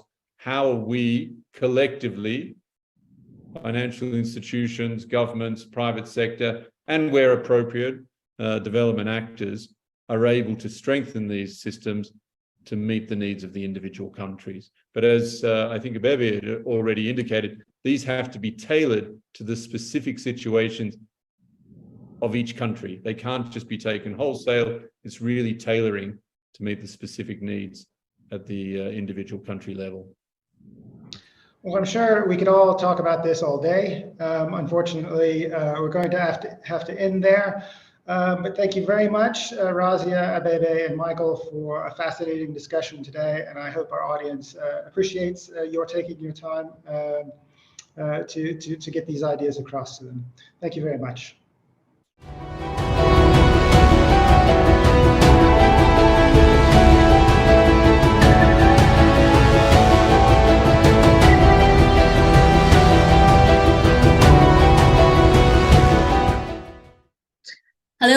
Ira Duggal, Financial News Editor for India at Reuters, and I'm delighted to welcome to Reuters Next India's Finance Minister Nirmala Sitharaman. Minister, thank you for joining us and welcome. Thank you very much for having me. I'm looking forward to this conversation and hope at the end of it, the two of us and also your viewers get a good picture of all that we want to discuss. Absolutely. And I'll dive straight into the questions, but I do want to tell the viewers that they should jump in and ask the minister questions, and we will put them across to her. There's a little box on the screen that you're watching via Slido. Please put in your questions. We're keeping a close eye on the questions coming in. But Minister, allow me to start and ask you first for a broad overview of where the Indian economy is at. We have a GDP number coming out shortly. I'm not asking you what that number is going to be, but I do want to ask you that at around 7% growth, which is what is anticipated for this year, are you still comfortable with that kind of projection, that kind of forecast, being mindful of the fact that the global economy has turned a lot more treacherous in the last few months? Well, I'm confident the numbers will be such that our expectations will be met. You're right, I can't really guess what the number which is going to be revealed by the Ministry of Statistics and Program Implementation. There are headwinds, no doubt, and there are economies which probably are on the verge of getting into a deep and long-drawn recession. And the globalized way of approaching the monetary policies through the central banks and the central banks' synchronized action are also coming to be questioned, because countries which have taken this course have really not had much of a success yet in controlling inflation. So inflation is going to persist.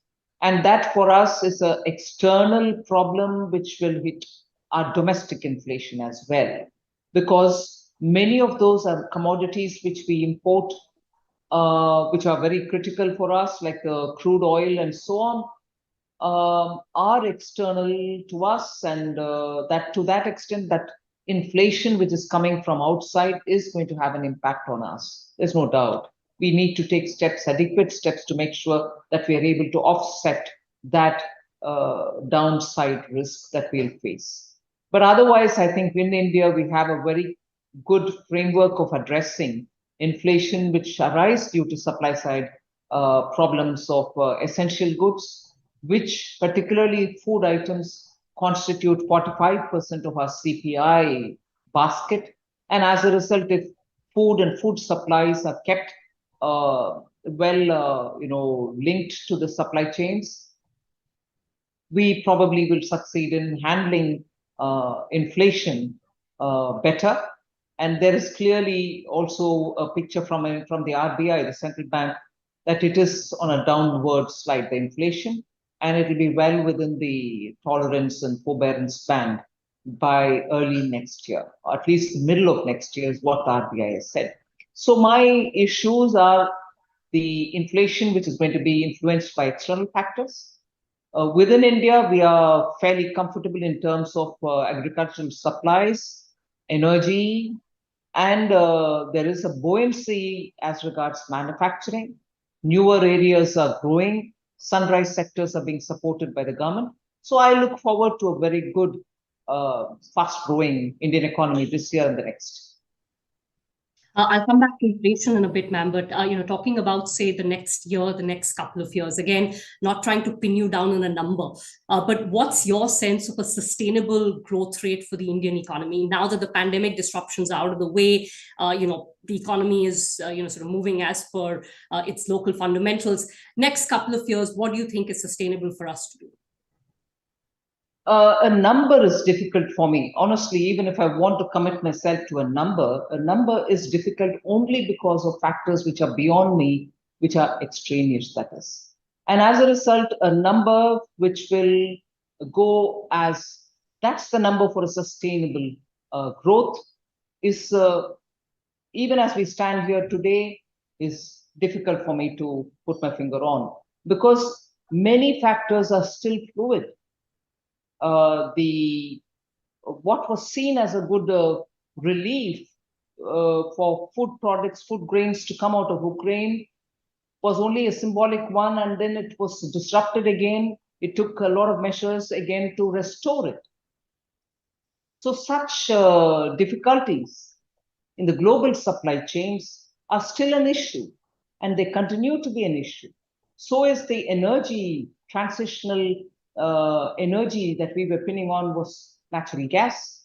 Even that is beyond an affordable level, and supply chains again there are vulnerable to a lot of volatilities.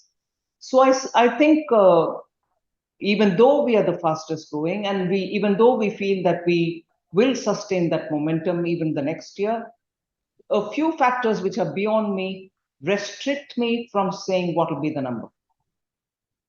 Understood. On inflation, which you brought up earlier, it's a problem worldwide. In India, it's a problem, although the gap between our targeted inflation and realized inflation is not as wide. But we have seen our target getting missed for an extended period. The Reserve Bank of India, the central bank, is deemed to have failed its inflation target for the first time. Are you satisfied with the explanation that they have given you? And is it largely global factors that they are blaming for that miss? Well, I won't be able to reveal the contents of the letter as yet, but surely one observation that you made, that they have failed and therefore there's a letter coming and all that, we should put that in a context to see where we stand today. India, the parliament has given a 4 +2 -2 kind of a band. And this time, irrespective of the efforts made by the central bank and also the fiscal measures, the external factors were very strong in impacting on our inflation targeting exercises. So I want to be sure that I convey from the Ministry of Finance our view, Finance Ministry's view, that external factors played beyond both our limits to contain the inflation. That's not what I'm talking about as the contents of the letter which has come from the central bank, which of course I'm not getting into now. Okay. But ma'am, there is a consensus out there, and actually the central bank governor has articulated it as well, that it would take about 2 years to come back to that 4% midpoint. And I know that there is a 2% band on either side of it, but the target is 4%. And now for an extended period, we will stay above that. Are you comfortable with a 2-year horizon to try and bring inflation down to 4%? Would you like to see it come to 4% sooner, or is the growth sacrifice too large in achieving that? Well, I'll focus myself on the growth, no doubt. I'm not commenting whether the 2-year band is long or short. Our focus at this time, and the reason why we've kept our foot on the pedal, as it were, if you will, on the growth aspects, we would continue to keep pushing in on capital expenditure. And that I'm saying even as I'm preparing for the next budget, because in the last 2 budgets, where the government has come up with a 34% increase each year in the capital expenditure that we've announced for ourselves, and we are well on the course of meeting that target for this year as well. The states have shown extraordinary absorption capacity for taking the monies and spending them on capital assets. That is the only way we think we can sustain our growth, particularly because that's the one sure shot way to achieve the multiplier that the economy so requires. So we will really be seeing that capital expenditure route as one of those which can guarantee good growth. And to specifically answer your question, I suppose Reserve Bank will be looking at handling inflation, keeping in mind the time they have given themselves. Minister, you sort of preempted my next question, but I'll nevertheless jump in. So fair to assume that the government will remain focused on capital expenditure. This will once again be an investment-focused budget coming up? I can't speak on the budget which is coming up, but you know the mood, and you also see the emphasis for growth, particularly with inflation challenges being where they are, the worry that we shouldn't go back to controlling inflation and forget growth is very strong out there, and we understand that. Some of what you would have hoped to sort of get out of government capital spending, which is to crowd in private investment. Are you starting to see early signs of that? To be fair, yes, because a couple of months ago, I had appealed to the Indian industries to say, why is there a hesitation for you to come on board and start investing, expand capacities, bring in newer areas of investment and so on. But I'm not saying rapid changes have happened since after that, but I can still see a lot of observers of Indian economy saying industry, private sector is coming around and investing. Capacities are being increased. We can see that happening is what we read from the observers of the Indian economy. I find industries also telling me of late that they have gone in with a lot more confidence. There is also a lot of interest through the FDI joint venture partnerships which are coming, being buoyed by the PLI announcements, particularly in the sunrise sectors. So yes, the crowding in is in the pipeline, if I can say it that way.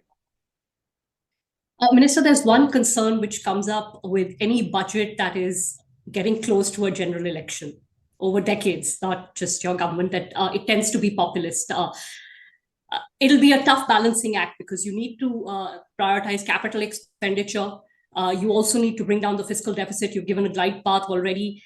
Can you allay investors' fear that populism will creep into the next budget?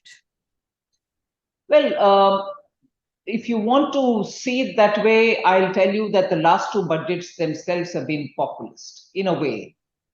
And you may ask how. The quantum of money which the government has borne on its shoulders without passing it on to, say, for example, the farmers. For a bag of fertilizer of a kind, a farmer paid 200 and some rupees, 280 rupees, let's say. And the stuff comes imported because we don't have that particular fertilizer. We import it. In the last 2 years, the price has shot up for that same unit of fertilizer, a bag, let us say. It has gone up to 2,800 rupees per that bag. We are still importing it. We are still making sure that is available for the farmer at the same price in which he has been buying it earlier. Would you call that populist? From money terms, yes, probably. But from the point of view of Indian farmer producing and showing results in agriculture, food grains getting exported from India, I need that expenditure. So such things, such decisions have been taken in the last 2 years as well. So there was no general election. We did it as well. True. Some of these expenditures, though, ma'am, fertilizer you mentioned, then there's the expanded food scheme. Do you think the need for those will reduce going into next year? Fertilizer, I know, is tough to predict, but on food, you would have a sense of how the rural economy is doing, whether the need for that expanded scheme is no longer as acute as it was in the last 12 to 24 months. Do you think some of that will go out in terms of heavy expenditure burdens on the government? Well, many states have asked this question to me, saying, would you continue with it? What is it? Are you looking into it? And so on. I've not made up my mind yet on it. All inputs have been coming since last 1 year saying probably there is no need for it. Probably it's being misused. Probably a lot of people are not requiring it and are willing to put it back into the market and all that. But as long as there are poor, still desperately somewhere not having access, probably because of some areas still, not benefiting from complete opening up or whatever, I'm holding on to the thought. I've not made up my mind yet on it. Ma'am, we have a question coming in. It's an anonymous question, but I'll read it out in any case. The question is that we're fast approaching the 2024 general elections. How big is the window between now and then to push reforms? And I'll add an element to it because this was on my list as well. Things like labor reforms, which have been on the agenda, but perhaps not completed as much as you'd like them to be at the state level, at least. Is there still space to get some momentum going there?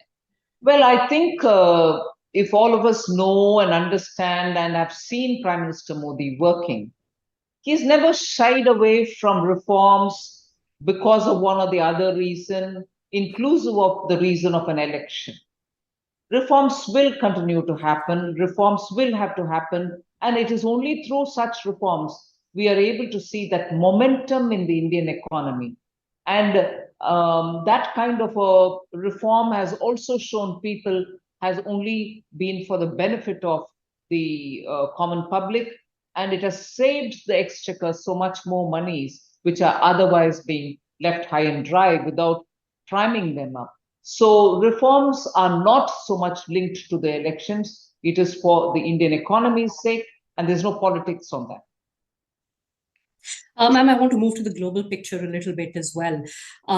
India's position amidst the conflict between Russia and Ukraine, I think it's been articulated by you and the foreign minister about sourcing oil from Russia in the best interests of the Indian economy. That's very clear.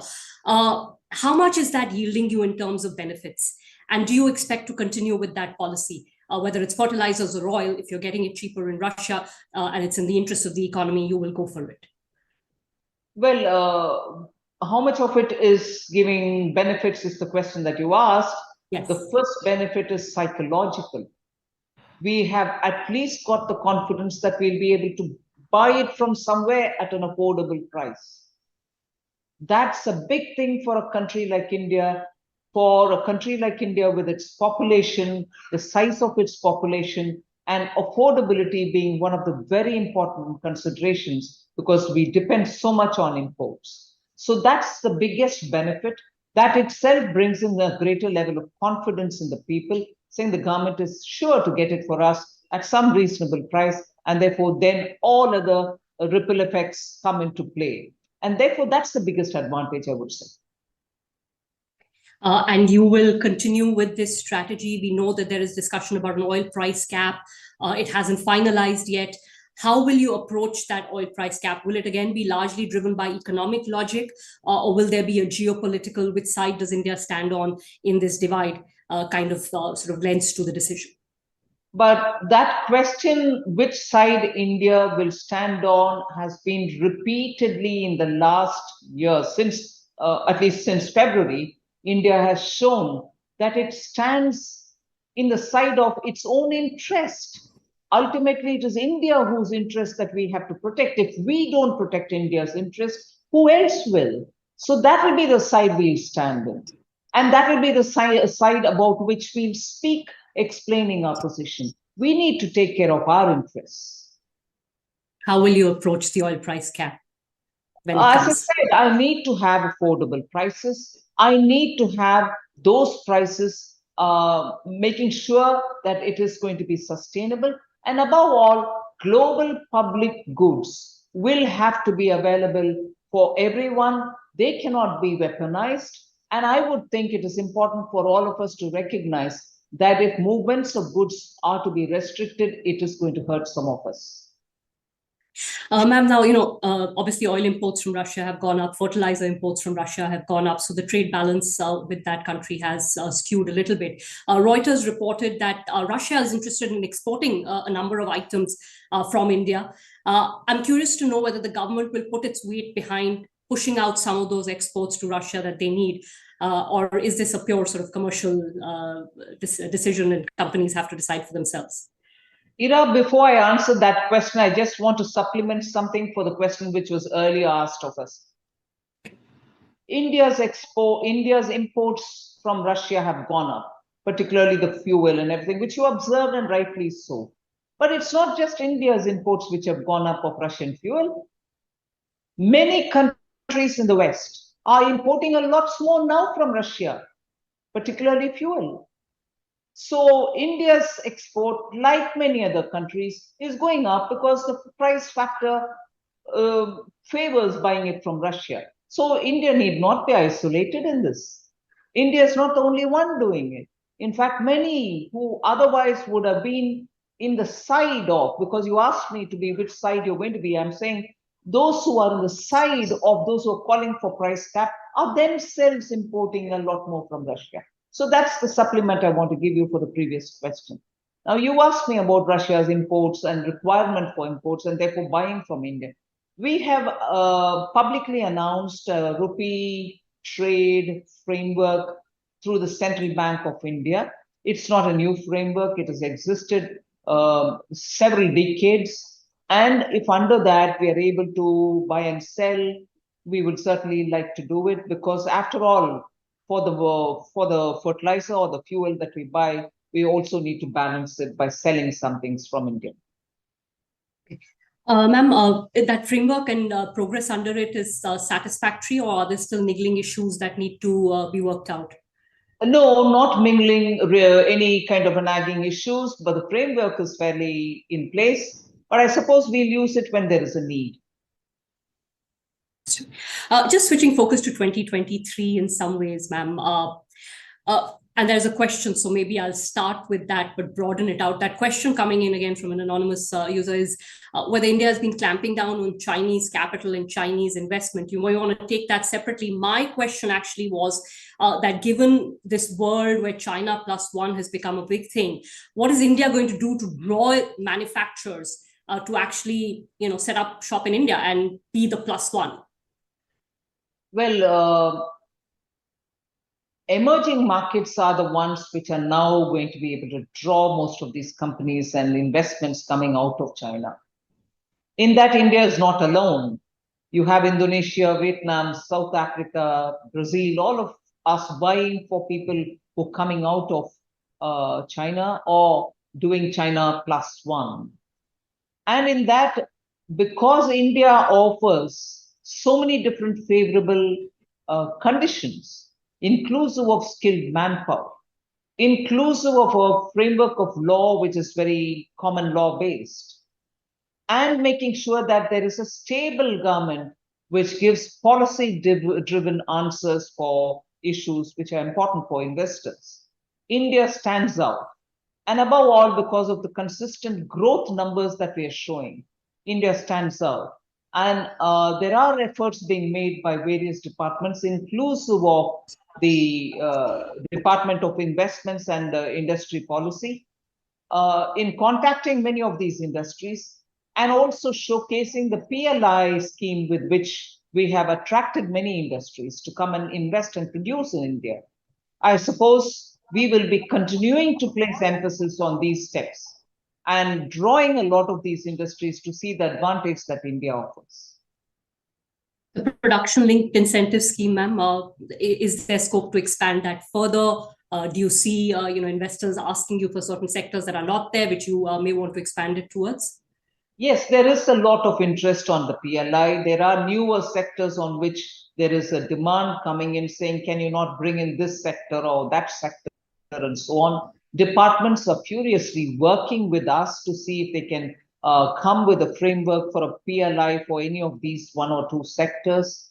We are open-minded about it. We'd certainly love to deal with these departments which want such a program because investors are keen to have it.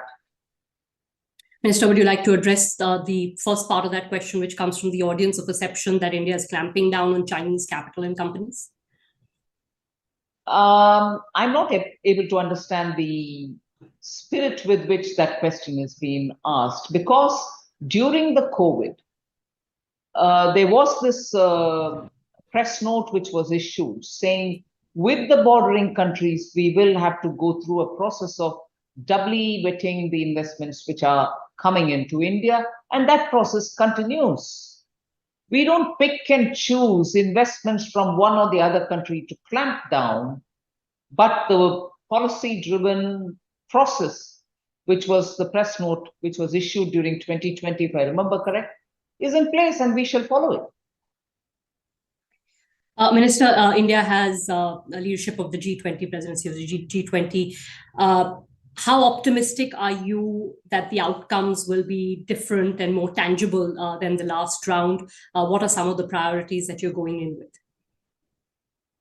Well, we love to have a consensus and amiable working together in the G20 during our presidency. I appreciate Indonesia for, during a very trying time, having shown that kind of a leadership and kept the flock together and worked on very many issues. We'll continue to work on all of them. And our own priorities were very clearly laid by the Honorable Prime Minister when he launched the emblem, the logo, the slogan, and also the website for the G20. We shall place a lot of emphasis on reforms of the multilateral development banks. We shall also look at climate financing. We want a common framework which many of the countries can agree, most of the countries can agree on it.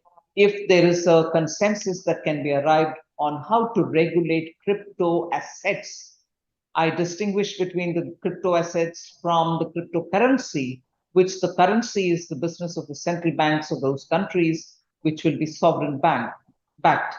But assets which are coming like mushrooms will have to be regulated, and that cannot be regulated effectively unless countries come together and use such technologies with which it can be regulated. So we'll be talking about it. We'll also be talking about quality urban infrastructure, which is not a new agenda, but it has been there from Japanese presidency, from the Japanese presidency to Italian, and now hopefully with our presidency as well.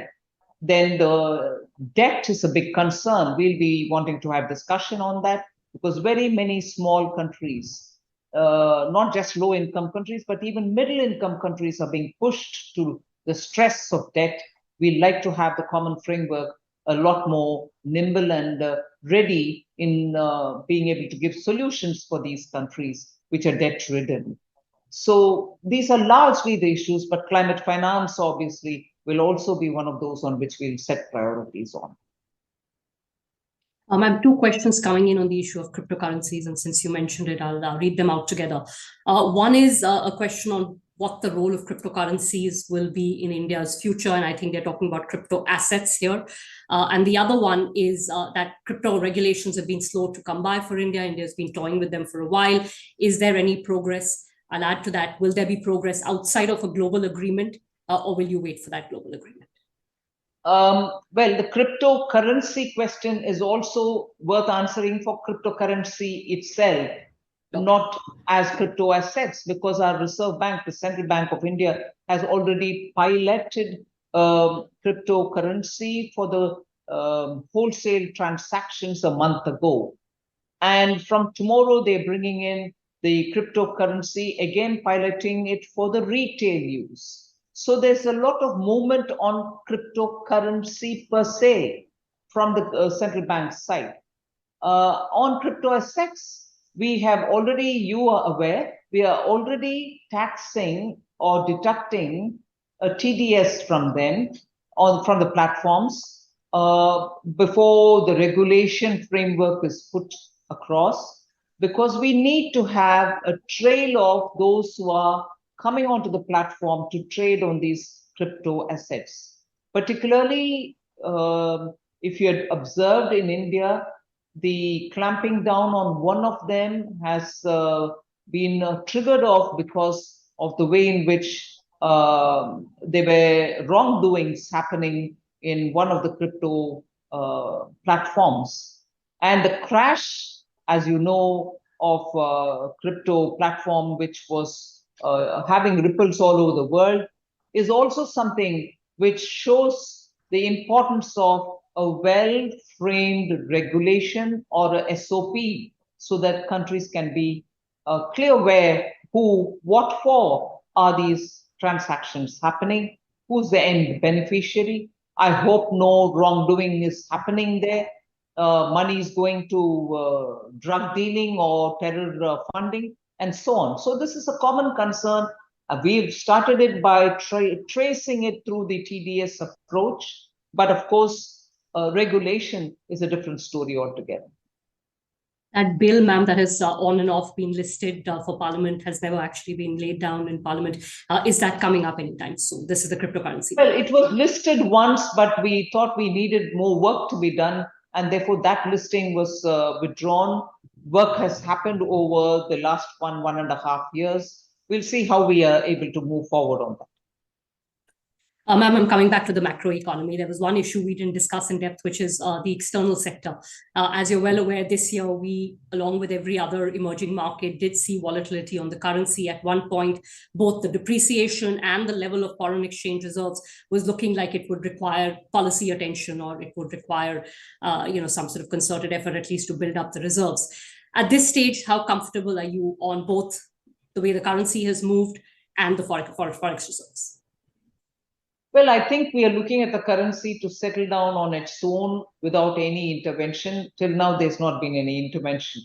The interventions which RBI undertook were more to keep the volatility within a certain limit or to control the volatility. And there were lots of questions being raised about using the reserves for doing this. Are we really spending the money to contain the rupee, dollar exchange rate, and so on? I think currency reserves are therefore being used at some point in time. For using it to contain the currency volatility, if that is unacceptable by some people or for some people because that's not the way they think it should be used, that's a view, all right, I quite respect the views, but it is the wisdom of the RBI which will do what is right for the country. I'm sure the same reserves now going upwards, now improving, is also welcome. And I'm sure these observers would do understand that that is happening, and they would probably even utter a word about it, because it's not just depleting at one time, it is increasing now. So these are things which keep happening in a real-time buoyant situation. But of course, the Reserve Bank is conscious, and it will keep the national interest above. And all of us are confident that what had happened in terms of using the reserves for containing the volatility was the right thing to do. So there's no need to take any specific steps to rebuild reserves. We've had to do that in the past, way back in 2013, I know. But at current levels, about 8 to 9 months of imports, you're comfortable with the reserve cover. And it is increasing now. Yes. You're comfortable with it at these levels? Yes, I think we should see it and place it in context and not just get fixated about a number. Ma'am, one sort of long-term question on the rupee. In the past, when we've seen rupee depreciation, one tends to get a perception that the political ecosystem equates a strong rupee with a strong India. What's been interesting this time around is a much more nuanced view. That perhaps a fairly valued rupee or a weaker rupee has equal benefits for the Indian currency.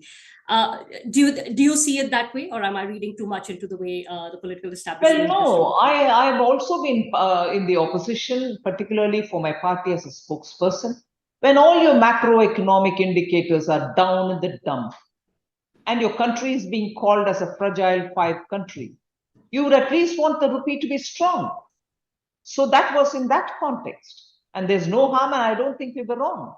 If the macroeconomic fundamentals of the country were really sadly situated, and the country was locked along with 5 other countries which were the most fragile economies, wouldn't you want your country's currency to be strong? So you would raise the voice. But now what is the situation? Macroeconomic fundamentals are absolutely strong. Your growth is the fastest, and the inflation is in a manageable level. FDIs are still coming into India in a big way. The economy is secularly growing and growing at a good number. So this debate now saying, oh, didn't you all, when you were in the opposition, say that you wanted a strong Indian currency so that India will be looked at or perceived as being a strong economy? We have shown what a strong economy is, at least with all these works of reforms, currency, economy, agriculture, manufacturing, startups, and so on. So the economy being strong is something which we are proving by reforms that we have undertaken. by the steps of eliminating corruption at the highest levels, bringing confidence back into the industry, policy stability, government seen as functioning government. The government earlier had just gone into a paralysis. So the currency also was suffering. So the contexts are so sharply different between then and now. Ma'am, I'm sort of talking between a couple of issues, but I did want your thoughts on, one reform, as it's been called, which is privatization, reduction of the government's role in, government, something that you've stated for a while. Are you being able to get the kind of success you hoped in privatization, or, is it sort of getting stuck at various stages for different reasons? There are the two questions which normally were asked of me, particularly when talking about privatization, was when Air India? And sooner after that, when LIC IPO? I suppose the performance of the government on these two scores themselves will tell you what we believe in going about with privatization related activities. There are several others which have happened, which are smaller in names in the sense of the name that they carry. But we've been continuing to do it.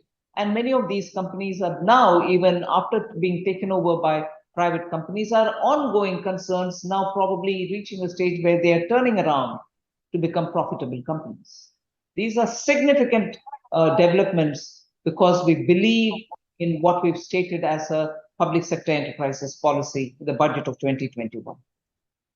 But ma'am, we've struggled to meet the divestment targets, and bank privatization does look like it's going to get stretched out. We're in the process of IDBI. The other two banks that you would hope to perhaps divest during this year does not look like it will happen. So is it a problem with bank privatization in particular, or do you think that there are issues in individual sectors which may take longer than you had earlier expected? Well, issues do arise in some sectors, but it is our business now to address them. And every issue has to be addressed. But of course, the path to privatization is something which we are moving on with. Which sector takes precedence at what time, how does one go about it, are the ones which we are sitting and working. But the larger picture that we have to go ahead with all the cabinet approvals given on privatization, disinvestment, asset monetization, are all on course. Bank privatization? I said all decisions taken by the cabinet are on course. Final question from me, your top 3 priorities as you go into 2023, what would you list those as? Growth, health, education. Jobs, is that in the growth package? It will be a fallout of all these 3. All right. Minister Nirmala Sitharaman, thank you so much for joining us here on Reuters Next. Appreciate you taking the time to speak to us. Thank you very much. Thank you.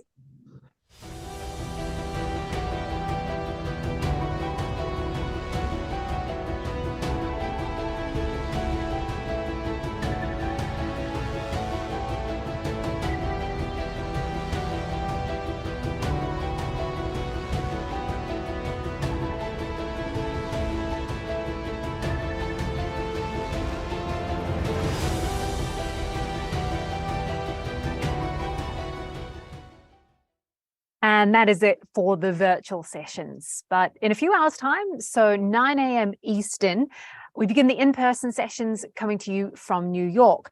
So this stream will break for a bit before coming back online for that. Some big names to stick around for, including the Prime Minister of Canada, Justin Trudeau, the President of the New York Stock Exchange, Lynn Martin, and Nicola Mendelsohn, Vice President of Global Business at Meta. They will be interesting, I'm sure. I'll be back for more virtual debate and discussion here from 6 GMT tomorrow. I'll see you then.